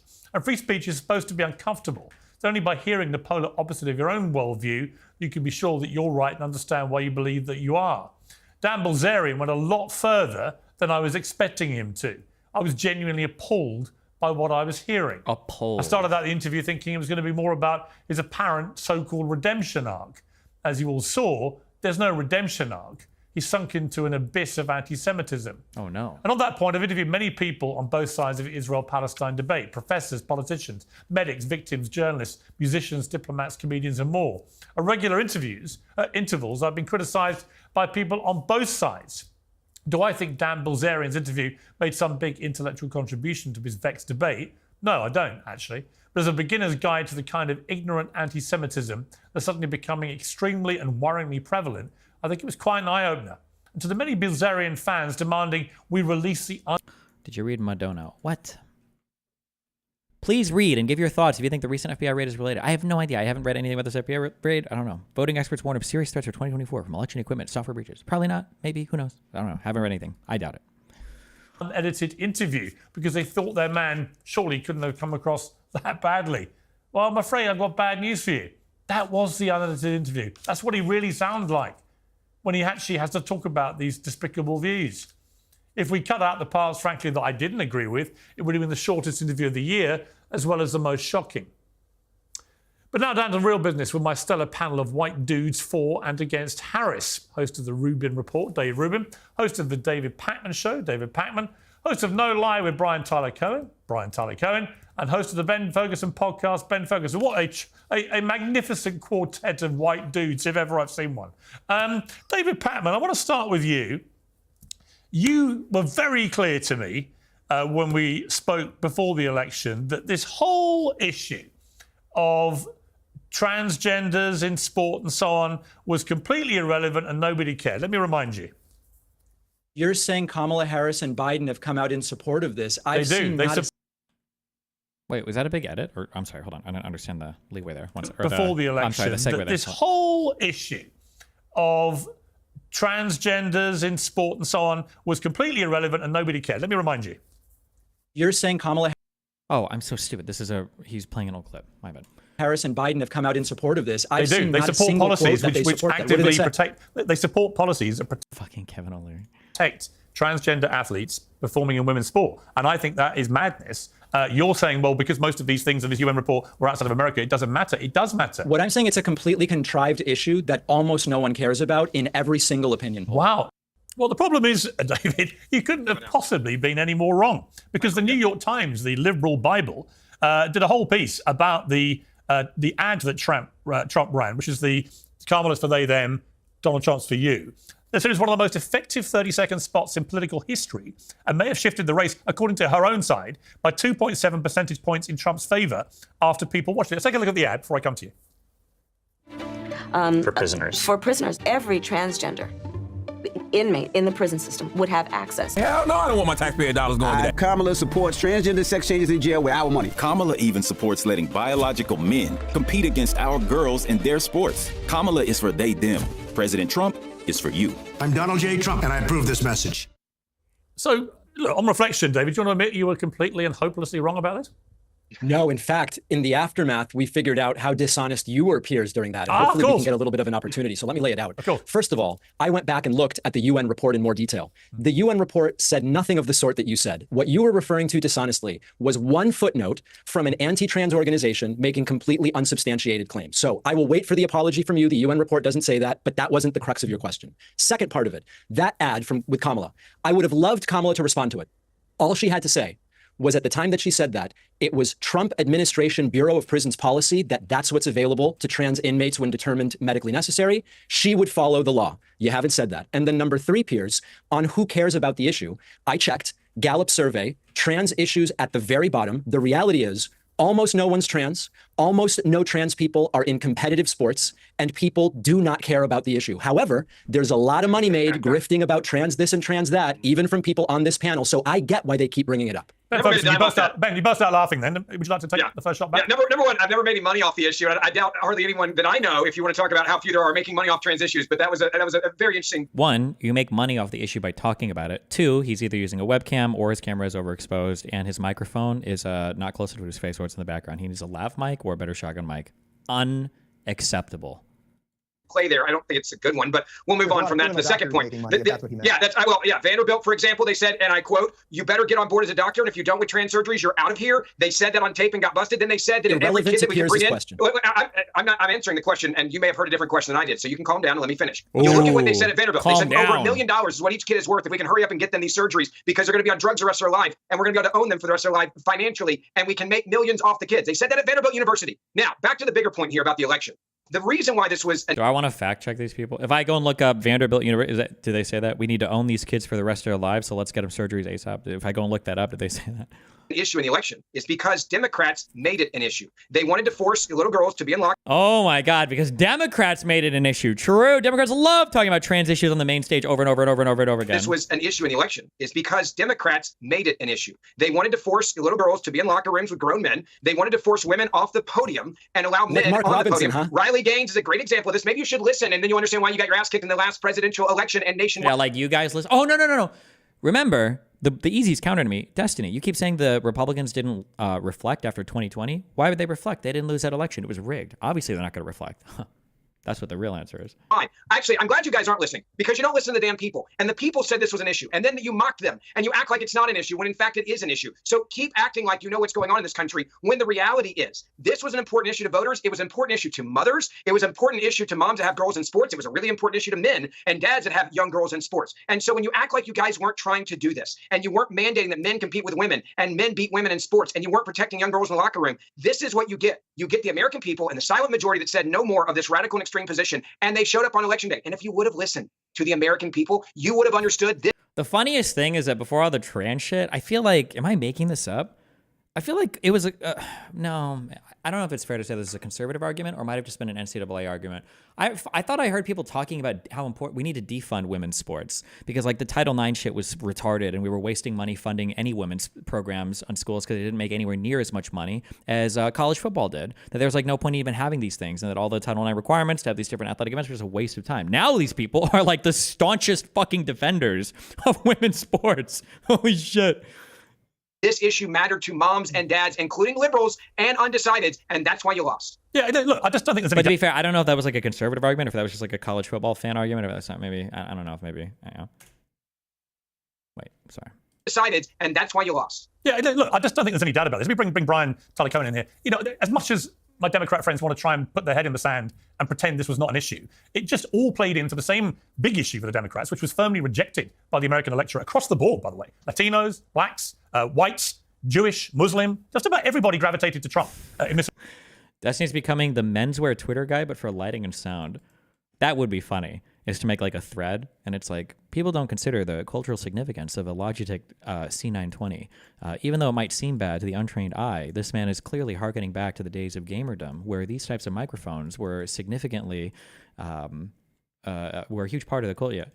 Be good memes. Selection in bigger numbers. Just for one Twitter thread. Than before. And a lot of it was down to the economy, a lot of it was down to the immigration crisis, but a lot of it was also down to what is perceived to be just woke insanity, including this whole trans debate. And you've heard Bill Clinton was warning them about this. Joe Scarborough said afterwards it had been a disaster. You're seeing David Axelrod say they should never have fought on this hill. Lots of senior people now.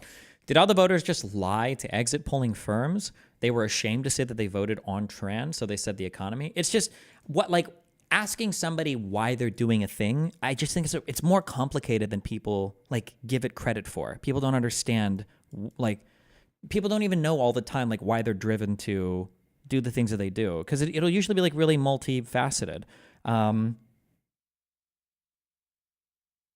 trying to, like, I think like a question of why did a relationship end? I think that's a really good like example where you can think of like, oh well, the relationship ended because my husband cheated on me, right? We say that, or my wife cheated on me, right? And it's like, okay, well, why did they cheat on you? Okay, well, then you find out the other person had been neglecting their partner sexually for 2 years, right? Oh, okay.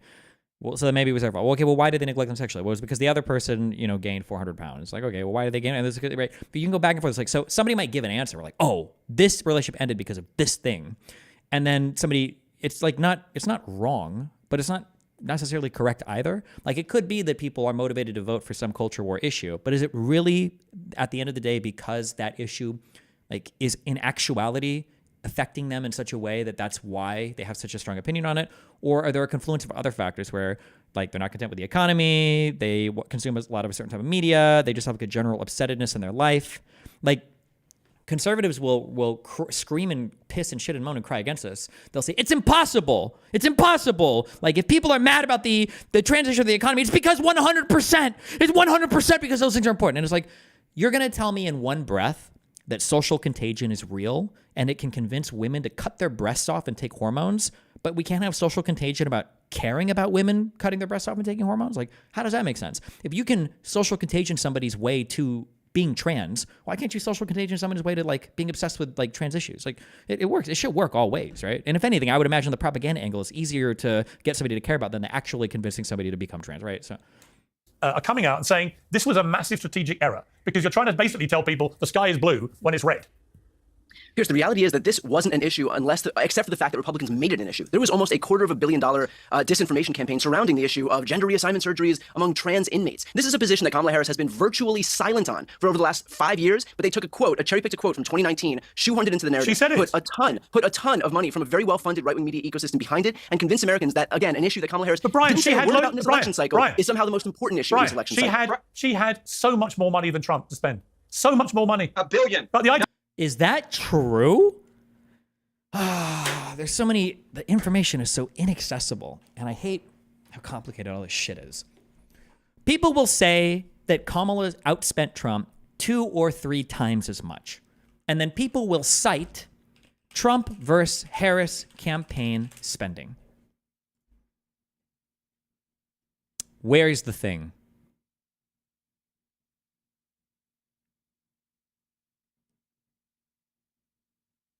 The Biden and Harris campaigns have now spent $880.2 million in total this election cycle versus $354.9 million by Trump. So people will take this number and they'll say, oh, that's it. But there are two huge entities that I believe are not included in this. One I know is not, and the second I don't think it is. One is political action committees, PACs. Unless a PAC is like explicitly like called for like a campaign, I don't know if a PAC spending is even included in here. Okay, number one. And then number two, super PACs are absolutely not included in this.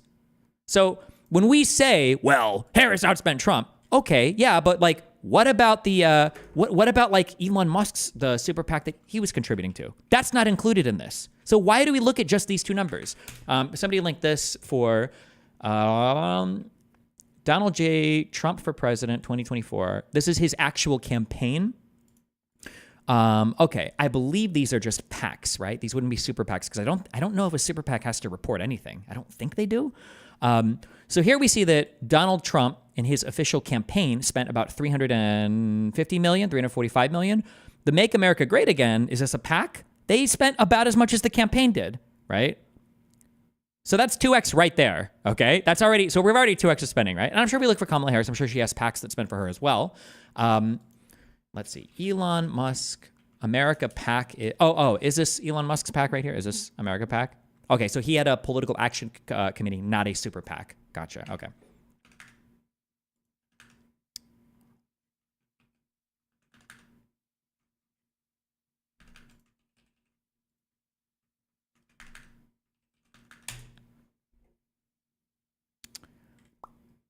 Damn, okay, I would have assumed that this would have been way more even, my bad. Okay, so the total...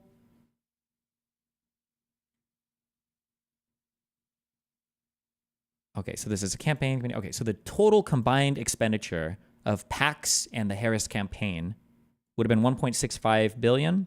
And then the total campaign expenditures for the Trump side on the PACs and campaign would have been $1.1 billion, I think, right?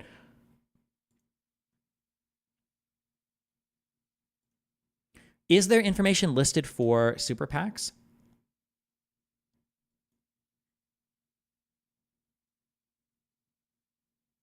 Oh, no, I'm sorry. Hold on. The financing shit gets really weird.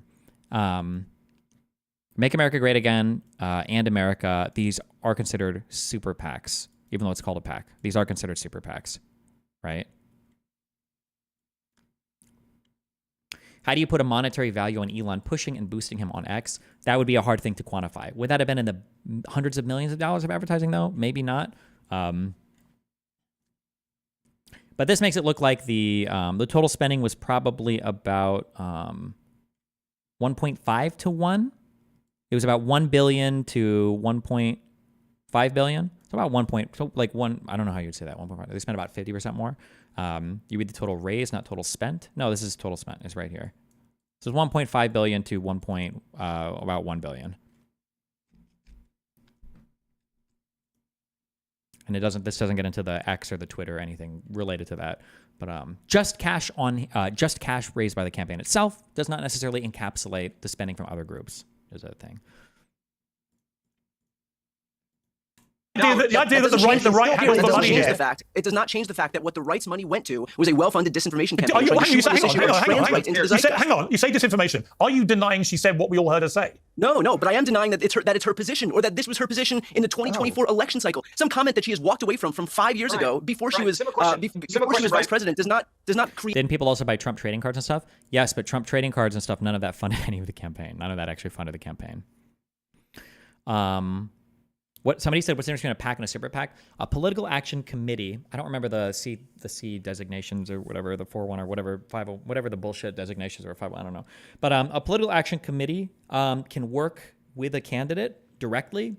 They have the ability to do these campaigns, but your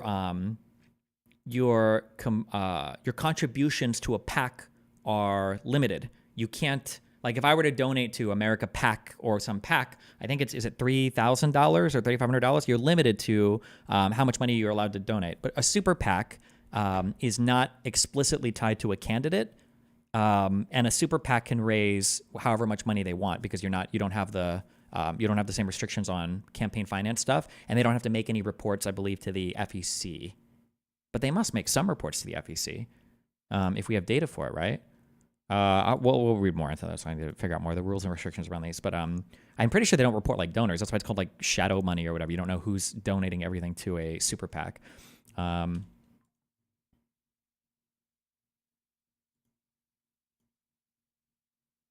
Maybe they just have to report the expenditures, but they don't report the money that they raise, maybe?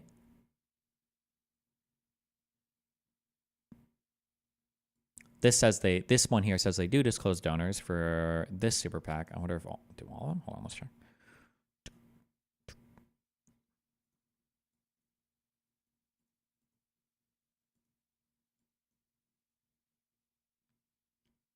What's the point of a normal PAC? The normal PAC has the flexibility, I think, to work directly with the candidate, whereas a super PAC doesn't. This is saying all of these disclose donors, though. Why would you disclose donors and have a super PAC and say, oh, this one doesn't, I guess. But these are, now we're getting the smaller ones. I wonder why they disclose. Sometimes they disclose, other times they don't. I don't know. I have to check. But like a long time ago when you saw like the clearest, I think, kind of funny example of this is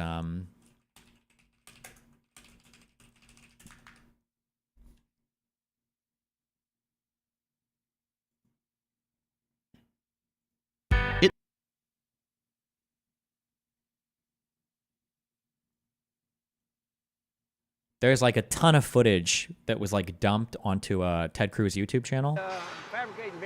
Like a ton of video footage here. The reason why all of this video footage was dumped onto this channel is because Ted Cruz's campaign is not allowed to provide footage to or work explicitly with super PACs. So what they ended up doing is they made like an unlisted, or they made, I think these videos are unlisted. Or maybe they're not. Maybe they're listed, and you can go and look through all of them. They dumped a whole bunch of videos on this channel so that if you are a super PAC and you do want to use footage from Ted Cruz, you can just go to this channel. You can, pick and edit what you want without the campaign working directly with you, basically. Yeah. So that was kind of like a clever workaround, I guess, or whatever. But I mean, this might even be really common. It might be. I'm not saying he's doing anything wrong or illegal here, but that's like the reason why I think that was done. But okay. We should add more to that. PAC versus super PAC. I'll read more about this in the future.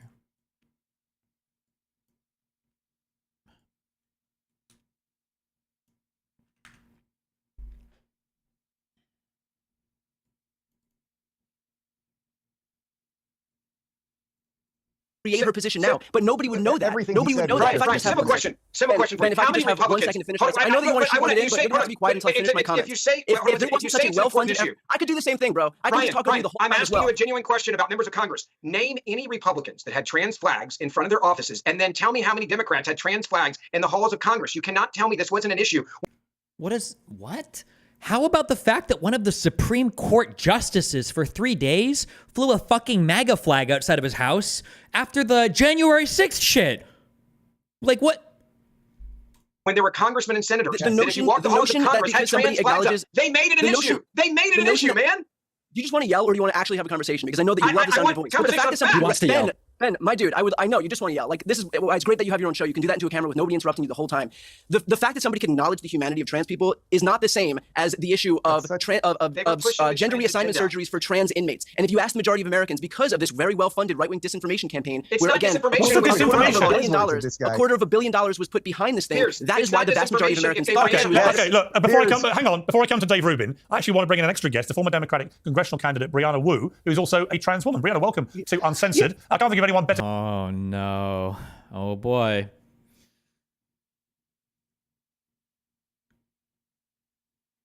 This is going to be the hopefully this isn't the bridge burning. Good luck. Democratic congressional candidate Brianna Wu, who is also a trans woman. Brianna, welcome to Uncensored. I can't think of anyone better qualified, given you're the only trans member of the panel now, to respond to what our two liberal friends are saying. I'll be trans if you'll give me a chance to talk. You've had so many shows. There's something actually there. There's something there, Dave. It's always some gay person that's talking on our behalf. So I'm really excited today to talk about how everyone here is wrong. David, I love your show. I consider you a friend. I can't be wrong. Thoughts on her lighting and mic? Huge light source in the background is a big no. It looks like we're using kind of like softening or whatever filter on the face, which isn't necessarily bad, but then we also are overexposed on the face too. I think she has a ring light on or something. The lighting setting is very warm. I think that it should be probably a bit colder. And obviously the image is overexposed, so not great, okay? Best lighting in this thing, I would probably say, I hate to say this, but probably goes to Dave Rubin. I like that our fill here is a bit darker than the key, so we got some nice shadowing on the face, nice bokeh'd out background here, so we've got like good aperture settings and everything. The set design is kind of cute. Pacman's is pretty good as well. He's even got a little rim line here for his hair, so that it's kind of nice and shown in the background. I like that. But I think Rubin's whole setup is probably visually the best. Huey and the News, their album was probably... The Democrats are completely wrong about what trans people need. We don't need you advocating for, trans vaginoplasties in prison. We need to retreat back to the basics of what we need, which is HRT and healthcare. And the problem is the Democrats have been captured by this fringe left. They've redefined what trans means to all this non-binary nonsense and all this stuff that has nothing to do with how we got our rights in the first place. Ben, you can appreciate this. I was the first trans person to ever transition at Ole Miss, our alma mater. That was very... Don't like the big black bar on the right. That is true, actually. This should be cleaned up or something different. Maybe, but maybe it does work. I'm not sure. I think Brianna is either falling for the trap of or is helping to ensnare people in that whole, like, nobody cares about this shit, bro. Nobody's talking about it. No mainstream Democratic politician is talking about this shit, okay? Nobody, like... Very different. It was 20 years ago, hotty-totty. And the thing is, the way I got equality and got people to respect me in Mississippi was not by screaming at them or lecturing them about my pronouns. It was getting them to... Here's a question. I have a legitimate question.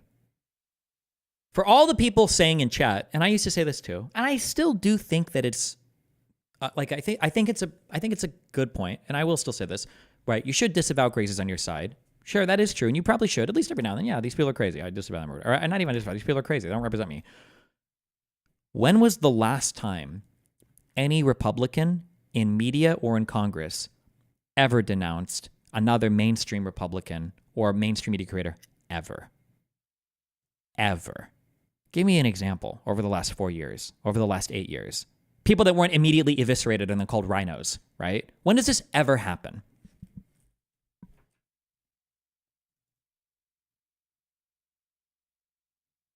On Open Secret, are they combining the Harris and Biden money, or is it just Harris? It should be combined because it was the Biden-Harris campaign and she was able to inherit all the funds. Yeah, I don't even know if the Republicans didn't even denounce is it Mark Robinson? The black Nazi dude. What the black Nazi guy? Even this guy still ran. He lost his race, but even he, what the fuck? Bro, like, come on.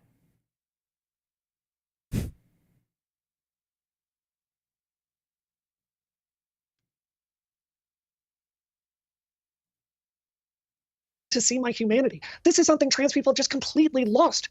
And the problem is Hold on. I need you to understand this. This is so important, okay? Because somebody said only Donald Trump does it, but he is immune. He's called later.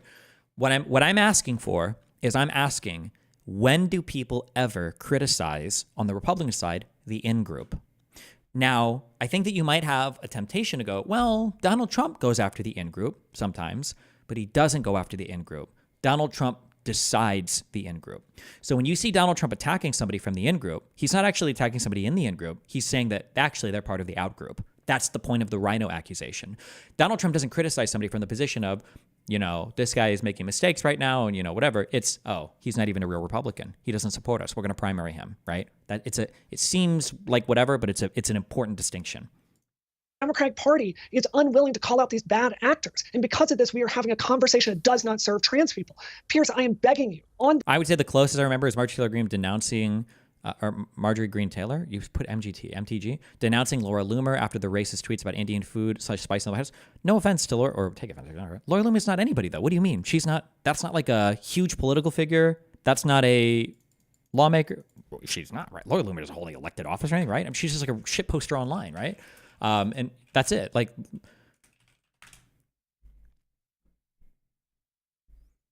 the show. Stop inviting these stupidest leftists on to make the argument for trans civil rights. Let some people actually understand this stuff. And Dave is laughing because you understand integration as a gay man. You know exactly what I'm talking about. You've done the same playbook your whole career. Isn't that what we should do for the people who are crazy on the left, though? Put them in the out group? I mean, not everybody. I think that's dishonest, but to some extent, yes. We shouldn't be, again, but this goes back to my big media criticism. We shouldn't be saying that, like, oh yeah, like all of us on the left are on the same team. Us and Jimmy Dore and Crystal Ball and, the far left, Sun Piker, all these people, like, we're all on the same team. We're not on the same team. And people need to stop pretending. That way we don't have to, yeah. Well, this works. This is first how off, you I'm got only married. gay. I'm only gay starting at 10 p.m. What time is it? We'll have to check on that. But actually, you're completely right, Brianna. You're completely right. What's happening with the left is that these saviors, these progressive warriors that you see in these boxes here, think that they know more about these people than they know about themselves. Ridiculous. And by the way, this has nothing to do with a well-funded evil money machine that the Republicans were doing. There's something called boys and girls, and Ruben's they are the right guy to different. talk about and that, most isn't he? most parents. Oh God, you're such a smug prick. Listen, most parents actually want to defend their daughters and like evil money machine. I can't even. I hate that I forgot about this, and I didn't even understand the comment Pacman made, but now I do remember the comment that Pacman made. I forgot that Dave Rubin had $4 million of Russian money funded into his shit to make 300 view videos for Tenet last year. And he's talking about Well, then they know about themselves. Ridiculous. And by the way, this has nothing to do with a well-funded evil money machine that the Republicans were doing. There's something called boys and girls. And they like you literally you were part of the well-funded evil money machine. You literally were. You literally, that is literally what you're describing. You're describing your own shit, your own media empire. Right guy to talk about that, isn't it? Most parents, oh God, you're such a smug prick. Listen, most parents. And look, not a shame. Not an ounce of shame, not an ounce of humility. This guy who took $4 or $5 million of Kremlin money for his media enterprise, right? This is the guy saying, like, don't you think you guys need to talk about trans issues less? It's like, are you, hello? Just to be clear, you're the guy that took $4 or $5 million from Putin to do media last year, right? What percentage of your income was that? My guess is probably 60 to 80%. I bet it was the majority of his income last year. You're going to lecture us on actually want to defend their daughters and don't want them to have the crap kicked out of them by boys, and they don't want them to be playing boys in soccer or any of these other things. That is a defense of girls. If someone, as an adult, 18, 21, we can discuss the age, wants to dress how they want, have any surgeries, take whatever drugs, do whatever they want with their body, most people, even Republicans, don't object to that. And I have no problem referring to Brianna as she, because I can clearly sense she would treat me with respect and I'll treat her with respect. And it's a two-way street rather than pandering and bowing to a bunch of people that could not give a crap about anybody else. Yeah, and David, let me bring in David Patton again, because you were very quick when I asked how you felt about being so wrong about this, to accuse me of being misleading, disinformation, misconstruing a United Nations report. So because we're a very nimble team here, while you were talking, they just went and double-checked, because I was curious what you were talking about. And we found the United Nations report. And it's not a footnote, as you said, it's page 5 of the report. It says, and I quote, the United Nations says nearly 900 biological females have fallen short of the podium because they were beaten out by trans athletes. The findings were compiled by the UN's Rapporteur on Violence Against Women, entitled Violence Against Women and Girls in Sport. The report said more than 600 athletes didn't medal in more than 400 competitions in 29 different sports, totaling over 890 medals. The replacement of the female sports category with a mixed sex category as results, totaling over 890. What is this report? Hold on. Opportunity for fair and safe competition. I don't even remember what the claims made about this.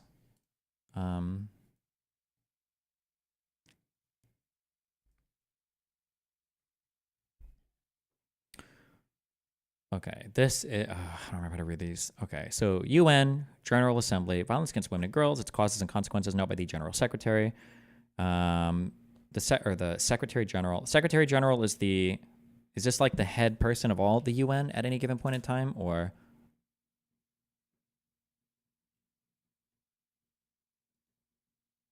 Is the Chief Administrative Officer of the UN and head of the United Nations Secretariat, one of the 6 principal organs of the, okay, yes, okay, yep.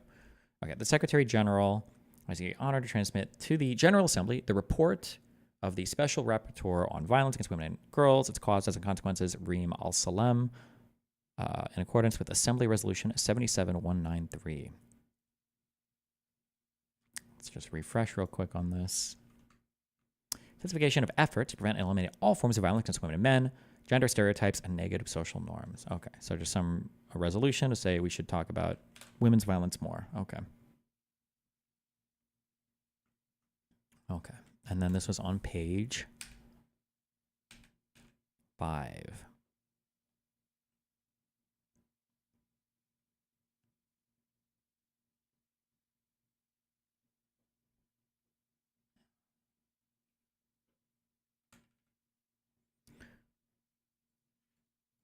He's reading Opportunity for Fair and Safe Competition. Okay.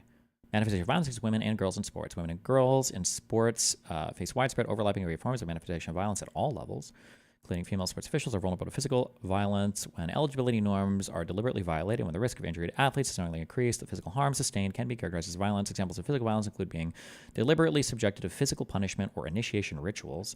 Corporal punishment in sport, for example, the practice known as taibatsu in Japan has led to lifelong injuries for children, including girls, or death. Jesus Christ.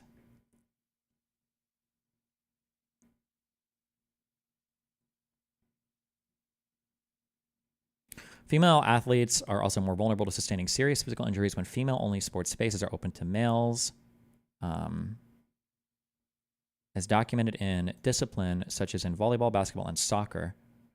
Does this mean like just men, or do they mean trans men? The source is 9. Aaron Steinberg, injured North Carolina volleyball player, urges transgender ban for female. Oh my God. I know this was the one thing that we read. Right? This is the story of that one girl. It's a New York Post story.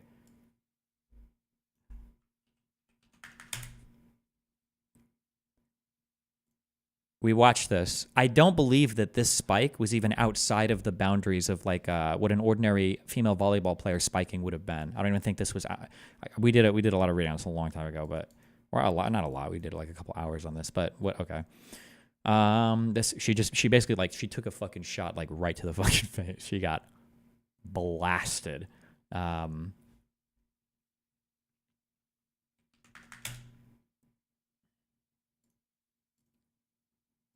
Let me see if I can find the video on this. Does it still play? And after this, she like immediately goes on her conservative media tour.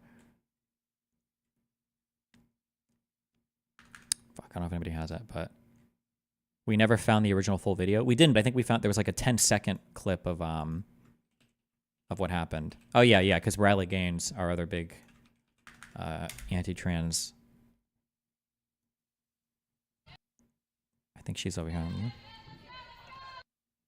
Oh no. Okay, yeah. This was the secret mail. That was the yeah. I think there are people that tried to like measure the speed of the spike and everything, and they were like, "This is within the norms for like what a biological female would spike a ball." But this girl took like a fucking massive hit right to the face, and it was like, "You're probably always gonna be." You're probably always going to be fucked with it. But I think she tried to claim afterwards that she had like serious injuries or brain injuries or something, but we could never like verify any of that. Wait, Destiny emailed you about this. She fucking lied. She played basketball after this. She said it was debilitating. It wasn't. She wasn't even permanently injured. Yeah, I don't think I ever saw good evidence of that. But also, I don't know. It's a smaller. I don't know. But yeah. Okay, so some women and girls have self-excluded from certain sports, believing those activities are not appropriate for them due to sex and gender stereotypes. Beliefs often reinforced by media. The self-inclusion tends to increase as they grow. Oh, wait. I'm sorry. We went too far down. Okay. As documented in disciplines such as in volleyball, basketball, and soccer. God, bro. Listen, even if our Supreme Court is bad sometimes, the sourcing in the UN is really bad. These underlying citations, if you read them on UN reports, it is really hit or miss. So it's funny to me. If I was a professor, you would get a flunky. This wouldn't count. Okay. So we have female, and I'm not even saying the argument is right or wrong. I'm just saying that like this citation is really bad. Female athletes are also more vulnerable to sustaining serious physical injuries when female-only sports spaces are opened to males. So first of all, this is a broad claim that I'm imagining your source here is going to be either some data, some study, some sample. It's going to be more than just one story. I don't believe that this statement can be supported with one story. Number one. Number two, as documented in disciplines such as volleyball. Now we have 10, a different source. This citation here to 10 right here, injured volleyball player speaks out after alleged transgender opponent spiked ball at her. This is the same story, isn't it? Like, look at the dates. The New York Post story was April 21st, 2023. This was April 20th, 2023. They're citing the exact same story, just from two different publications. What?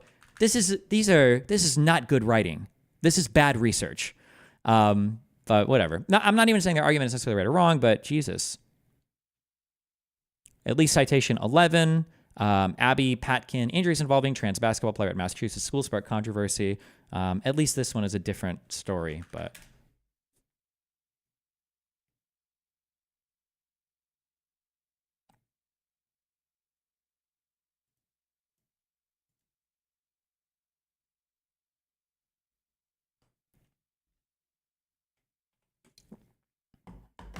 Coach saw 3 more girls go down in the first half. Jesus Christ, it's basketball. What are you guys doing to each other? Holy fuck.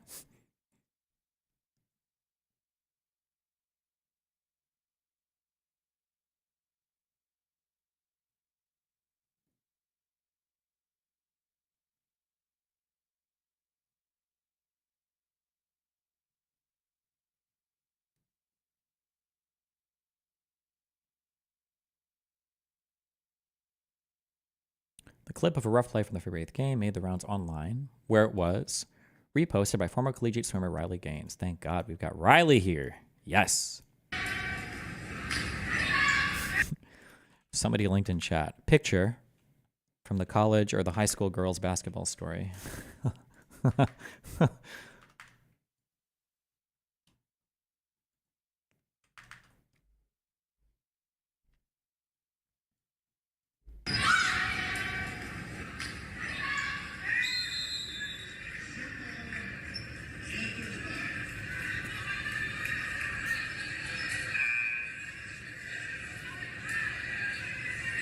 Is it wrong to cite the same article if it can verify 2 different claims?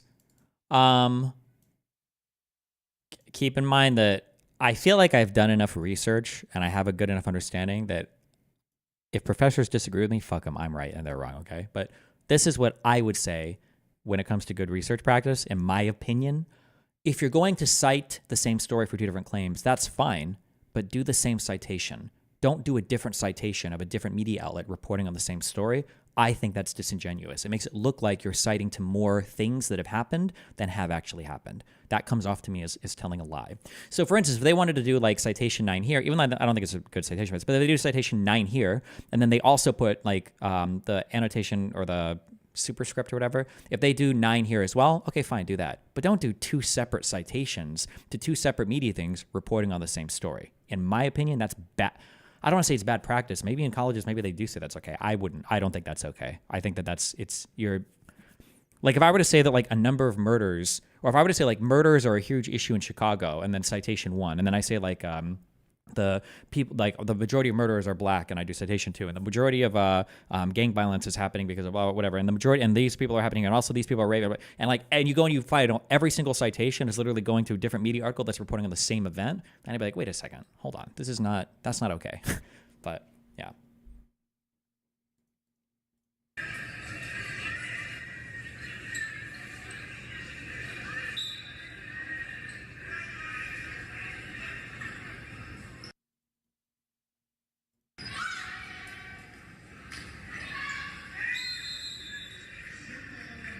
Okay, hold on. I don't know fuck all about basketball, to be fair, but did she even touch the other girl, or did the other girl just fall trying to get the rebound or whatever? Wait, what? What? I might be retarded. I don't know fuck all about basketball. I'm being honest, but hold on. So she's got the ball here. This girl, oh, no. Okay, so there's kind of like movement here. So she's trying to get the rebound here. She twists, and then she falls. Falls or was slammed to the ground, maybe, I guess?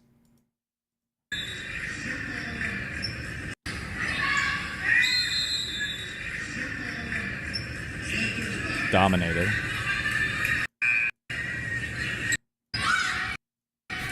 This girl, though, does seem very tall. But I don't know anything about, I don't know enough about Kim Academy. Is this collegiate charter school? So this is college as well, but...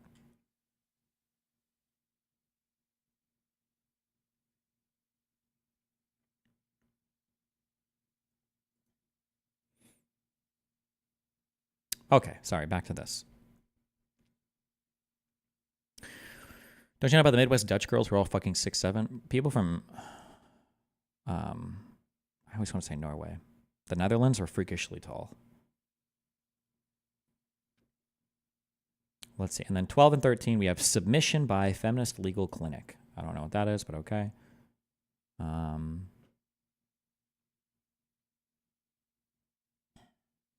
Instances have been reported where adult males have been included in teams of underage girls. I wonder if that means like you have like seniors in high school who are 18 and then there are seniors in high school who are 17. Is that what they're talking about there? Or injuries have been, because that's a citation that we can't follow, just a submission by International Consortium on Female Sports. How is that a trans issue? Well, my guess is that the author of this report, who I think is I want to say she's a Muslim. Don't we know who the author? Haven't we seen she write stuff on Israel Palestine? Or am I mixing her up with somebody else? Not that that necessarily plays into it. But see, look, conservatives, you have alliances with some people, right? My guess is she's not very pro-trans, so she has so she just calls them adult males. Every time she says like open to males or adult males, she's referring to like trans women there. She's calling them males basically, which maybe is the ordinary language for UN reports on this. I don't know. I would be surprised if that was the case, but it's possible. According to one scientific study, males have certain performance advantage in sports. One study asserts that even in non-elite sports, the least powerful man produced more power than the most powerful woman. It states that where men and women have roughly the same levels of fitness, males' average punching power has been measured as 162% greater than females. Same levels of fitness. Okay. Probably true for yeah, that wouldn't surprise me. Low-key, this author fails the October 7th check. Yes, if this is who I'm thinking of, this lady is fucking crazy. Reem Al-Salem. We've read stuff I think from her on the on a lot of Israel Palestine stuff. I believe if she's the same one I'm thinking of, yeah.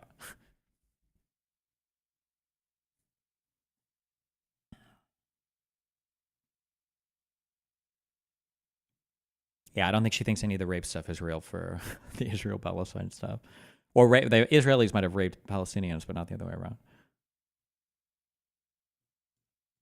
Okay. So this UN report is probably going to show exactly what Piers wants it to show. The funny thing is if you were to actually, because now in just reading this, and I'm not trying to say that, I'm not even in favor of trans women being in cis women's sports. I don't even think that's good. But the author of this clearly hates trans people. So I feel like you could literally just read, you could probably have so much more from this report that would fucking obliterate any left-leaning person that was trying to defend this or say that the report didn't say this. But since nobody actually reads any of these fucking UN reports, conservatives included, they're not even going to be able to cite anything else from this. But this is why I say be very, very, very careful with UN shit. You need to read the underlying material because, yeah, some of the UN stuff is crazy.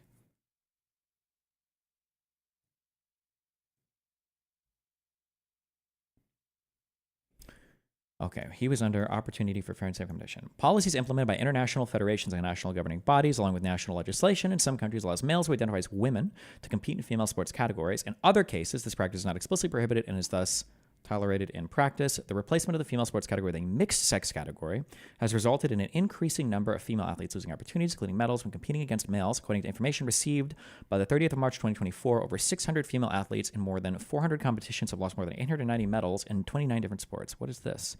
Submission from Women's Liberation Front, International Consortium on Female Sport, and also, why is this an acceptable citation? Is it listed at the bottom somewhere? All the submissions from them?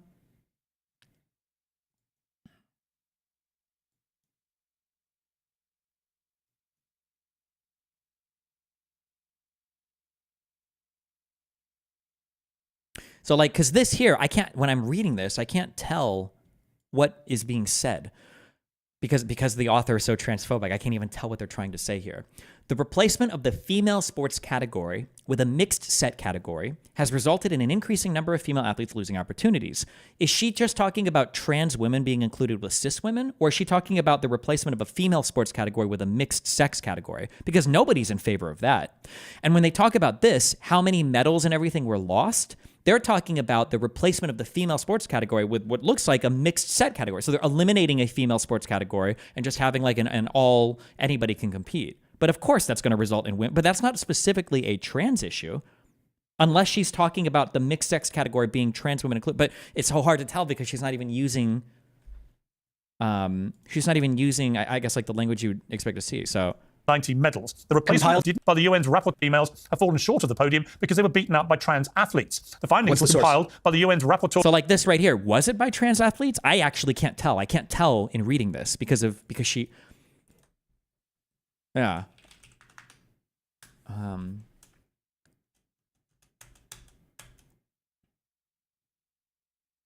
Oh my God. Oh, she doesn't even use the word trans in that entire category. So I actually have absolutely no idea what the fuck she's talking about. Well, maybe she says identified as. Okay, we get rights of transgender persons down here, but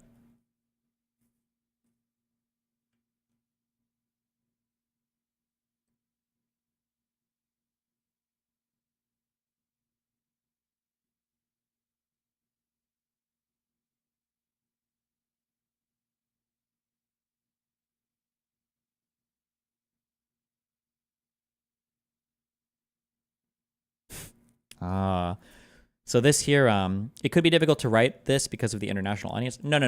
The author of this has a very clear disposition. She might be like a British feminist or whatever, one of these people, like a Radfem or whatever.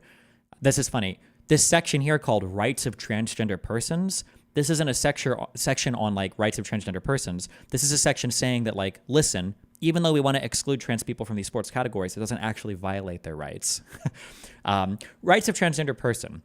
So like 85, according to international human rights law, differential treatment on prohibited grounds may not be discriminatory if it's based on reasonable and objective criteria, it pursues a legitimate aim, its effects are appropriate and proportional to the legitimate aim pursued, and it is the least intrusive option to achieve the intended result.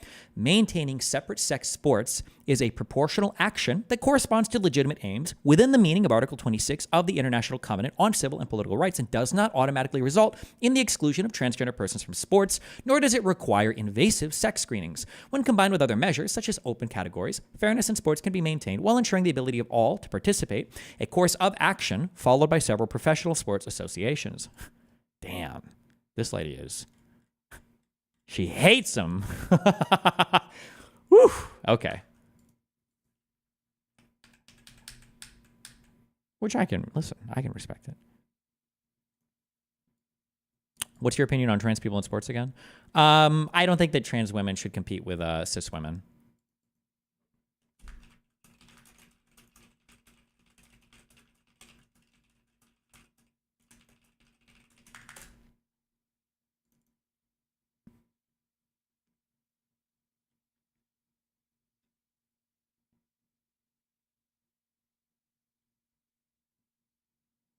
Okay. Are you Christian? No? Christian Zionists love being unhinged anti-Semites. I can't even tell what's happening right now. Anti-Semitic streamer Destiny tells an anti-Zionist Jewish man who lives in Brooklyn to go back to his home country, Israel. Destiny then admits the only reason he's a pro-Israel Zionist is because he really hates Arabs. Really? Right. Yes. Oh, don't start with that. I don't like that. Anyway, but we don't have to talk about that crap. What do you say? First of all, what do you think Brooklyn is? I'm literally in the... Okay.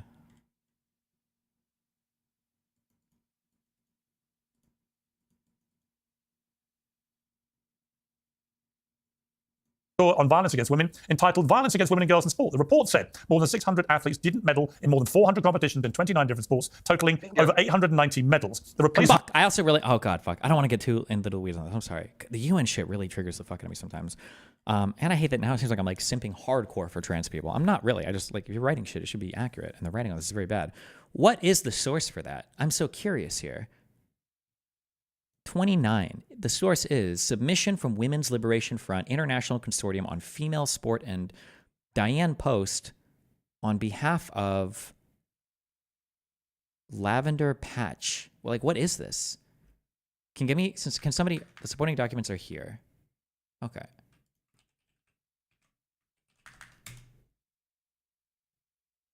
Call for input to the report of the special rapporteur. Okay.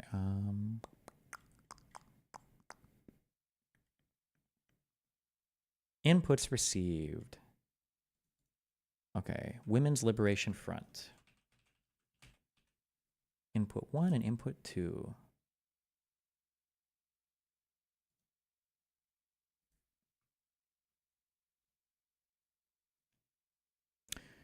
The Women Something Liberation Front focuses on the human rights of women and girls ignored by mainstream feminist organizations, including the right to sex. It's just an anti-trans organization. Everybody in this org is British also, guaranteed. I bet this is either going to be my greatest cinematic moment ever, or we're just going to wipe this from the VOD. Women's Liberation Front. I want to hear her speak. She's going to be British.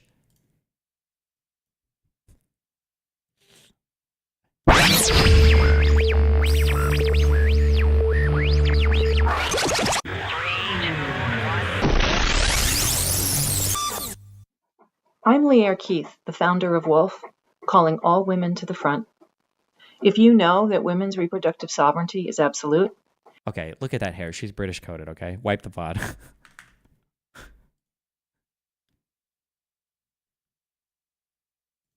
If you want to funny, come to Santa Fe, March 8th. Santa Fe? That's south of London, I think.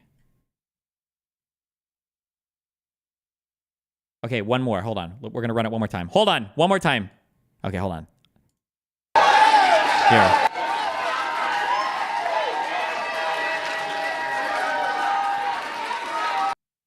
I think that's the same woman, right? Her?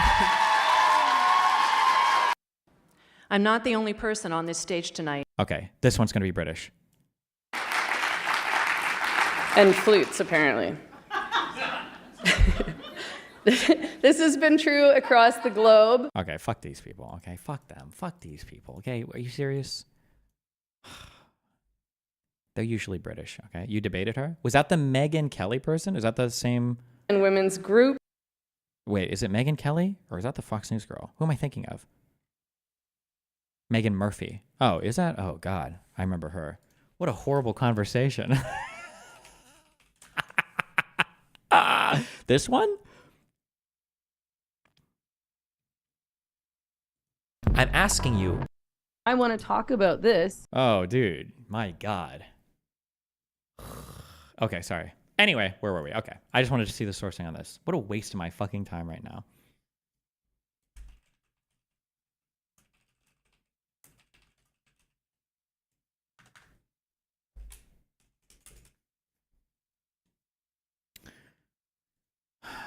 Okay, female athletes face all this bullshit. No one cares. Where were we at? Okay. 600 female athletes. Okay, 890 medals. That's what I want. Control F, 890. Okay, Control F, medals. Okay. Maybe it's in this one. Control F, 890. Okay, Control F, medals. Athletes. Hello? Wait.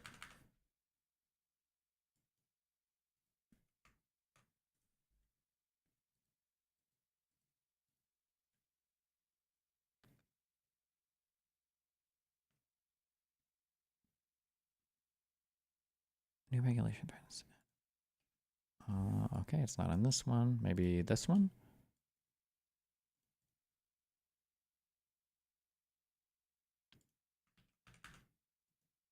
Oh, I responded to her on Twitter.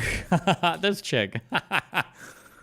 May I introduce you to a grown man who not only orders hot chocolate, but pays an Uber driver to deliver it to him at home. This lady. I got like a 20 or 30,000 tweet reply for this. I'll take it. Thank you, Megyn.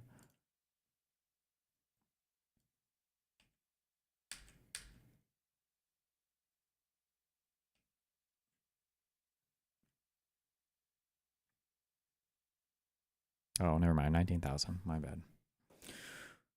Okay, wait. Where is this? Where does this come from? Source 29, submission from Women's Liberation Front, International post on behalf of Lavender Patch. Okay, what about this? Right. A new regulation threatens to end female-only sports. Wait, is this just the same thing twice?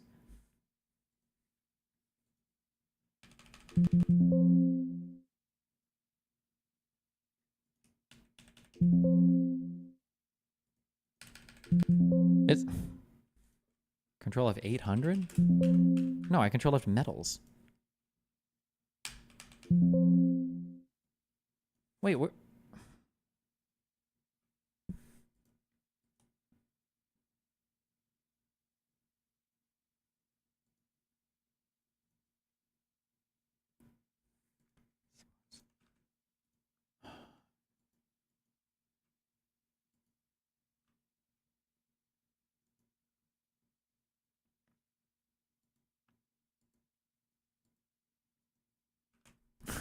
Wait, what is the source for this? Hold on.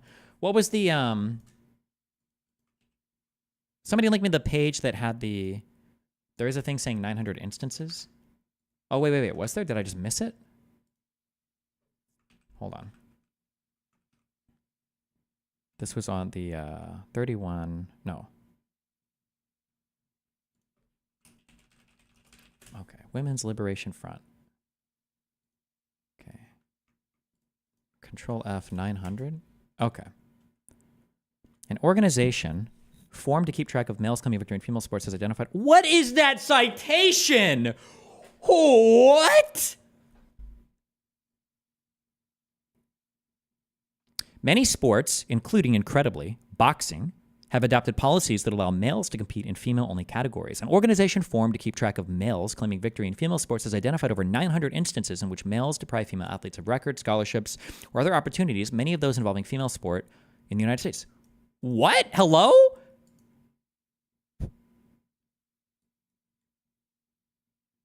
Well, okay. So that's it. So our sources, we made it the fuck up. Unless there's...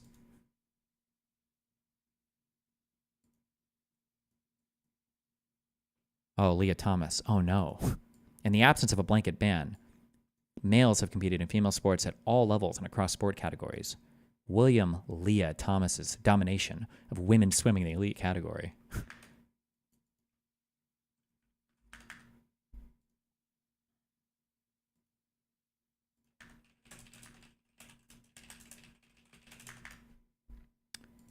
David is correct. The citation is down the bottom. The source is a right-wing think tank, Save Women Group. Wait, where?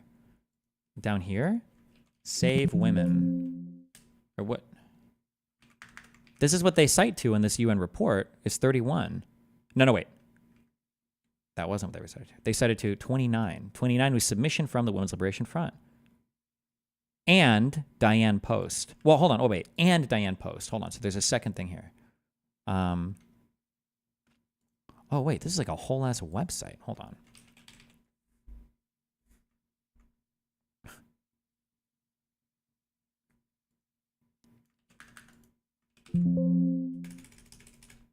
Okay, it's not. And the Lavender Patch? Oh, okay. Lavender Patch. Okay, we got another thing here. Okay.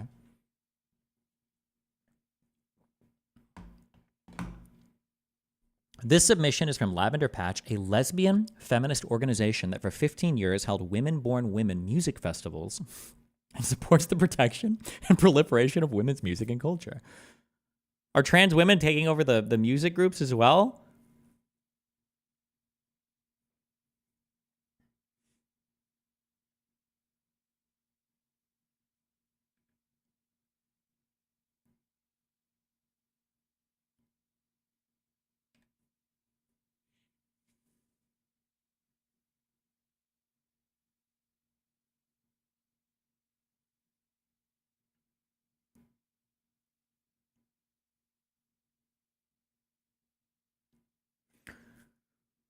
The testosterone threshold for males who want to compete as women is 10 nanomoles per liter, which is 5 times greater than the highest level of testosterone any woman produces without doping.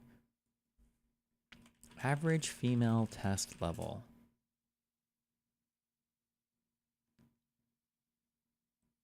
is 0.5 to 2.4 nanomoles per liter. Wait. Oh, fuck me. 10 nanomoles per liter is the okay. Is this I'm guessing this is your fuck, it's AI. Is this your reference range? So anything outside of this would be considered abnormal? Or is this just the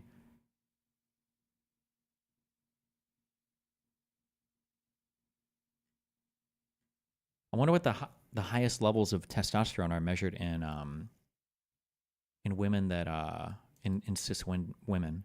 But I bet it's probably really hard to do highest levels of test in cis women, because then you would have to define cis women, which gets really weird. Because I think there are some conditions that make you produce more testosterone that people would say make you like intersex or intersex-ish.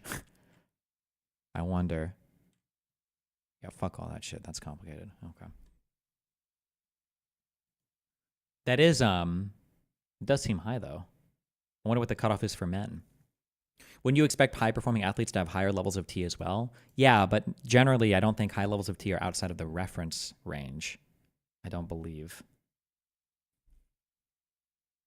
I could be wrong on that, though.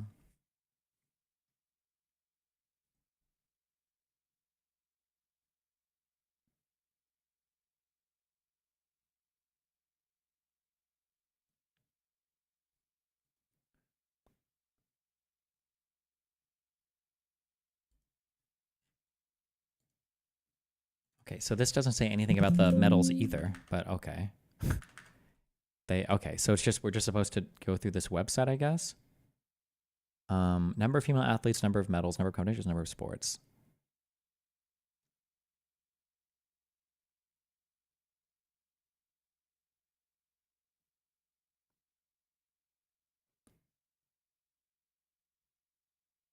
Okay. So these are the names of trans athletes that are winning sport events.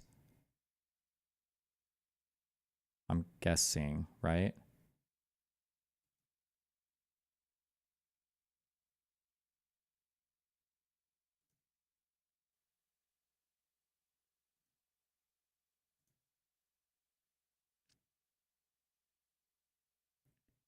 Anytime you're talking a state title, is that always going to be collegiate, like college level sports, or can that be high school level as well?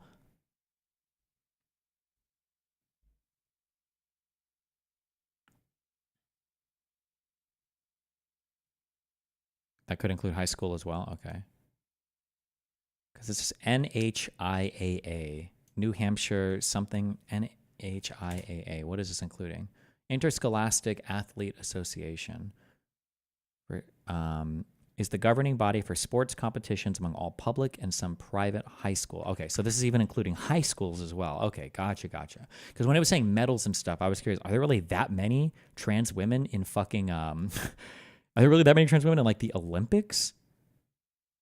But okay, so according to information received by the 30th of March 2024, over 600 female athletes in more than 400 competitions have lost more than 890 medals in 29 different sports. Okay, so this 890 medals in 400 competitions, this is including, this is including all of high school sports as well. Okay, which doesn't necessarily make it. Oh wait, hold on. Oh, and this is worldwide. Not just in the United States. I'm sorry, I just noticed that as well. Because this is like, so these are the USA, which I imagine would make up most of these.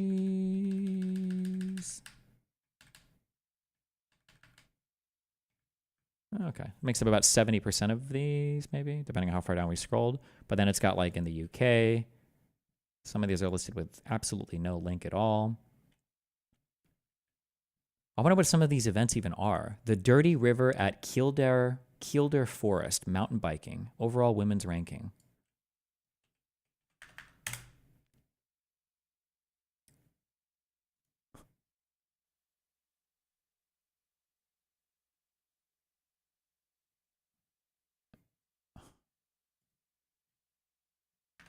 Is it right up? Okay. Okay. Interesting. Okay, so these are UK, Switzerland, Spain. Okay, Jesus Christ. All right. All right, my bad. Okay, that took way too long. Going back. Jesus. Okay, so that's what that citation is. And it's not a footnote, as you said. It's page 5 of the report. It says, and I quote, the United Nations says nearly 900 biological females have fallen short of the podium because they were beaten up by trans athletes. The findings were compiled by the UN's Rapporteur on Violence Against Women, entitled Violence Against Women and Girls in Sport. The report said more than 600 athletes didn't medal in more than 400 competitions in 29 different sports, totaling over 890 medals. The replacement of the female sports category with a mixed-sex category has resulted in an increasing number of female athletes losing opportunities, including medals, when competing against males. The report said. So, David, again, would you like to now apologise for being not only wrong about this being an election issue, but being wrong about your correction when I asked you if you were sorry for being wrong? Look at the underlying source, Piers. I have it printed out. It was a footnote. It wasn't a footnote. It's page 5. Source. It's page now, 5. I do want to say one thing about this. I wonder what was Pac-Man's original claim here? Oh, we're spending so much time on just one thing. Is there a transcript?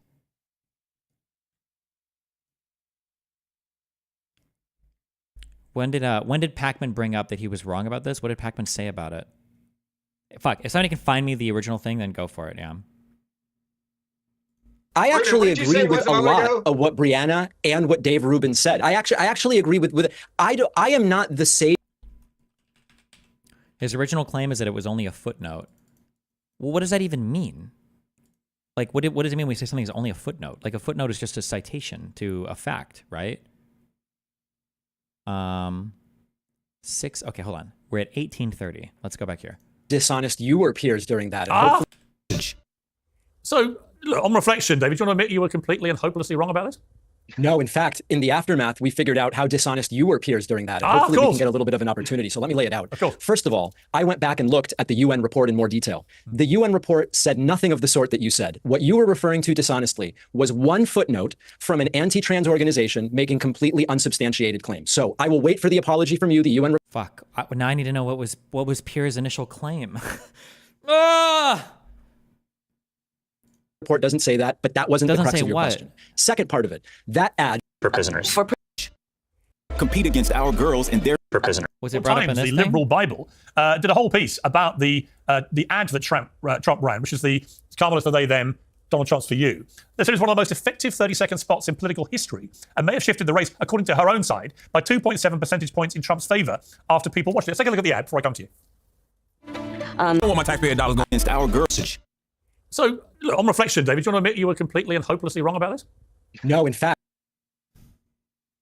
in the aftermath, we figured out how dishonest you were, Piers, during that. And hopefully we can get a little bit of an opportunity. So let me lay it out. First of all, I went back and looked at the UN report in more detail. The UN report said nothing of the sort that you said. What you were referring to dishonestly was one footnote from an anti-trans organization making completely unsubstantiated claims. So I will wait for the apology from you. The UN report doesn't say that, but that wasn't the crux of your question. Second part of it, that ad with Kamala, I would have loved Kamala to respond to it. So wrong about this report. And it's not a footnote, as you said, it's page 5 of the report. It says, and I quote, the United Nations says nearly 900 biological... Okay, Jesus, okay. Somebody should find me the original. I'm curious. They said, wait, the claim that David is talking about.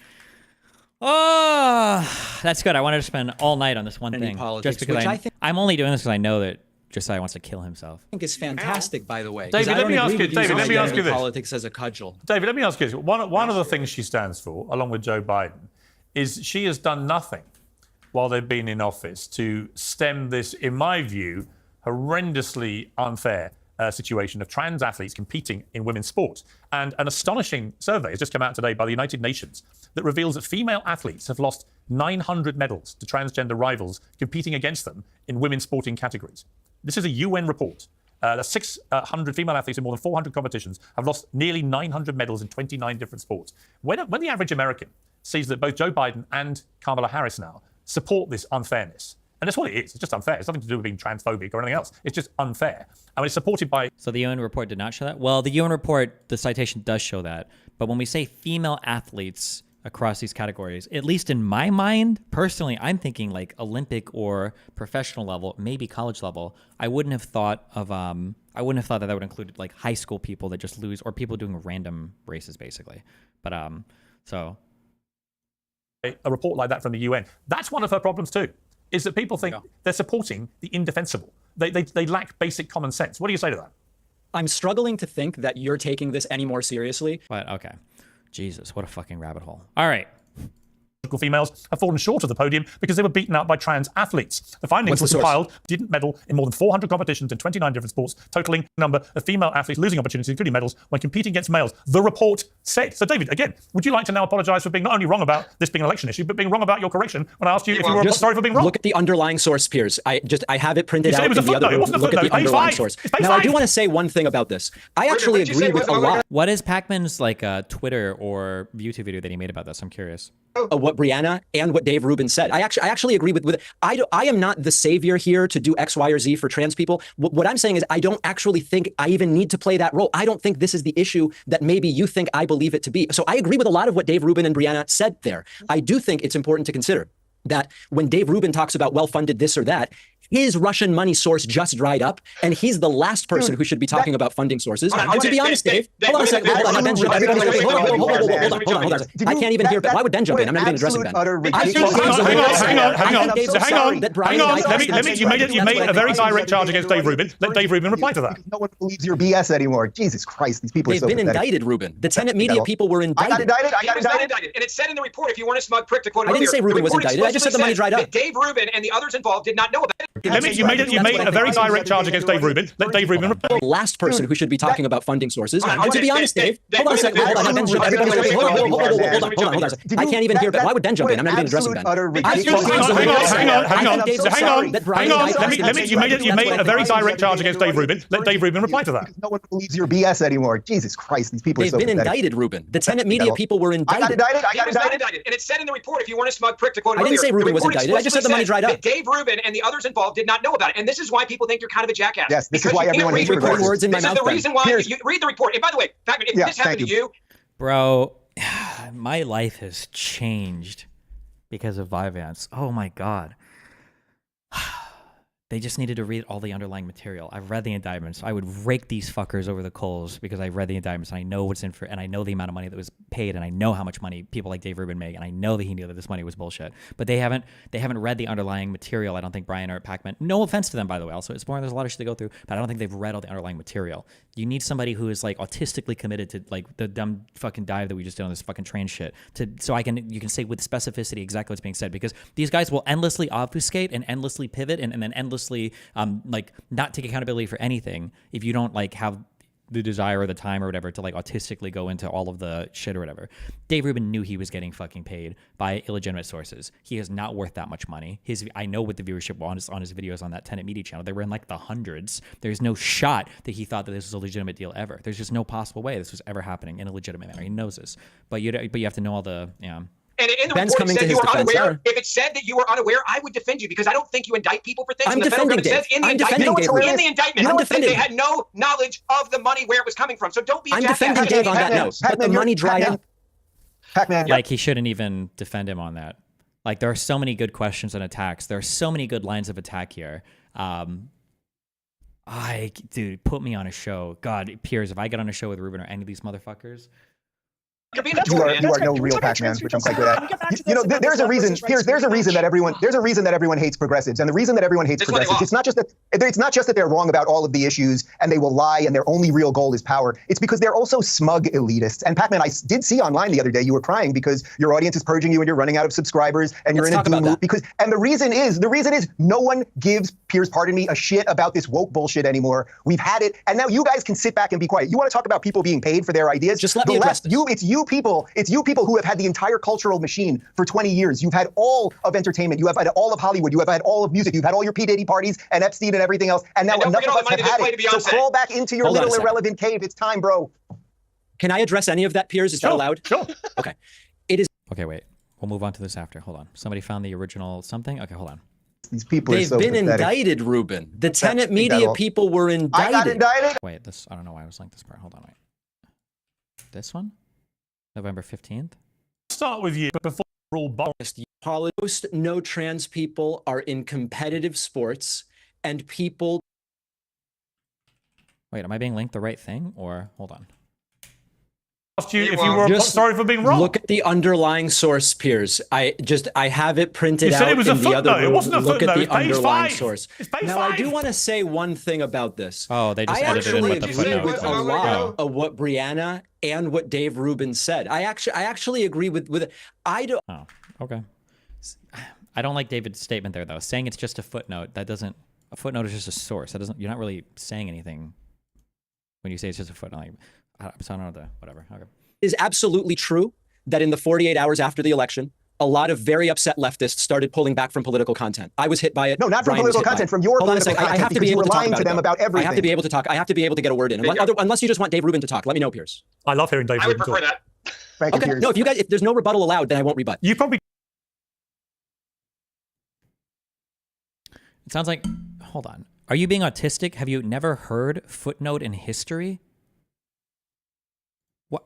Why would you use an expression when you're talking about a thing that has like an actual particular meaning in that context? Wait, what?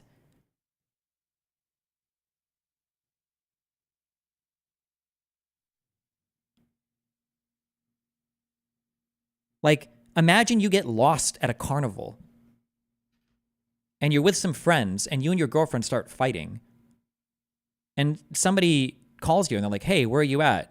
And you're like, I'm fighting with Jane at the moment. I'm on a fucking merry-go-round right now." And then they go to the merry-go-round to find you, and then they call you again, like, "Hey, where the fuck are you?" They're like, "Oh, we're at the entrance." You're like, "Wait, I thought you said you were on the merry-go-round." Like, "No, you dipshit. It's a common expression. I'm on a merry-go-round. We're going round and round. We're not like making any progress on this argument." Why would you use that expression right there? Like, tell me about this report on my tribe. Oh, that was just a footnote. Like, what do you mean? The footnote, like it was a good annotation or what? It's like, oh, no, like I meant like it was irrelevant. Why would you say footnote is irrelevant? No. So what I'm trying to say is you're retarded and fuck you. Shut the fuck up. We've done most of the talking so far, so why don't you do a bit more talking? I'll say this and then I'll be quiet the rest of the show. Because Brian hasn't said anything for ages. I want to bring him in. The theme, I want Brian to win. That completely reversed. I do think that it must be that Dave is upset that Brian and I have surpassed him in viewership and subscribers. Because if you just look at the numbers, it lasted 48 hours. They all came back. I don't even know who this other guy is. Well, look, if it's going to come to that, I'm the biggest rocket in the room, right? I mean, it's like as Trump said to Kim Jong-un, "You got your little..." Footnote sounds like insignificant detail in the context, and Pierce didn't think it's... Well, but yeah, it's not... But it's not like a foot... If you're trying to say... Hold on, I'm sorry. Hold on. Wait. I'm sorry. My bad. I'm understanding you better. But if I'm understanding you better, then that means I need to be... That means that Pacman's statement is very stupid. If you're saying that Pacman was saying, "Oh, it's just a footnote," as though it was insignificant, that's not true. This is not an insignificant statement, if true, and if it means what they want it to mean, that over 600 female athletes in more than 400 competitions have lost more than like 890 medals in 29 different sports. That doesn't feel like an insignificant or a footnote to me, especially in my mind. When I hear that, I think Olympic and college level stuff. I didn't know this includes fucking high school shit, right? So no, that would be even dumber if that's the case. But also, it could be that Pacman wasn't able to find the sources on this because I don't even know how they did this. Like, the sources are not here. You have to actually click this. It's an embedded link to this website I don't believe it's found in either of these two sources when you actually go to the website and look it up. You have to actually left click this to go to the site that's not listed here, which is really weird. But okay, sorry. Jesus, stop. Racket. I got my big racket. So let's not get into the size of each other's YouTube rocket. But that's the smug nonsense. Nobody cares about that. It's the facts. Let me bring in Brian. I know what your views are, but I couldn't care less. I know your ideas are terrible. Like, I don't care what your views are. Who cares? Let me bring in Brian. Brian, on a wider point about this whole issue of wokeism. You know, Elon Musk was big on this for the entire presidential campaign, saying that there's a woke mind virus and it's going to get rejected. It has inarguably been rejected. And I do think we have reached a tipping point now where people have just felt that the left has gone so far bonkers. Look at Bill Maher. Bill Maher's politically where I am, pretty much. And he shares my view completely. The liberals basically have gone nuts. They've taken these extreme positions on stuff that most Americans, and in fact, it's the same in the UK, but most Americans just feel no connection with whatsoever. As people like Axelrod, Joe Scarborough, Bill Clinton, others, as they all come forward and say this out loud, do you kind of agree with them? I mean, do you accept there's got to be a lot of... Destiny knows that he knows he's not worth X amount of money, so therefore he knew and is guilty. Isn't an actual argument, though. Not only is that an actual argument, you can convict people in court over stuff like that. Yes, you absolutely could. If I have a friend who comes up to me and he stuffs a whole bunch of drugs in my trunk and he doesn't tell me exactly, he just gives me like a suitcase and he puts it in the back and he says, "Hey, man, I'll give you $20 for gas. Can you like take this across town for me?" And you're like, "Yeah, sure, that's fine," or whatever. And you drive across town, whatever.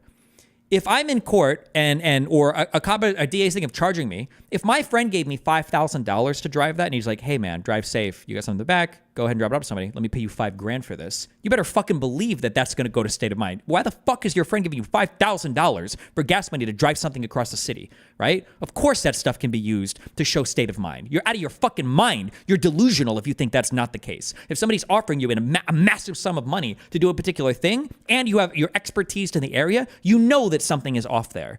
Of course it is. This little bullshit, fucking chat, dipshit, retarded bullshit that you would use on Twitter. Oh, how could they have fucking know, blah, blah, blah. That shit dies in court immediately. Nobody actually believes. You don't even believe the retarded fucking shit that you just said there. Oh, so just because somebody paid you 100x your market value, you're supposed to know that the source of the funds are illegitimate or something? No, fuck off, you fucking moron. Every single human being knows this intuitively. Jesus. Inward looking by the Democrats here to say, we've gone too far here. Here's why this is not going to go away. It's because it's not that Republicans are descending into some woke pit of the depths of hell. It is that everybody else will accept Republican framing on wokeism. And so, look, I think I'm a pretty good indicator of where the mainstream of the Democratic Party is. Do you know how many times I've spoken about trans issues on my shows because they were the #1 issue of the day? Literally never. Literally never. But if you watch Fox News, if you watch all of the ads that happen in this election cycle, you would think that it was all Democrats could think of from the second they woke up in the morning until the second they went to bed at night. It was, how can we get more people surgeries, gender reassignment surgeries? Let's get just trans, sports, like the whole thing. It is not what Democrats are talking about, but it's what Republicans exploit in terms of convincing I don't agree. Good job. Yes. Good job, Brian. That is true. Yes. Now you need to take it one step further and accuse peers of doing it. Hang on, don't all shout, please. Brian, hang on that one point. It is so difficult to finish Brian, on that one point, all I would say is this. Both Kamala Harris and Joe Biden have signed up to trans athletes being allowed to compete on women's sport. So it's not a right-wing propaganda campaign to try and tell people that's what's happening. It is official government policy. Did Kamala Harris say I don't know if there's like I hate that I'm explaining this because everybody knows this intuitively, okay? I hate that I'm explaining this because I wish there was a way to talk about magnitude like in a very snappy, quick sense, because people are very good at using magnitude to like pretend that a thing is more important than it is. I'm gonna do what I think in my mind, but be aware that I could be wrong on this, okay? I'm not a formal nutritionist or dietitian, right? But if I had to imagine, okay, if somebody asked me, what do you think contributes to like the overall health of a human being physically, okay? The overall health of a human being. I'm probably going to think of things like I might have I might say that like your genetics are going to probably play a decent-ish amount. I don't know. I'll put it right here, okay? I'm probably going to say things like your like the food that you eat, okay? I'll just have diet, like broadly speaking, I'll say like right here. Actually, I will make this bigger probably. I might say things like physical activity. You can call it working out, exercise, staying on your feet, whatever. I probably make this like fairly big right here. And then maybe I'll, what else? I should label these, right? I probably have getting enough sleep is a really big one, like right here. And then we can call this, I don't know, miscellaneous shit. I don't know. Maybe I would reapportion these a little bit. But the issue you have, this is a huge thing with RFK, okay, is people will correctly identify like a thing and say that it's a problem, but it's like a subset of a subset of a subset of a thing. So when you look at the overall health of Americans and some guy wants to talk to you about like red dye 27, like the food that you eat, especially like of all the foods that you eat, let's see how much we can trigger chat. Let's say that this, we're going to call green diet, okay? We're going to call green diet. Of what makes you healthy for the food that you eat, I'm going to like section off this much here, and I'm just going to call this like fucking, like this, like all of this, I would just call this macros, and I'll include calories and macros, right? Are you a fat fuck? Do you roughly get about as much protein, carbs, or fat as you need to survive, right? That's probably, honest to God, like 70% of your physical health that comes from your diet, okay? If you want, you can also get into things like toxins or micronutrients are important, especially if you have a deficit in something, right? But as long as you like this is probably like the majority of it, okay? But also, there are going to be things up here that also matter. Like there could be toxic additives to your food. Maybe you're eating too much fish. It has mercury or whatever. They do affect you, right? It's not good.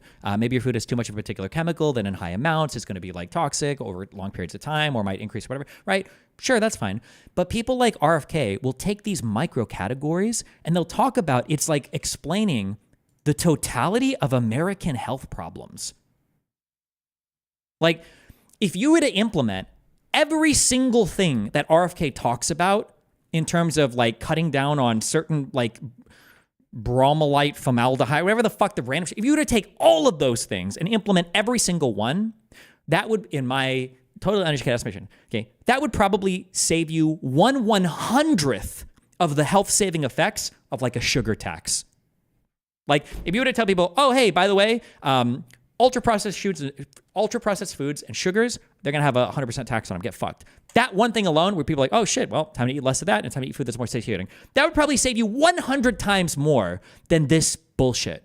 But then the issue is when you fight against these people, you'll go out and you'll fight against the people like the RFKs and they'll say, well, actually, this is a toxic thing. And then they'll like show you a I tried to look this up last night because I was talking to a friend about this last night.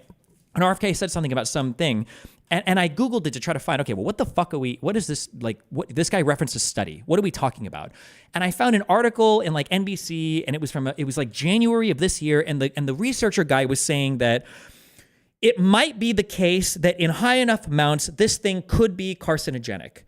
And it's like, if you want to reduce like chance of cancer, fucking eat less red meat, right? That's like a thing that I'm pretty sure has been extensively studied by this point. And people know, I think there's a very high like correlation between like, I think it's all-cause mortality and cancer rates for red meat. You don't even, and that's it. Like that's like, I think, I'm pretty sure for red meat. That's just like a thing that,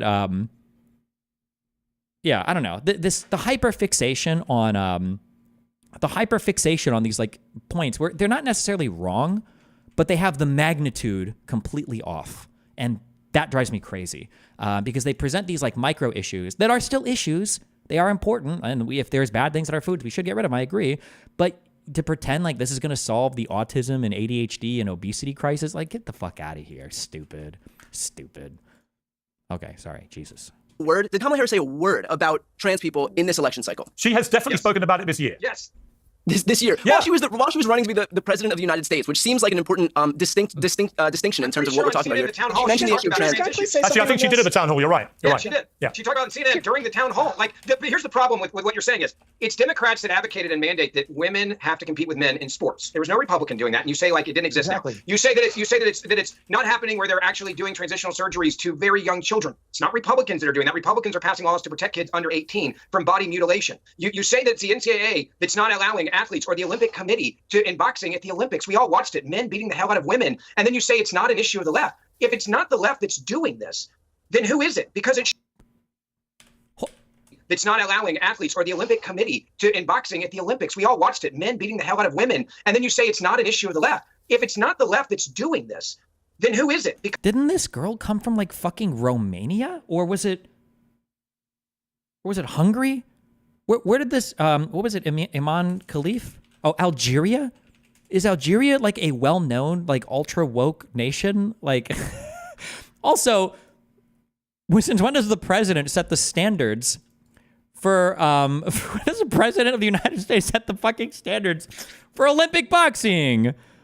Because it sure as hell isn't the right. Yeah. And this is why I go back to the point. Like, think about how crazy this is.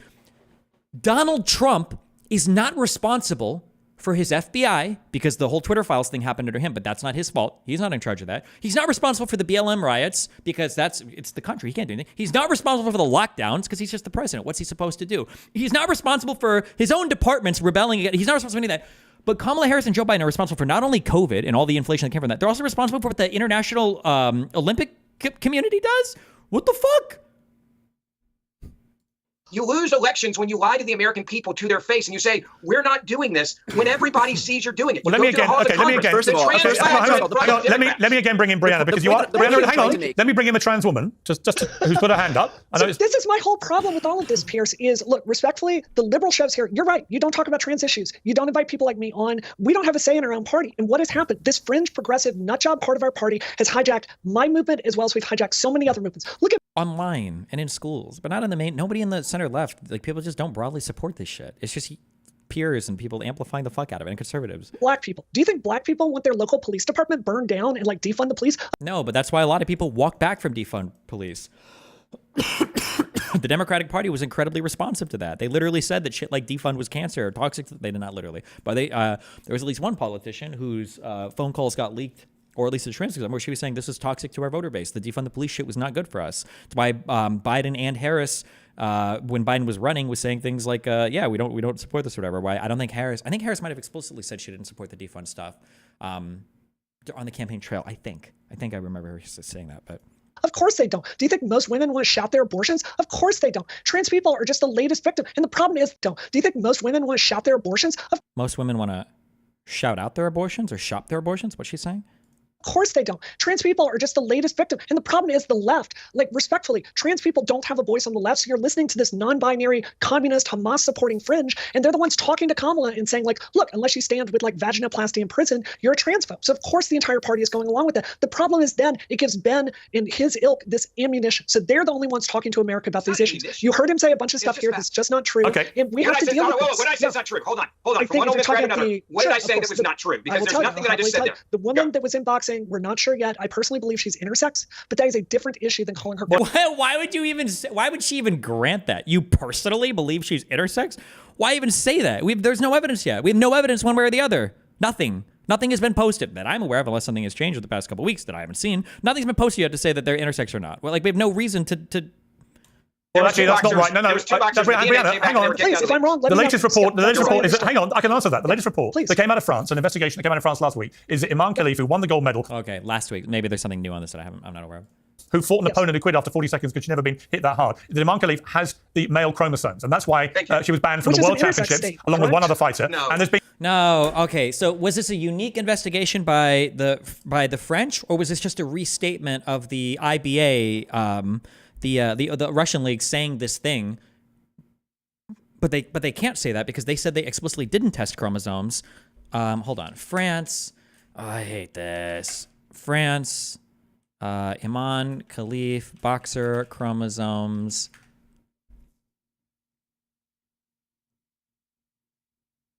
Okay, leaked medical report from 10 days ago. Algerian boxer Iman Khalif, who won gold in the women's 66 kg category at the Paris Olympic 2024, faces controversy after a leaked medical report confirms she is biologically male. The report cites internal testicles and XY chromosomes, hinting at 5-alpha reductase insufficiency. Khalif was previously banned by the International Boxing Association, and the issue has sparked debate on gender policies in sports. What is the leaked media report from? Or the leaked medical report from? Because if the thing is that when the IBA did their public statement, IBA public statement test chromosomes. Because when they released their statement, I think they this isn't the website. I'm trying to remember what the website was. They explicitly said that they didn't test for chromosomes. So was there a different test that somebody else did, or?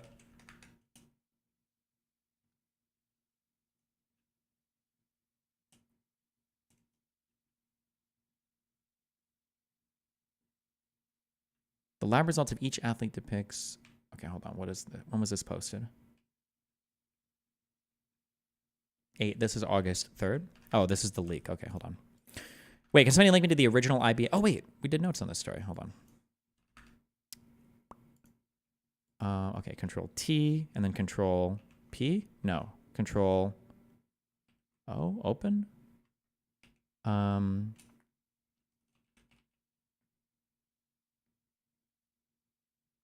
Wait, what am I thinking? IBA?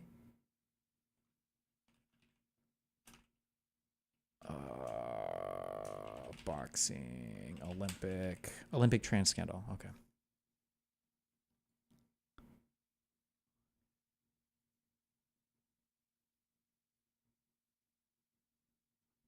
Okay.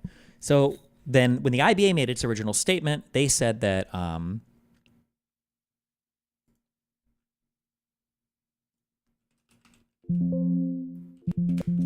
wait, oh my God, am I having a fucking hallucination here?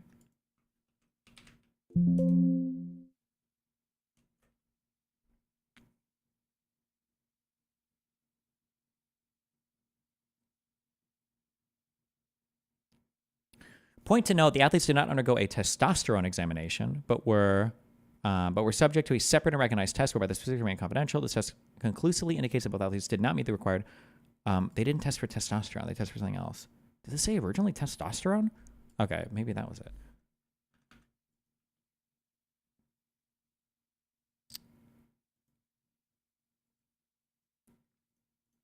What is the leaked document? Hold on. The specifics remain confidential. Yeah, but why? But why would you discuss the?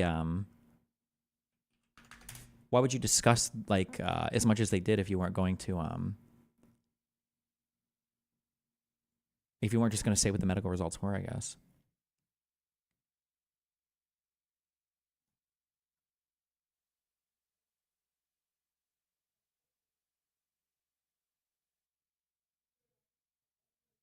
This report was drafted in June of 2023 via collaboration between the Kremlin, Bixidi or whatever hospital in Paris, France, and the Mohamed Lamine Debagliouf Hospital in Algiers, Algeria. Drafted by expert endocrinologist Sumoya Fedala and Jax Young, the report reveals that Khalif is impacted by 5-alpha reductase deficiency, a disorder of sexual development that is only found in biological males. The genetic abnormality influences the normal development of a child's sexual organs at birth. Male babies impacted by 5-alpha are often incorrectly assigned female due to the presence of deformed genitalia, sometimes take on the appearance of a blind vaginal pouch. Sort of development typically becomes apparent by puberty when 5-alpha neurons begin to show signs of masculinity. Okay.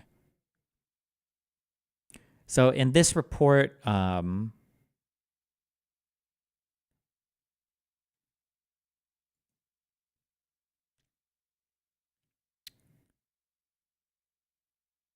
okay, in an August statement, everyone said that he had personally viewed the results of the hotly contested chromosomal tests ordered by the IBA. Okay, so they ordered chromosomal tests in 2022 and 2023. Okay. It was a specialist Olympics. Okay, which concluded the boxer's DNA was that of a male consisting of XY chromosomes. Okay, so then they didn't test the chromosomes, but they tested for a condition which should theoretically only show up in Bam and these are original report publication.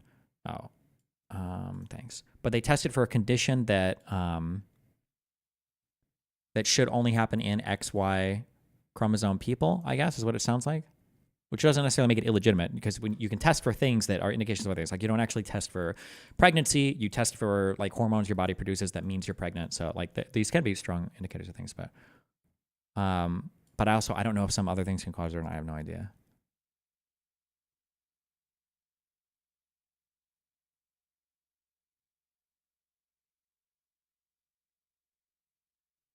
Dr. Young has said that it's bullshit. I don't know who Dr. Young is. Why do they take so long to release this if this is the case? Also, I mean, there could be reasons why, though. I'm just curious why.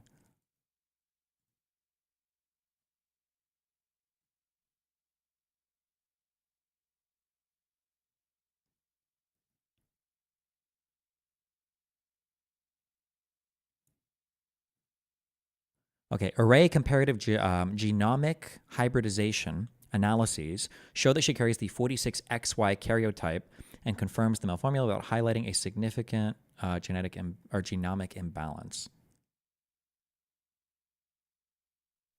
The hormonal exploration reveals a male type testosterone level of 14.7, while the female gender does not exceed the maximum level of 3. Okay, wait, so that is a testosterone test. So then that does contradict what the IBA said, who said they didn't test for testosterone. But this could have been a separate test, genomic, sorry. This could have been a separate test that they ordered.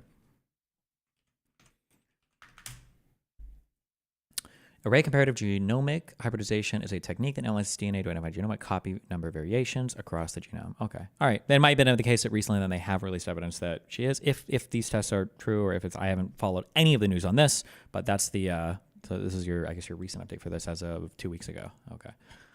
So it is possible that we finally have evidence now that she is trans. Possibly. Okay. Back to our, we've done 30 minutes of trans stuff based. has the male chromosomes, and that's why she was banned from Which the is World an intersex Championships state, along with one correct? other fighter. No. And there's been no actual proof that she doesn't have male chromosomes. So for all intents and purposes, I'm afraid it looks like she is a biological male, Which means albeit it's a lie. albeit not a full biological male. In other words, my understanding from that investigation is that she has male sexual reproductive organs, but not completely. It's a dude. But what it That's does, exactly but what it what does I do, said. it gives her the advantage It's of a male dude. biology, Ventura. which means that she won the gold medal. But I want to segue out of this. I Brianna, don't support trans women in women's sports, just to be clear. We didn't transition. Can I try something real? Most of us are under socialized computer. You know what? Here's the thing. Here's the thing. If If I'm a liberal, Brianna, and I've spent the last 4 years trying to tell my liberal mates, get off this bullshit about trans athletes destroying women's sport, it may be this election. Yeah, but this also doesn't even have anything to. Yeah, fuck. That's true. Actually, I shouldn't have. I shouldn't even buy into this mode of argumentation, because the claim is that, well, the hard claim is that men identify as women so they can win in sports. The softer claim is trans people are showing up, and then they have unfair advantages, which should be recognized. There's a soft claim, but this wouldn't even really qualify as that, right? What it would be is a person potentially was born intersex, it was unaware of it because whatever fucking this bullshit is, aren't 5 alpha reductase deficiency people might be born and even identified as female. Phenotypically, they present as female, and they just didn't know until either in puberty or later, is possibly, but I don't know, we need more information. But so even if everything asserted so far is true, this doesn't even necessarily have to do with trans people or anything with trans people. Like it doesn't necessarily even implicate or incorporate any of those arguments. If you want to know about the 5 alkylase reduction deficiency, fuck that, bro. I'm not here after a fucking medical degree. This activity reviews 5-alpha reductase deficiency, an important case or cause of ambiguous genitalia in children. Initially, the phenotype of children with 5-alpha vary from underdeveloped male genitalia to fully developed female genitalia. This phenotype may change during puberty, at which point male secondary sex characteristics may develop. This activity will assist practice. My guess is probably pretty rare as well. You might guess. Ambiguous genitalia is a very rare problem encountered in newborns, the prevalence of 1 in 4,500 live births.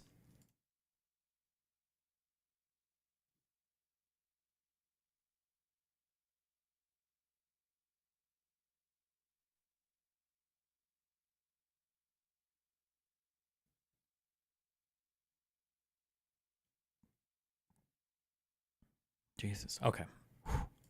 Results should serve as a reminder to people, get off Yes, this thing, exactly. because It's people the don't best want to thing hear you it. guys- The trans people, the only please, time that I'm I've heard begging this for issue. that. Let me give Brian the final word on this. Brian? Yes. We're The gonna only change time that I have heard or debated this issue is literally with you and other people who accept right-wing framing on this issue. So the only people who are It's not continuing to right-wing perpetuate framing. this as an issue, it is right-wing framing. Because I'm not right-wing, so how can it be right-wing We're not framing? talking about it. Hey, Again, the only time I I hear got about one. it, you can watch MSNBC, you can watch communist, Marxist MSNBC all day long. You will not hear this issue. The only reason that it's put into the zeitgeist It's on a completely daily not basis true. is I Let me bring in cover Dave that Rubin. stuff Dave Rubin. every day on my show. They Dave talk Rubin. about this stuff. Not listen. You just proved his point, you fucking retard. Oh my God. Of course, right-wingers Let's talk try it about this way this. with a That's the simple yes or point. no answer. Let's That try a is the simple whole yes or no point. question to Yeah. Pac-Man and the guy in the hoodie. Right there. Let's try it this way. Right there on my Would phone. you- MSNBC. There's LGBTQ in breaking news right now on MSNBC. Like, I love calling out the BS. It's right there.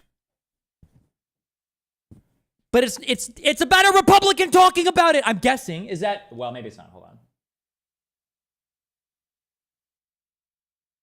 Is that Representative Mooten?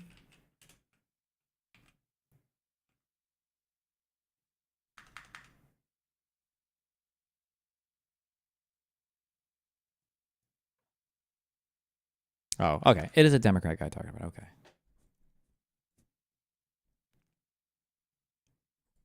There, MSNBC in breaking news right now on MSNBC. Like, I love calling out the BS. It's right.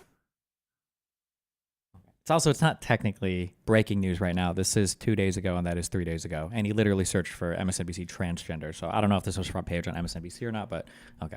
There, MSNBC on my phone. I don't know what that is. It must be for right-wing from Hang his on, phone. Dave Oh Rubin. my God. Dave Rubin. Yeah, here, I'll try this very simply for our progressive friends here, for Pac-Man and the hoodie guy. If you guys I don't know if you guys have kids, but if you have 14. I wonder what that article was even about. Representative, I want to say Mr. Mooten. It's not him. Hold on. Molten Trans News.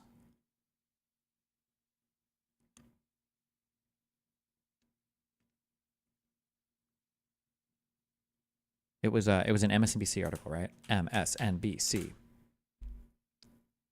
5 days ago was this.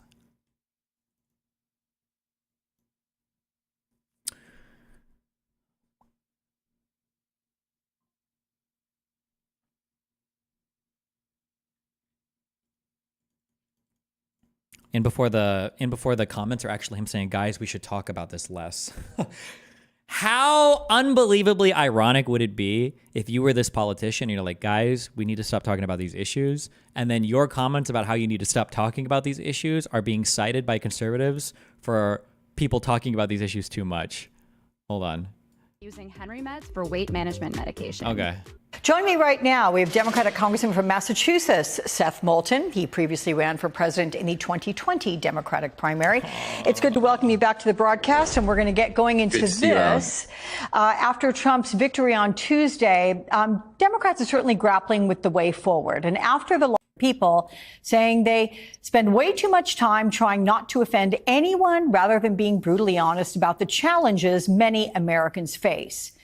Then as part of Mr. Moulton said, I have 2 little girls. I don't want them getting run over on a playing field by a male or formerly male athlete. that argument, you told the New York Times by a that.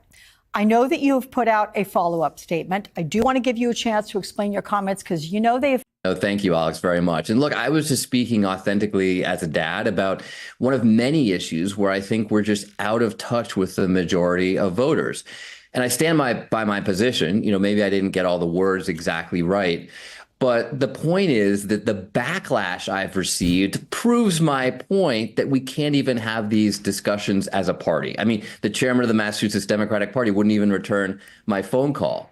And we've got to be able to have these debates. But instead, we have a wing of our party that shames us, that tries to cancel people who even... This is true. What he's talking about here is this is stupid. And bring up these difficult topics and frankly shames voters. This is the same group of people who told us to defund the police, who told us that there wasn't a problem at the southern border, who told us that inflation was transient, whatever that means, and who told us that Does he not know what that means? Biden was just fine. And they're out of touch with voters. If we just listen to voters on all of these issues, they were telling us the truth. So we've got to be willing to have these debates. I'm willing to have my mind changed. In fact, I've had some really good conversations in just the last few days with LGBTQ advocates and others, some of whom agree with me, others who don't, but are willing to engage in a thoughtful discussion rather than just trying to cancel one person or another. But we've got to have these debates. Okay, so it sounds like this would even be a conversation that probably every single person on this panel would agree with, but okay. 18-year-old girl and she was a wrestler, would you be okay? Yes or no? No other words. Yes or no? Would you be okay with her wrestling a 14-year-old boy? Well, it's interesting that you say that because I wrestled for a decade and men and women wrestle together. That's how it works. Is Brian in my chat right now? Is that true? I went to an all-boys school, so I can't speak on that. I don't remember our high school boys ever competing against any high school girls. Do they compete together, or in my school, yes? Okay, maybe in high school they do then. Okay, I wouldn't know because my high school was all boys. So please stop advocating this. It hurts me. It hurts. That's how it works. I wrestled for a decade. You're such a trans person. You have a progressive warrior fighting for you. I've actually got I have a better question. I have a better question. I have a better question, Brian. I have a better question. I have a better question. If Floyd Mayweather says, I'm now identifying as a woman and wants to fight against a female biological actual woman, Brian, would you be happy with that? No, of course not. So you agree? Yes, but we're having two different Piers, we're having two different conversations. I'm saying that the reason the vast majority of Americans think that this was the number one issue in this election cycle is because a well-funded right-wing media ecosystem continues to thrust it into the zeitgeist as if this is what Democrats care about. As if this is what Democrats. Bro, the liberals are getting fucking cut off so much. Holy shit, this is a shit show. Destiny, yes. I wrestled in high school over 10 years ago, and yes, they do mix at times, especially the girls that were really good. Okay. What you're talking about. Yeah. What a second Trump presidency would mean for trans people like me. Headline MSNBC as we speak. But MSNBC never talks about trans issues at all. Yeah, there it is. Let me go to Dave Rubin and change subject. Dave Rubin, I want to play you a clip. Hang on. Let's change subject. We've done the trans debate. Let's Hang on. I have a phone too, and it has MSNBC on it. Yes. Democrats would get nothing for throwing trans Americans under the bus. Where did we get this thing? This is incredible. You guys can think it's like some gotcha to that MS acknowledges. I'm changing the subject. That MS acknowledges the existence of trans people. I'm changing the subject. Again, that doesn't mean this election cycle. That this election cycle was some referendum on Brian, I'm changing the subject. We're running out of time. I want to discuss other things, all right? When you lost. I want to play a clip of Donald Trump at the White House today. He's just met Joe Biden, and this is what happened. Politics is tough, and it's in many cases not a very nice world, but it is a nice world today, and I appreciate very much a transition that's so smooth. It'll be as smooth as it can get, and I very much appreciate that, Joe. You're welcome. Now, Dave, I've got to say, kudos to Joe Biden for doing that.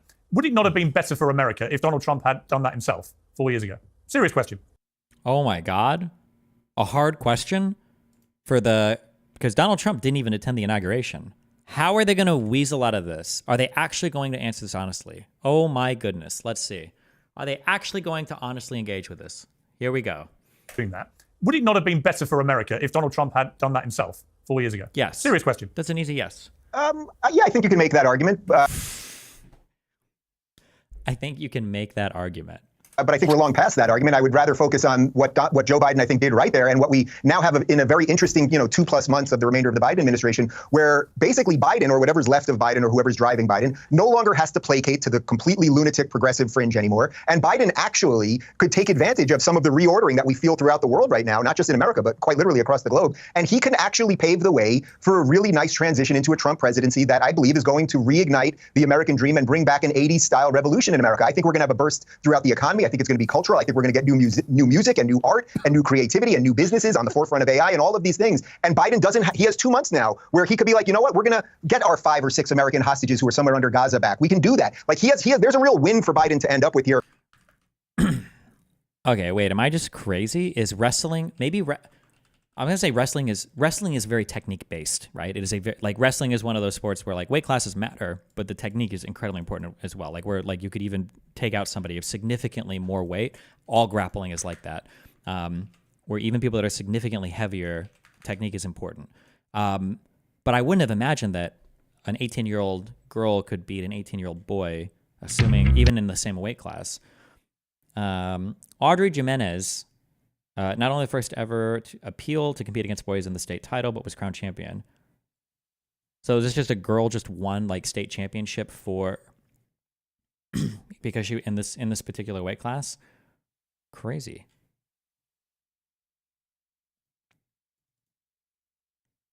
I wonder on that She Won website, I wonder how many of these were what the fuck was this? I wonder how many of these things are wrestling. It looked like that was a bicycle.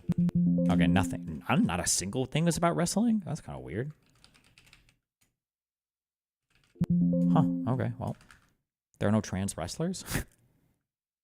Oh, search for anything. Non-athletic competitions. Jeopardy game show. Damn. Okay. How many dudes? Yeah, I wonder if it's just being in the super, super small weight class. I wonder if you have genetic or phenotypic abnormalities for the men that are wrestling at this weight class, maybe.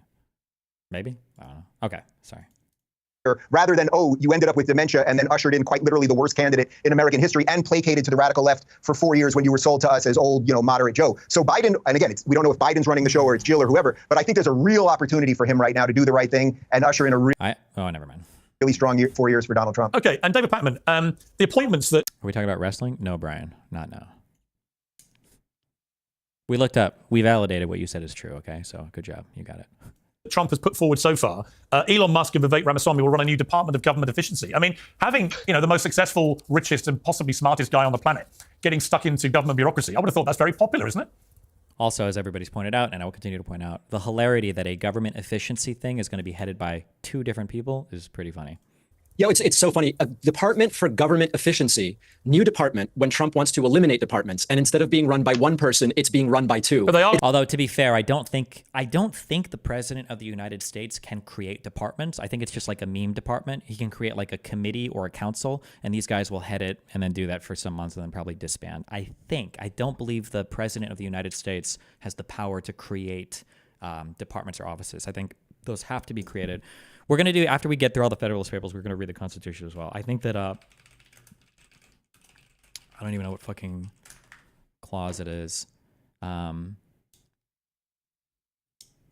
Article 2, Section 2, Clause 2. Creation of federal offices. Yeah, I think this is exclusively for Congress. Okay. Stop, not you. They are going to eliminate dozens of departments, though. So by the end of the process, he's going to get rid of 300 departments. They're going to get rid of a lot of departments, David Pacman. So I mean, that seems to me to be a good thing, doesn't it? Or do you think that they should be? Listen. In his first term, it was not exactly promises made, promises kept. I'm going to reserve judgment to see what happens. And the reason why, and Dave, honestly, I know we're not getting along here. I do like you. I wish we were still friends. I'd love to get our kids together to play soon. Dave Rubin making predictions is crazy because his predictions always go wrong. Red wave for Republicans in 2018 didn't happen. 30% black vote for Trump in 2020 didn't happen. Republicans get 54 Senate seats in 2022. I've got a list of 30 Rubin predictions. They're always wrong. So I'm going to wait and see. I'm going to see why you're looking for new friends, Pac-Man. I love how Rubin is able to just like sneak by every single thing, like with some snarky, stupid comment. Are you going to put all the Federalist Paper research into a YouTube video? No, it's literally just me reading them and explaining them. That's it. It's not. Why would there's no video to be made about that? Okay. No, I think Pierce can attest to this. Being in the business we're in, you're going to get election predictions wrong. I have no problem admitting that. I get election predictions wrong all the time. But when it comes to getting the ideas right, I think I've had a pretty damn good track record on that. And again, you're just illustrating why nobody likes progressives. Your smug, holier-than-thou attitude, it's just disgusting to most people. You think you're the savior for people that want nothing to do with you. And frankly, for all the David Pacman subscribers that want to watch a show that actually is informative and funny and interesting and, dare I say, irreverent, I would tune into the Rubin Report. Well, they're probably all watching on Texas at the moment. Let me bring in Brian. I mean, Brian, I thought it was very interesting, this meeting between Trump and Biden. They obviously can't stand each other. They've abused each other all year. But Biden did show him the respect of bringing him to the White House and shaking hands, and they talked about a smooth transition and stuff. I mean, that is good, isn't it? After the mayhem we saw 4 years ago. I mean, I like to see that. What I would hope is that Trump, in his inauguration speech, hits a much more unifying tone than he did in 2016. Right. I mean, I guess we're 8 years into new tone for Trump. It's never going to happen. He is not that person. Biden afforded him every ounce of respect that he couldn't be bothered to show, and that he couldn't be bothered to show Joe Biden or any Democrat over the last 4 years, while he lied about some big lie, and all these right-wing mouthpieces perpetuated this lie with zero evidence, and they all just claimed that because Donald Trump was too small to admit that he lost, they all claimed that there must be some fraud, which magically disappeared as soon as 2024 rolled around. Right, so there was mass cheating that the Democrats figured out how to do when they didn't control government. But then when Democrats do control government, we just forgot to cheat this time around? Yes. How were we able to cheat? Notice how it's like whenever there's a Republican president, the deep state is the strongest. Why do we even bother running for president when we can control the government when it's a Republican president? Because remember, when the Republicans are in control, the deep state censors Twitter. The deep state invents and creates Russiagate. The deep state saves Hillary Clinton. And then when a Democrat is in control, what is the deep state doing? Convictions for Hunter Biden, tossing all of the Donald Trump federal cases, literally saving every part of and then also remember the deep state did January 6th as well when Trump was in control. Why do we even control the presidency? If the deep state controls everything when there's a Republican in office, we should just let them win every time. What the fuck is the point? The fact is that there is no acknowledgement from the right that for the last 4 years, these... what was the great tweet that I read? Was this a Brian Tyler Cohen? I don't think so. This was a Josiah coded tweet. It was something like, don't worry about, or what was it? It was like the Matt Gaetz pick for Attorney General might seem scary, but there is a world where Donald Trump chooses literally the most favorable, most sycophantic ally to be Attorney General. But thankfully, he's not going to keep Merrick Garland in place. It was like some tweet like that. And I was like, got to cheat this time around. The fact is that there is no acknowledgement from the right that for the last 4 years, these Republican officials that are listening to Donald Trump, these Republican mouthpieces like the ones on this panel, all lied because it served their political interest. But now they won't acknowledge that he was lying once it doesn't serve their political interest. All right, Ben, you've got your hand up. Yeah, let's go back to the question you asked. Is it good for America to see these two men shaking hands and talking? Yes. True. Let's ignore everything they've just said and just have a little good circle jerk moment. Nice. I actually think it's probably because Joe Biden experienced what Donald Trump experienced for 4 years, and that was people coming after you, trying to undermine you, and having a coup on you. And when the Big Five of the Democratic Party excommunicated Joe Biden and said, we're going to force you out, I think he was probably the happiest man in America the night that Kamala Harris lost. I think Nick blocked you. Who? Oh, Nick Merckx? Oh, he did. Good. Fuck him. Fucking retard. Because it was revenge for them kicking him out. So I think there is a different Joe Biden sitting with a different Donald Trump. I think Donald Trump is different now than he was in 2016. There is a coup because Joe Biden experienced what Donald Trump experienced for 4 years, and that was people coming after you, trying to undermine you, and having a coup on you. And when the Big Five of the Democratic Party excommunicated Joe Biden and said, we're going to force you out, I think he was probably the happiest man in America the night that Kamala Harris lost, because it was revenge for them kicking him out. So I think there is a different Joe Biden sitting. Imagine how much this says like the lens through which you view politics. Like, try to imagine what's going on in Biden's head right now. If I were to imagine, Biden is probably really happy that one guy came out and shit on trans people. I bet he's ecstatic about that. It's like, do you really think he's thinking about that? That's your projection, right? Like, I bet Biden was so happy when Kamala lost because he's like, yeah, fuck you, piece of shit. I bet you got what. Like, you're talking about a guy that walked away from his incumbency, re-election, in order to like make room. Like, this guy is spiteful against his country. Like, they can't even imagine, because these people fucking hate the United States so much, right? They only care about the U.S. of T, the United States of Trump. It's the only thing they fucking care about, right? So yeah, like, they fuck the USA, fuck anything having to do with the health of the country. All about party allegiance, all about candidate allegiance. So what happened when Kamala lost? Biden was probably happy because he hates Kamala. He must. With a different Donald Trump. I think Donald Trump is different now than he was in 2016. And I think these two men have experienced how? In what way? Name one way. One way. How? This level of persecution against them. And there probably is genuinely more respect now for the two of them than there has ever been in the last 8 years. Hang on, Brian. I've literally never heard such lazy commentary in my entire life. Brian, Joe Biden was the happiest person in the world. Let me ask you a question. Excuse me. I run this panel at the moment. Ben, the question for you, because Yeah, sorry. Hold on. No liberals, okay? To be fair, the liberals are outnumbering, what is it, like 4-1 on this panel? Obviously, Pac-Man and Brian Tyler Cohen are far, far, far left extremists. You've got center left to far left Brianna Wu, and then you have Dave Rubin, remember, who says he's a liberal, center left, okay? So we have to make time for the conservatives to talk, okay? Because they are outnumbering the Republicans on the panel. I put this forward on X and got a lot of blowback from MAGA Republicans. But I said, you know, Trump really wanted to set a different tone for the second administration. What about pardoning Hunter Biden? Not because I think he's innocent of the crimes, but because it would go a long way, perhaps, to showing the left that Trump is a different person. It doesn't go a long way. What? God, it's such a fucking loser talking point. I think Josiah and Pisco might disagree with me. I think that Joe Biden should pardon Hunter Biden just so that Trump can't even say he tried to do it. Just fuck it. Just fuck it. If Trump is going to pardon people that are directly being indicted on crimes relating to him, like Stone and Bannon, fuck that shit. This is ridiculous. The fact that Republicans would see that and think, wow, what a gracious, amazing president, that he would pardon the children of his political adversaries. That he is prepared to forgive and move on. What do you think of that? I think it's a terrible idea. I think you have to be held accountable for your actions. And I think I can't say it. I'm on YouTube and I would get banned. I would get permanently banned and potentially indicted for the things that I wish I could say about this man right now. The abuse of power by Hunter Biden, by Joe Biden's brother, and by the Biden crime family, and the money they were receiving from Ukraine. The Biden crime family. The Biden crime family. This guy, who is this guy again? Is he a sitting politician? What is this guy's role again? From Russia and from China. Is Ted Cruz's sidekick on his podcast?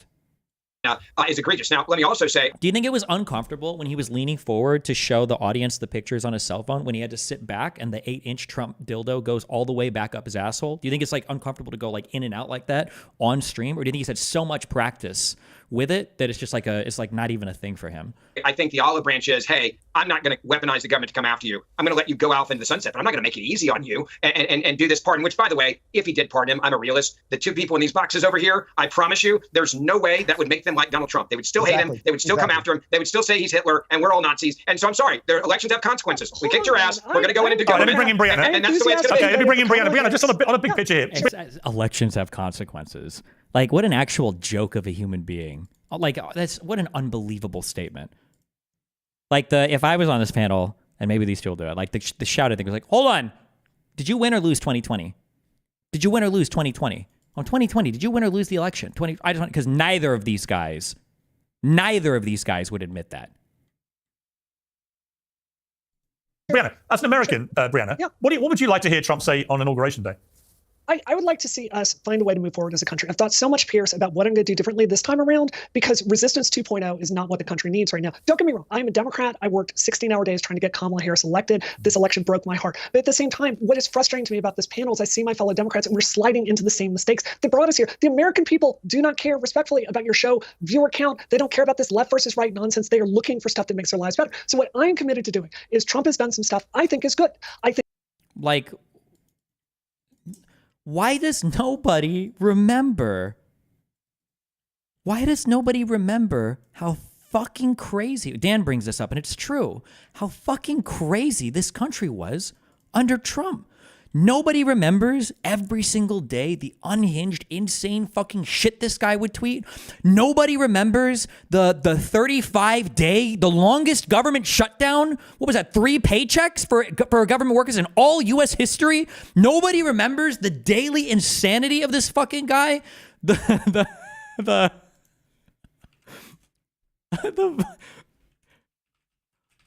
is just like it's a synopsis for the entire Trump. I hate my life. This isn't even a big deal, I know, but like, bro. I think he's taking a much harder stand on Israel. I like the people he's appointing to represent us. What did Trump is taking a harder stance on Israel? Like getting them harder? What do you mean? What? About this left versus right nonsense. They are looking for stuff that makes their lives better. So what I'm committed to doing is Trump has done some stuff I think is good. I think he's taking a much harder stand on Israel. I like the people. Or does she mean, no, I've seen her tweets. She means supporting Israel. She does mean like making them harder. Well, he's appointing to represent us and to bring our countries closer together after I think Biden and Kamala Harris have really spit in the Jewish community's face. And what I'm willing to do as an American, not as a Democrat. So how did they spit in the Jewish community's face? Biden and Harris did? He does stuff like that. I agree with. I will stand with him. And Ben, you're wrong. If Trump were to come forward tomorrow and say, for the good of the country, I am pardoning Hunter Biden because these charges are just out of proportion to the issue at hand, that would mean a lot to me. But what I need for y'all to do is to imagine how unbelievable it is. Where it's like Ford. I'm gonna pardon Nixon, the guy who was accused of. I don't even know. I need to look into the details of Watergate. What is he basically allowed the was it the FBI to break into the offices to get the tapes or whatever? I'm going to pardon that dude to heal the country and move forward. But Hunter Biden? You want to pardon a member of the Biden crime family? Are you serious? Was it not the FBI? Was it just was it party operatives? Do I have this on my list of things to read about? We should go through all of Watergate. I'll add it here. Give some of that goodwill back. We are not going to move forward as a country. If everyone on this panel cannot stop hating each other at some to let point. someone get away with abusing their power. That's not goodwill. Pick something else. When you abuse the power, you're giving. Give me who's podcast? Give me on this show. God, I would love to go on this show.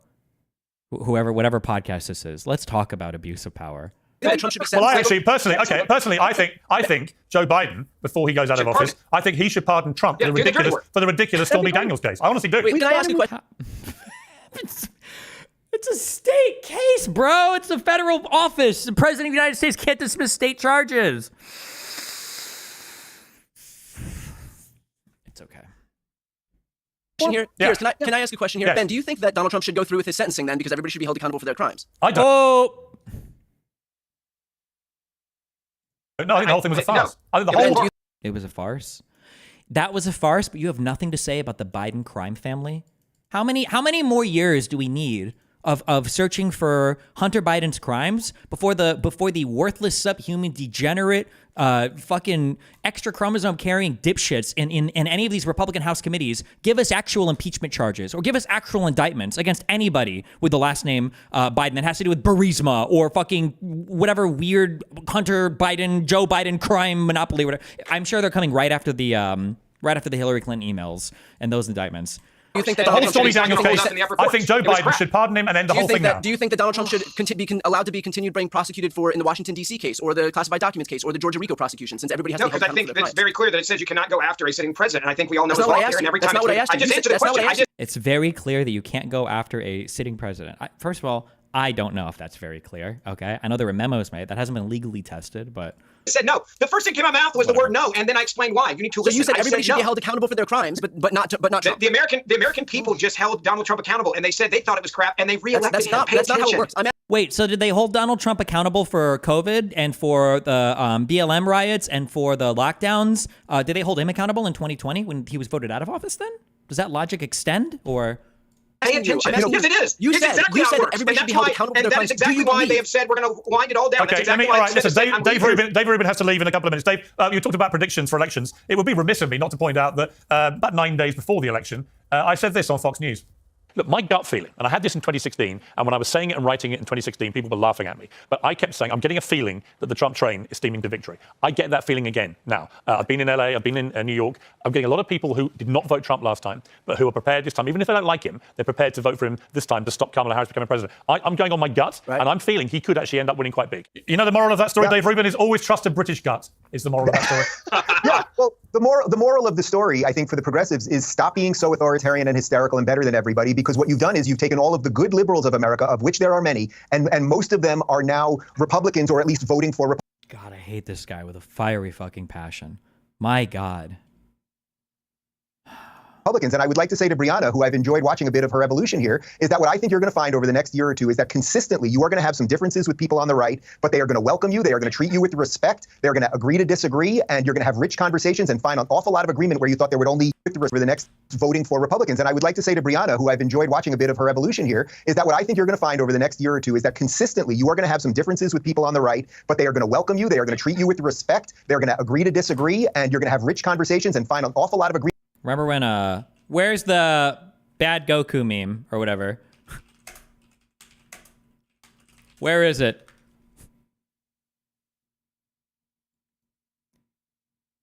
Fuck.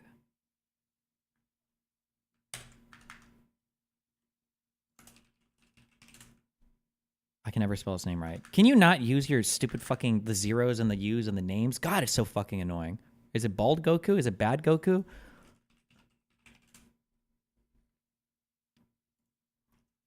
Elon got him?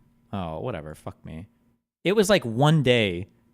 Less than one day. Dude, the replies in Rittenhouse's mentions when he said he was going to vote for not Trump, it was the most cultish shit in the fucking universe. It was some of the most cultish shit I've ever seen in my life. Like, yeah, there's room for disagreement. Yeah, as long as you are supporting Trump, you can say whatever the fuck you want. As long as you're on every single core point. Agreement where you thought there would only be scorched earth. And on the other side of it, you're going to find exactly what you have found over the course of this panel. And I think very quickly that will change your party affiliation. But maybe I'm wrong, because I do get some predictions wrong. We'll see. Well, thank you, Dave Rubin. Thank you. Sorry, who was that? Yeah, Brianna, last word to you. Last word to Brianna. I hear what you're saying, Dave, and respectfully, trans rights are under attack like I've never seen in my entire life. And I transitioned over 20 years ago. So I will not be moving to the other side like you, but I'm always open for conversation. We got trans rights by policies right down the middle, and it's what this fringe left has completely thrown us under the bus on. So yeah, and you know what, Brianna? I think it's such an important point.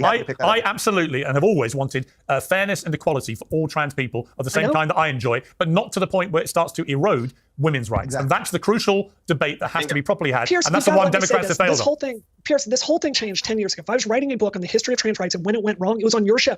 10 years ago, Janet Mock on CNN, you held an interview with her. We were not talking about trans stuff back then. Everyone in the community was thrilled about it. What did she do? She went on your program. She lectured you. She was beyond rude. She told you she was not interested in your opinion on anything. She just shut you down. It was this. Well, worse than that, she said that I was very respectful to her. I gave her the platform of CNN Primetime Worldwide. And then because I said that she was born a boy and then transitioned to be a trans woman, she said that was transphobic and tried to basically destroy me. And that right there was the start of this nonsense. Obviously, I wasn't being transphobic. Actually, I was being completely biologically, scientifically accurate. She was born a biological boy, and she transitioned and became a trans woman. And I have full respect for her for doing that. But don't then go after people who actually are allies. That's the irony. But Pierce, this is the problem. I'm saying this to you respectfully, but I've seen your evolution over the last 10 years, and I understand why you have less patience from my side than you did 10 years ago. I get it. I deal with these freaks every day.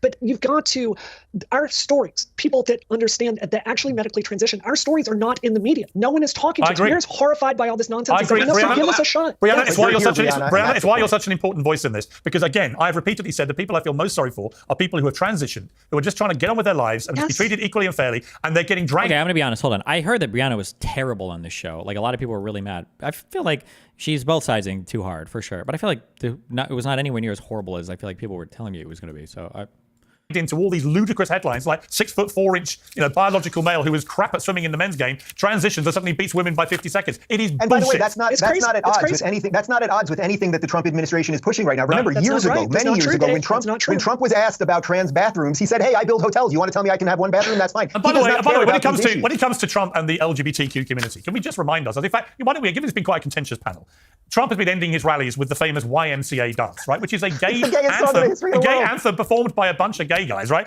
And is now taken fire and has now become a trend around the world. Why don't we all come together as one big cis LGBT, whatever you want to call it, community, and have a little dance? Here we go. Keep in mind that after the military already did evaluations on how to integrate trans people into the military, and they had that set up, and they were doing fine with it, Donald Trump literally came with an executive order and banned trans people from joining the military for no fucking reason, but okay.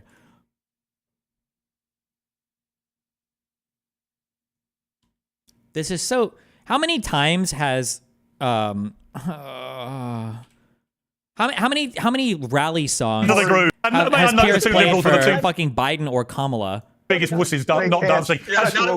The pandering here. Oh my God. I would be...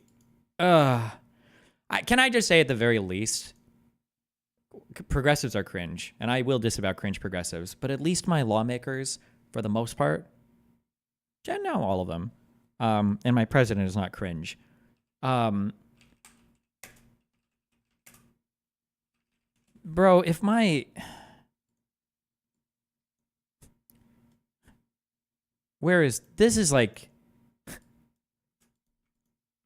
If Kamala or fucking Biden were taking pictures like this, like, kill me, bro. It's over, all right? Find me... Where's Jill Stein? Fuck it, dude. I'll go learn Russian. Start voting for her. Oh, my God. Kill me, bro. Most of us got fully into the groove. Anyway, young men and Brianna, lovely to have you all on the program. Thank you all very much indeed. Enjoyed the spirited debate. Long may it continue. Thank you. Thank you. Well, now the Democratic campaign has been labelled a one. Did Nancy pick his cringe? Oh, did Nancy do a cringe pick?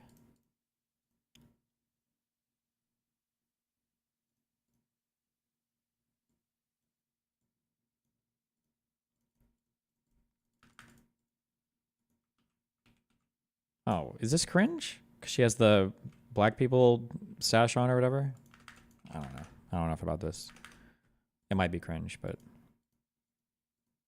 it's not as cringe as having a bunch of people around you praying to you, okay? It's from Wakanda? Based.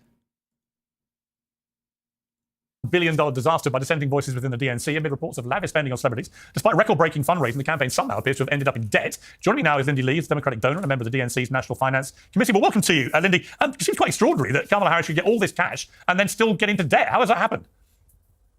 Your guess is as best as mine. So thank you so much for having me. And it's just amazing how every single hour more reports come out to substantiate what I've been saying just in the last couple of hours.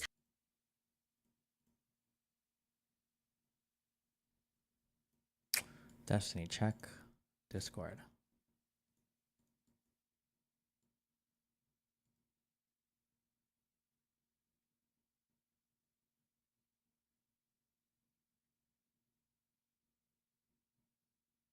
What about it?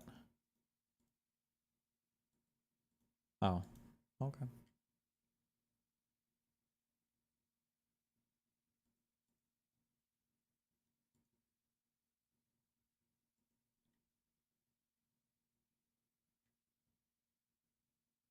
Oh, nice.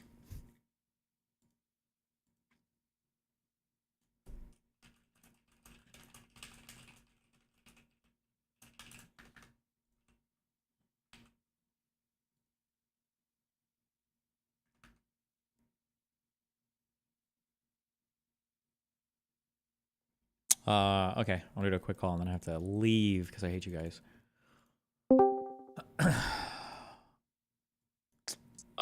Okay, I'll do a quick call and then I have to leave. Wow. Caller, can you please mute the radio if you're calling in? Yes. How's it going? What's up? What's up? So that was some shit. Yeah, the peer shows are always, it's like battle royales. If you're a liberal going in, and then if you're right wing, it's like, oh, the softest of the softball questions. But the best part about Piers is that he is insistent that he's not right wing. He will insist to the ends of the earth. And I've started calling him out on his shows. I didn't do it this time, but the last time I did, I even called out that, like, he loves to frame himself as being a centrist, and yet I've never heard him say one thing that was like generous to the left over the right. And also, anybody with eyes or ears can see how he treats the right wingers on these panels. Like, he is just so closely and clearly aligned with them. Yeah, I don't know how to call out. I don't know if there's like a formal name for it, but there's a thing that people will do where what they'll say is that, like, I criticize both sides, and it will be like strictly as a matter of fact, it will be true, But the things that they'll criticize the right on, they'll say things like, well, maybe sometimes Trump is like a little bit too mean on Twitter. And then on the left, they'll be like, they want to destroy America. They're all communists. They cause war, World War III everywhere, nuclear. And it's like, okay, it's not even remotely close. And that's probably it's the most annoying, like both sidesing of things that people do. Also, that panel, like basically it was like 4-on-2 for the entire time there. And I don't know who Brianna Wu was. And I actually didn't know who Ben Ferguson was either, but my God, like he will talk until the sun goes down. I mean, I had to tell him at one point, I was like, dude, just like at any point stop talking so that somebody else can talk. Yeah, and I'm pretty sure it almost seems like Pac-Man wasn't joking, where he was like, if you let me say this thing, I won't talk for the rest of the show. Pac-Man said like 5 sentences. Like after 30 minutes, he just like completely stopped talking. Like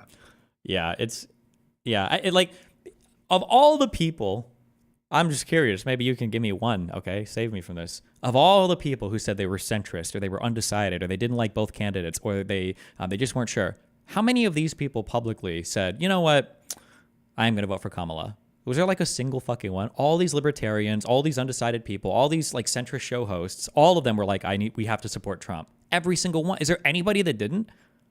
Do you mean these people who like parade themselves around as like these centrists, like the Tim Pool, where the Tim Pools, the Dave Smiths, I think Dave Smith, I don't know if it was the first time he announced it, but he said with Piers, he's like, when he was sitting next to me, he was like, and I've decided that's why I have to support Trump. That's why I'm going to support Trump. So I was like, literally nobody is surprised, dude. There's not a single unsurprised person listening to this. Like, what? Dave Smith is voting for Donald Trump? Like, no way. Like, yeah. No, but it's actually their branding is smart in the sense that Republicans love to feel like they got one, like they got somebody from the left, and so they just let them fail all the way up. I mean, Tim Pool does that with his branding. Candace Owens does that with her branding, where she loves to pretend that she's some reformed, enlightened former Democrat. But these people are just through and through Republicans, and in large part, they're far right Republicans. They're no different than the exact MAGA base that they align themselves with. Yeah, they were leftist for like reasons that were not at all like center or core when it comes to like policy stuff. And it's funny too, because you'll listen to these people like, I've always been a Democrat, like there were strong Democrats that I supported, like Andrew Yang and Tulsi Gabbard. But I don't know if I could be with the party anymore. It's like, oh my God, like fucking kill me, dude. And then like the Republicans will say, for anybody that doesn't support Trump, they're not even Republicans, they call them rhinos, right? Like if you were to go up to a Republican and be like, yeah, I'm like a pretty strong Republican. I support people like, like Liz Cheney and stuff. Like they'll look at you like, oh, you're not even a real Republican then, Yeah. Right. And yet they still skate by on their longtime liberal bona fides, and yet they'll deny somebody who is like a Liz Cheney, like the daughter of the Republican vice president, who was so deep in the center of the Republican Party that like Dick Cheney, are you kidding me? He's like the quintessential Republican, but that doesn't count because, whatever. And it's like these like these like late age millennial, early age Gen X types who will say things like, well, I voted for Obama. And it's like, bro, what, when you were 21 in college? Like, why the fuck do I care? Like, you get a lot of credit for that. Like, everybody voted for fucking Obama. Come on. Yeah. Yeah. So I don't know. I mean, what did you think about the rest of the? I missed your commentary on the earlier part of the debate, but curious to see what you thought about like. I think the disconnect was like, Piers and these Republicans. First of all, I mean, the only time I've literally ever spoken about trans issues was on Piers' show, and that's because they know that it's an issue that benefits them to talk about over and over and over again. But like, there is no Democratic circles that are talking about gender reassignment surgeries in prison, that are talking about, like that kind of stuff. Mm-hmm. Yeah, I mean, it's a super minor point. I don't know how much of you watch me talk about this, but like there are these like unified groups on the right and left, but the biggest difference is that the right is very supportive of the party and the candidate, and the left is not.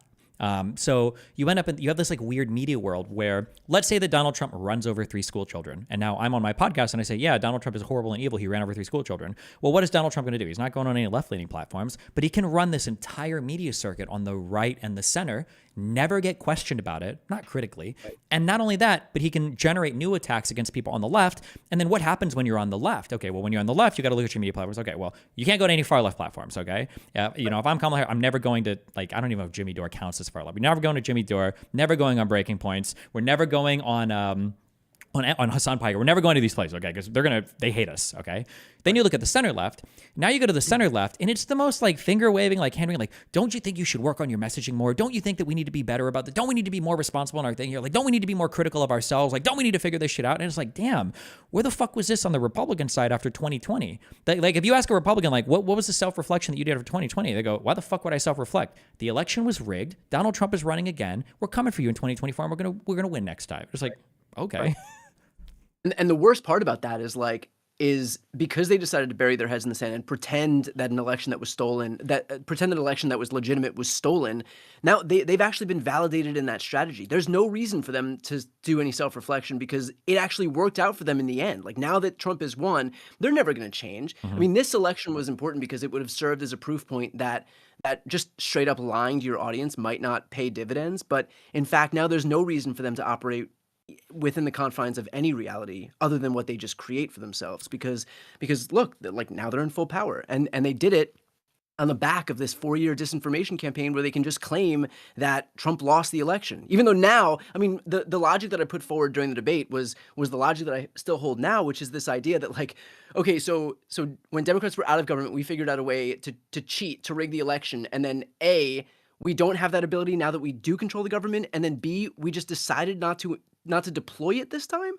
Yeah, that was my, I've made this argument a few times that somehow when there's a Republican president, he loses control of all of his federal agencies. Because remember, all of the Twitter files when the FBI was telling Twitter not to do, not to host Republicans, and remember all the big lockdowns that were happening and the BLM riot, like everything, all this is happening under a Republican president, right? The FBI, deep state, Antifa, January 6th, all of that. But then as soon as a Democrat is in office, well, holy fuck, what's the deep state doing now? Convicting his fucking son of crazy gun crimes and shit. What the fuck? Like it's not even remote. And you've got like fucking her report, and you've got Merrick Garland being like, we need a special counsel for these Biden documents. Biden got in more trouble for his documents shit than Donald Trump did for the obstruction for his documents in Mar-a-Lago. What the fuck? And then these guys have the nerve to say, well, there needs to be accountability for the Biden crime family. Give me a fucking break. Oh my God. The interesting thing is too, like when a Republican gets in office, all the things that they would complain about when Democrats were in office, all of a sudden, like they'll get all the praise for anything that's good. But if anything goes bad when a Republican is in office, then it's no longer the federal government's fault. Then it's the state where whatever incident happened, it's their fault. And if it's a red state, then it's the city's fault where those where those Democrats are located. So they can just go down the line until they find some Democratic contingent to be able to blame. But like on the right, it's not that case at all. 100%. And also get ready to hear about all those things that didn't matter before. Things like, oh, GDP, that doesn't represent Americans. Oh, the stock market, well, not every American is. Get ready to hear all those same conservatives being like, oh, well, our GDP is at all-time highs. Oh, well, the stock market is actually growing more than it ever has been. All those things that didn't matter are going to become the most important figures. And remember when they're saying things like, well, prices aren't falling. Remember when you thought Republicans didn't understand what year-over-year inflation meant? And all of them are going to understand it magically. At the end of Trump's 4 years, when prices haven't gone down and they've even increased, all of them are going to become fucking economic statisticians.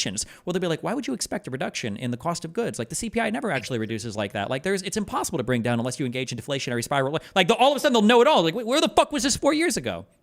Well, you've already seen that there are charts that chart out consumer sentiment, and already the Republicans, since the day Trump won, have like spiked in terms of how they view consumer sentiment now that Trump has won. So nothing has changed with the economy between today and 10 days ago or 20 days ago, but consumer sentiment among Republicans has spiked now because now that Trump's in office, all of a sudden they're warming up to the economy that he's about to inherit. Well, remember before, was it a year ago that people were saying that the Biden crash of the economy that was going to destroy it, but then obviously the market rebounded. It was like 24 hours long. Yeah, and then when the market rebounded and went up, remember it was because what did Donald Trump say? The stock market recovered because they think that I'm going to win the next election. Just in anticipation of his victory. Any day where he decided he had a good enough poll, then any increase in the stock market was completely his credited to him, and then any day where it went down was just Joe Biden, Kamala Harris's fault. Yeah. Yeah, it's wild. It's the media environment is just crazy. Like, I don't know. Yeah, there needs to be more accountability for these guys. The whole weren't you better off? The sad thing is, there won't be because, like, again, to the point I just made, now they have every incentive to double down on the lies because they know they are so insulated in the right-wing media bubble and nothing gets through that they can like take this position that Kamala Harris had in 2019 that she has since disavowed, to the dismay, by the way, of even far left or progressive outlets. I know that the Nation wrote an article about her where they were lamenting the fact that she didn't hold this position anymore about trans inmates getting gender reassignment surgeries.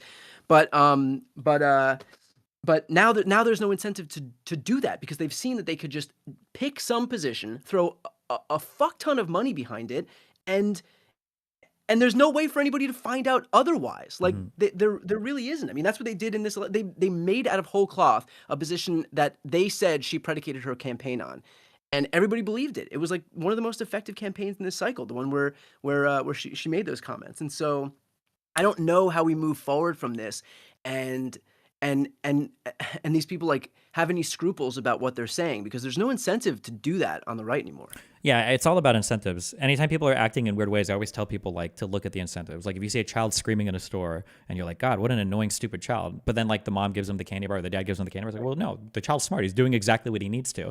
And I was telling people, like, 'cause some people were asking, what do you think is the worst thing that could happen for a Trump presidency? And I said, there's a world where unless he does something extremely insane or unhinged, which by the way, he absolutely still could, there's still a possibility of that happening. One of the worst things is just validating everything that's happened so far, right? That the whole, and even depending on how deep you want to go, like it's just so like everything relating to that January 6th case, Thomas like schizophrenically writing random shit in the immunity opinion so that Judge Cannon can throw that case out for long enough to Trump become president. So so he never has to like face any of those charges. Like all of this behavior, every single thing became A-okay because they won. Why wouldn't you engage in this behavior again? You'd be stupid not to, right? Yeah. So like the problem that you brought up before too is that in building up the left ecosystem is that I feel like you get your cred on the right by showing how closely aligned with the God King, with Donald Trump you can be. And then on the left, you get your cred by showing how disaligned with the Democrats you can be. Like you can say, like, I get my bona fides in showing how hard against the Democratic Party I can push. And so you have a Republican Party against the Democrats. You have a right-wing media ecosystem against the Democrats. You have a left-wing media ecosystem that's against the Democrats. And so it's no wonder that where people are actually getting their news, there's nobody advocating for the very party, that's actually trying to push forward any progressive, agenda item. It is completely and utterly fucked. Like people would laugh at me when I go on shows and they're like, "Who are you voting for?" Whatever. Because I think I'm probably one of the only left-leaning people on the internet who is like, I am voting for Kamala or Biden 100%. It's not even close. Like even the people that are willing to say it are like, I know they have a lot of problems and I don't support the double genocide, but like I think you have to vote for Kamala. It's like, bro, Jesus Christ. Like it's like being at a fucking wedding and the guy's like, do you take her to be your lawfully wedded wife? And you're like, I guess. It's like, Jesus Christ, where's the enthusiasm, right? Meanwhile, on the right, these like centrists are more for Trump than people that are supposed to be, ostensibly supportive of the Democratic Party, purportedly, but not actually. But like barely even supportive of the candidate. It's crazy. Crazy. Yeah. What are you doing like moving forward then in terms of like, what have you seen from this election that's going to inform some change that you're going to make moving forward? Are you doing anything different? You're just like trying to... I'm working on like writing out a bunch of stuff where I'm just trying to like get my mind around like how the media environment is working for a lot of these conservatives. And then I just want to I really want to internalize that and then just kind of start throwing parts of it at other people when I talk to see how they feel about it. And then once I understand how it works, I need to figure out how to be disruptive of it. So like one of the things that you just said is one of the observations I've made. I think it's one of the largest problems. It's my heading for this is like left-wing media is not unified around the party nor the candidates. I think that's a huge problem. Your only buy-in for the right is you have to support Donald Trump. And if you do it, you're in. You've got it. You're good. But they enforce, people will say things like the left wing does infighting so much, but the right wing doesn't infight. That's not true. The right wing is incredibly stringent about infighting. You have to support Trump. The reason why the left wing seems like they infight more is because they do engage in infighting, but the infighting is to support like nobody. The infighting is that you have to be like almost like this like anti-American or this rabidly crazy progressive LGBT stuff or whatever, the stuff that like most people don't even buy into. And they're very hyper fixated on that. There's a zero tolerance policy for any dissent on the most pure on the most pure aspects of the I cannot tell you how many times I've been told like, oh, this guy calls himself a progressive when he he's not fully on board with XYZ. Yeah. And so you will be like relegated into some category of a neo-lib shill unless you take the, even if you support some edge case position that 90% of the country doesn't support. Yeah. I'm permabanned from Twitch largely because it was a huge argument got into where I think that trans women shouldn't be in the same supporting categories as cis women. So it's a belief that I have. I think I can back that up a lot of data, but that's it. But otherwise, I'm like a super rabidly like pro-trans. Like if you're 14 and they can figure out you're trans, have hormones, whatever. But like that's enough to like excise me. There are other reasons too. I don't like me on the far left. But all of that, even aside, I wouldn't even mind that purity testing as much if at least they supported the candidate, but they don't even support the fucking candidate. It's not like you need to be on board with Palestine. You need to be on board with all this stuff. Okay. And we all vote for Biden or we all vote for Harris, but they don't even support the fucking candidate. Right. And I think like, you know, at the end of the day, like that's why when you see, for example, a lot of these ballot initiatives and measures that are passing, these progressive measures passing in places like Missouri and Florida, and yet the candidates lose because there's no connection between any of this, any of the agenda and the actual people who are going to work to enact the agenda. Yeah, and that's because we have no support among, you know, among our influencer class, media class for the actual people. It's just like a lot of it is just support for these ideas as like nebulous ideas, these ideas like in a vacuum, but not the people who are going to espouse them because inevitably you're going to find some imperfection with them. They're not going to, you know, pass whatever purity test you've imposed, and so can't support that person. But still, the issue unto itself will stand. A single statement is enough to vindicate a Republican politician, and a single statement is enough to crucify a left-wing politician, and that's true on both sides. Donald Trump gave an hour-plus speech at the Ellipse where he is just on an unhinged rant about fighting for the country, forcing people to choose fake electors. You're going to lose everything. We have to give them strength to make the right to do all this shit. And one sentence was, I know you'll go marching peacefully. And somebody's like, well, that vindicates every single thing that happened that day. Meanwhile, for Kamala Harris, one of the most repeated talking points was the fucking transgender surgeries for inmates in federal prisons. Like, this is like 2 people. What the fuck are we talking about? Yeah. Well, no, that they love to do that. It's such an interesting tactic that they take. So like Trump could have made a speech where he's like, we need to rip them apart, go storm the Capitol, beat the shit out of them. You know, you should go down there peacefully. And like one comment that he makes, they decide absolves all of the times that he. I'm trying to think how to say this so that it makes the most sense. Like they will point to times where he didn't say something incriminating as if that absolves the times that he did. Does that make sense? Yeah. It can be something along the lines of like, we need to murder all of our political opponents. We need to hang them in the streets. We need to watch the blood run. And all of these things, you know, after we've gotten our courts to convict them of crimes. And then the Republicans will just say, well, they were just talking about convicted people. Are you saying the death penalty is not legal in the United States? And it's like, okay, wow, okay. I mean, like, actually, fuck it. Don't even use analogies anymore. You can just look at history. People got mad at Biden because of that bullseye comment that he made to a private donor meeting about, like, we need to put Trump's campaign in the bullseye, and Biden had to apologize on liberal media for that. Meanwhile, there's an actual, I think, a Democratic senator, what was her name? They got shot in the fucking face after a Republican person running for office had an actual fucking target bullseye on her fucking face in a commercial. What the fuck? Gabby Giffords, yeah. What about the revisionist history on the fact that the guy who tried to assassinate Trump the first time was a fucking Republican? It was like this, and how much you said no? Oh, no, I said, you're right. Yeah, no, yeah. It's I mean, like, I think his name was Ryan Ruth. Is that right? Like, I don't remember. This guy's a registered Republican, and so. And immediately after that, it became they. Like everybody on the right was lumping him into the left as if we had some ownership over some registered Republican out there. Yeah, and like the Secret Service were against Trump, and they wanted, and also like I also love the. It's a common thing where like your opponents are simultaneously like all controlling, but also the most inept fucking morons of all time. Like the Secret Service was in cahoots with the guy that shot at Trump, and that's why it took him so long to get the guy. But somehow this guy can't get a real fucking scope and zero it for his fucking rifle and make a shot at 100 yards with an airfield. Like what the how is it like simultaneously they're so coordinated and so powerful and so deep state ready, and then they failed at like the most obvious assassination plots like at all fucking time. Like it's all nonsense, bro. Oh, it's so crazy. Yeah. This is 1/100th of the insane shit. This doesn't even get into all of the open lies of all the lies about FEMA, all the lies about hurricane machines, all the lies about the train derailment thing and liberals burning the chemicals to poison everybody and the fucking boats crashing into the bridges so that the Mossad can hide what's going on in Palestine and it's just everything. Yeah. All right. Well, thanks for letting me on your stream. Yeah.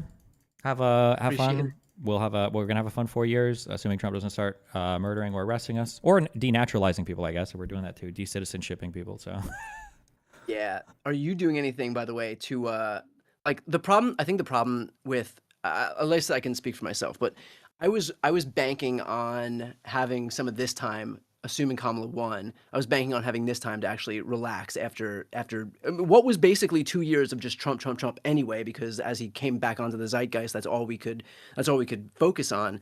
How are you like navigating what is inevitably right now just an immediate entrance into Trump 2.0? I want to see a significant change in the media landscape. So whereas before I was a lot more conservative with my approach to candidates and parties, I'm trying to, like I've got a few meetings set up and I'm trying to bark up a lot of DNC trees right now. Like I would like to be, the idea is I would like to be in charge of or have a major role in one of the 2026 Democratic campaigns, like for federal, like House or Senate or a governor race. I think we can run the ground game better. I know I could show up 500 plus canvassers, probably 1,000 plus for a call to action like this. We have histories of like running long-term campaigns and everything. Like we have the infrastructure and everything to do it. I want to be a lot more involved in like pushing that stuff because like, like before I was understanding where it's like, oh, yeah, I'm kind of edgy. I say like whatever shit. But like Donald Trump, I don't even know if you know who Aiden Ross is, but the fact that like Donald Trump is like shouting this guy out, like this is a guy that like 6 months ago, if you Google me and him, like he's on a like show with me, like screaming at me, you're a 40-year-old faggot, you're a 40, like 50 times. And I'm like, this guy is being shouted out by President Donald Trump, and the Republicans like, or I'm sorry, and then the Democrats don't even want Kamala Harris to go on like Joe Rogan. Like this is not working. This is insane. I couldn't even get her on my show. Oh geez. I tried to get her on my show, and I get on one side that they probably viewed my show, they viewed Pod Save America as like, we've already got this audience, and so what's the point? And so we'll just go on to Call Her Daddy, all the smoke shows like that, where there's a bigger independent audience. But at the same time, that is a failure of this campaign to use this rare moment in time where the whole world is watching and actually validate these creators who are then going to move forward and advocate for your agenda for the next 12 months a year. Like, and nobody laid hands on anybody in left of center media at all. Yeah. Yeah, and it's like they yeah. squandered all of this time, and then they wonder why we don't have as strong a media ecosystem as the right does. But like, what did the campaign do? And look, I get it. They had 170 days, so I don't know that I would have actually like changed anything. But you know, for her to have validated, not even me, just like find some smaller creators, find some people that you can lay hands on and give them some cred when they move forward, and like then those people can become emissaries for you and the Democratic Party. Pete Buttigieg is really good at this, where he will go on a ton of small shows, and not only does that help these shows because now they've got Pete, they've got a stamp of approval, they can get more views themselves, but like that 10 minutes he gave them, these people are going to be such big fucking fans of this guy forever because of what he did for them. And those people can be evangelists for him. They can be missionaries for this guy moving forward. And so it's a win-win. Like they're going to sing his praises for the rest of their careers, basically. And now those people have a megaphone too to do the day-to-day work that the party needs. Yeah. The Democratic establishment needs to get better at like weaponizing their members in Congress to actually go out and do things. Unfortunately, but they won't. They'll just go on like they just keep. I think they view it as not being a legitimate appearance on some media outlet unless it's got the halo of mainstream media, unless it's like CBS or ABC or CNN. But you have to like the thing is, and this comes down to like understanding the media environments, and everybody does this today. You're playing a lot for the short clips and everything because maybe going on a Brian Tyler Cohen or even like a Destiny stream or even a smaller stream, maybe that doesn't get very many views. Maybe it gets 20,000 views on YouTube, which is nothing. But maybe you have a clip on that actually is like resonating with people, and then it goes on TikTok and then it blows up, and now you've got people on mainstream media that are talking about that particular thing, right? And this is the type of attention grabbing. Again, you've got so many people, what is it, over 600 members in Congress according to Jill Stein. You've got so many people in Congress, okay? Use these people, send them out to do shows and stuff. The only people that are willing to do it are very, very, very far left, is your AOCs. AOC needs to be a fucking model for how to engage with the media. She was like one of the most popular politicians in the world as a member of the House of Representatives. It needs to be more. Yeah, Ro Khanna does a decent job. Pete Buttigieg does a really good job, obviously, of going out. Like more of these guys need to go out and like get active on stuff like this. Yeah. Yeah, but they don't. I mean, the sad part is like we had this rare sliver of time where these people again could have laid hands, and like all of the major moments, all of the news. When was the last time you saw a Republican figure break news on any mainstream media outlet? They've always given their news to Breitbart or Daily Wire or Steve Bannon's podcast. That's where they break news because they know that's going to drive people's attention to those outlets. And yet the Democrats only give it. Like I've had, I think, over man, it must be over 295 interviews at this point, and like no one has been like, hey, we want to break some news on your show. They will save that for like something that has the glossy veneer of mainstream media, the same mainstream media that 5 minutes later they'll turn around and criticize because they do both sides of them. I mean, how many times do you see Democrats complain about Axios or Politico or any of these shows, and yet like, you know, they still reward them. Like, talk about incentive structure. They reward these people with all of the news anyway, even though regardless of how much they complain about it. Yeah, like the approach is crazy. Like if you've ever gone through the slides on that Fox v. Dominion lawsuit, like Fox News is like, what are the intentional lies that we can tell our audience to keep them from going to OAN or Newsmax? And then on the left, it's like, okay, well, how are we going to challenge Kamala and Biden in the most brutal fucking way possible to keep ourselves honest? It's like, it's just not the same environment. It's not even close. Yeah. Yeah. Which like doesn't mean that you can't be critical. And in fact, if I'm going to do one thing moving forward, I mean, now that we didn't win the election, and there is not even any leader of the Democratic Party. It like I feel less obligated because, like, going into the election, there is a sense of obligation where I'm like, okay, if I say something publicly that's too critical, then it'll be weaponized by the right, and so because they're not doing it in good faith. Like I would be criticizing in good faith. They would be weaponizing it in bad faith, and so you have to figure out like, is it worth it to say something because if it's just going to be weaponized by the right. But now we're in the wilderness, man. And so like, you know, you kind of freed up to say whatever you need to say and be as critical as you need to be. But I do think so it doesn't need to be like this groveling, you know, Kim Jong-un, North Korean lady style media.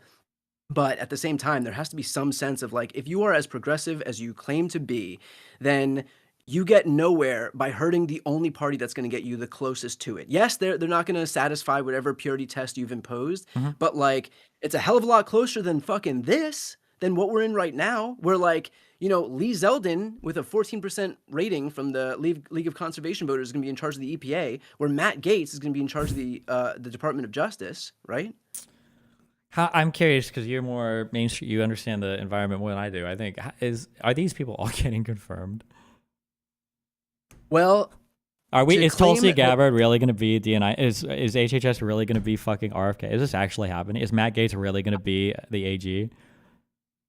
All I can say is I've never you won't lose money betting against Republicans being the most extreme groveling sycophants on earth. Like you will not lose money betting that they will just do like he says jump, they say how high. There may be a few of them. I don't know. I mean, like the only litmus test in the Republican Party is how much slavish devotion you can show to Trump. And so, are you going to have people out there who, you know, who vote to confirm a guy who was just investigated and for sex trafficking of a minor? Like probably a lot more than we think. I don't know. I mean, right now the margin's 3 votes. They can afford to lose 3 in the Senate, 53 to 47.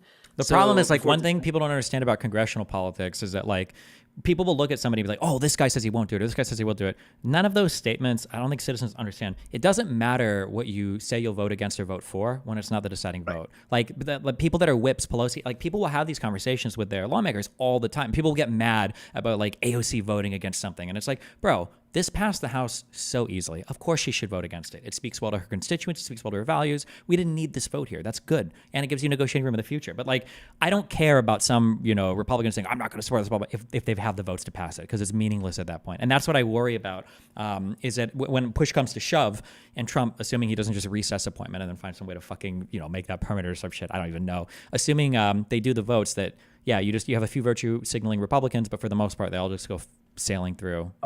That's what's going to happen. What remains to be seen is whether there's enough of those Republicans who actually stand up with Tulsi. Like the main ones, I think. I mean, look, Pete Hegseth is the luckiest guy on earth right now because this whole like clown car that followed him makes him look like he's Winston Churchill trying to get a job in this cabinet. I mean, but Tulsi and Gaetz are legitimate concerns, and I don't know. I mean, like right now, based on some of the reporting you're going to hear, there's going to be people expressing concern. You'll have the Susan Collins of the world, but like, remember, these are the same people that express concern about Kavanaugh, and like were so easily duped or so willing to be duped when he said he respected precedent. And my biggest for him anyway. Yeah, my biggest concern too is that like if you machine gun out like 15 or 20, or I don't know what is the total number of cabinet level or cabinet equivalent picks that the president has? Do you know the number is? Maybe like 44. Does that sound right? Oh, because it was 40 out of 44 Trump cabinet. But I wonder if that included multiple positions. Whatever. Regardless, if they end up machine gunning out, Oh no, there's 15. There's 15. Okay, gotcha.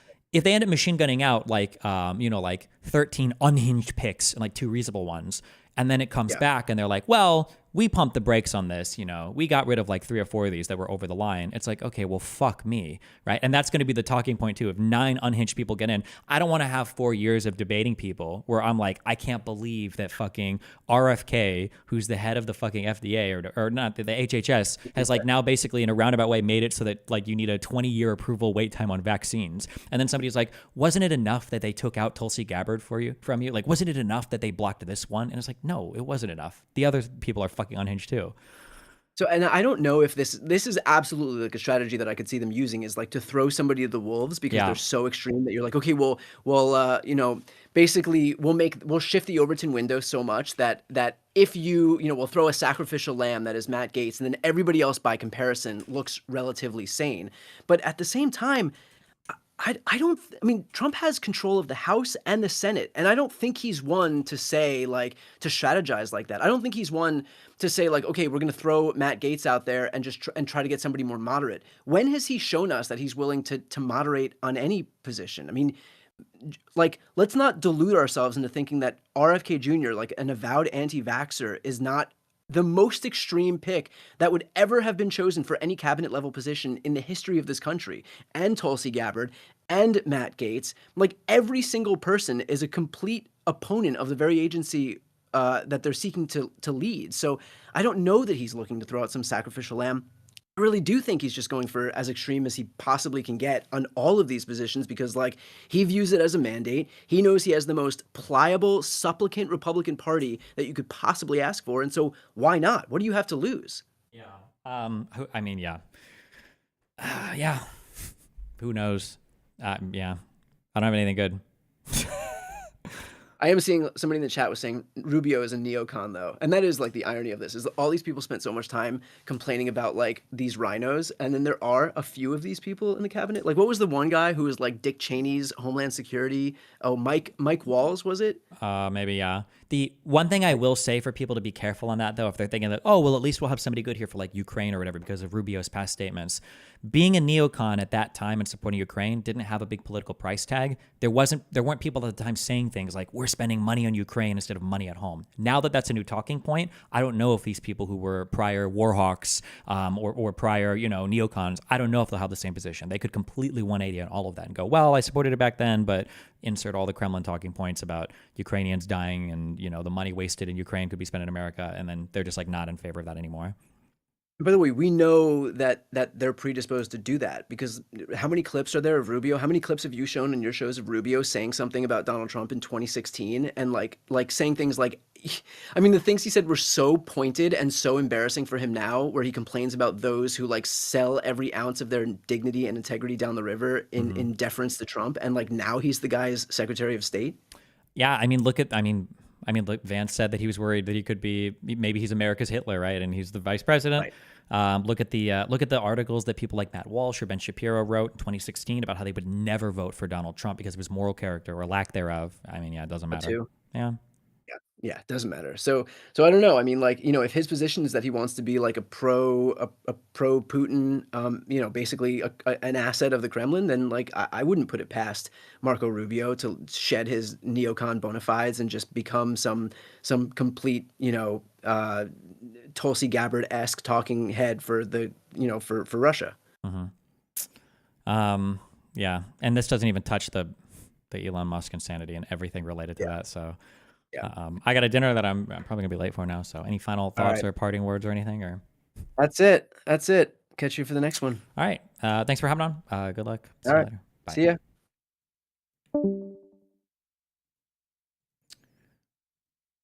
Oof. Man. Aren't Republicans just another breed of human? All right. I love you guys. Have fun. Riverina, cappuccino, cappuccino, cappuccino. So I'll catch you guys next. Streamer, no. Stay safe.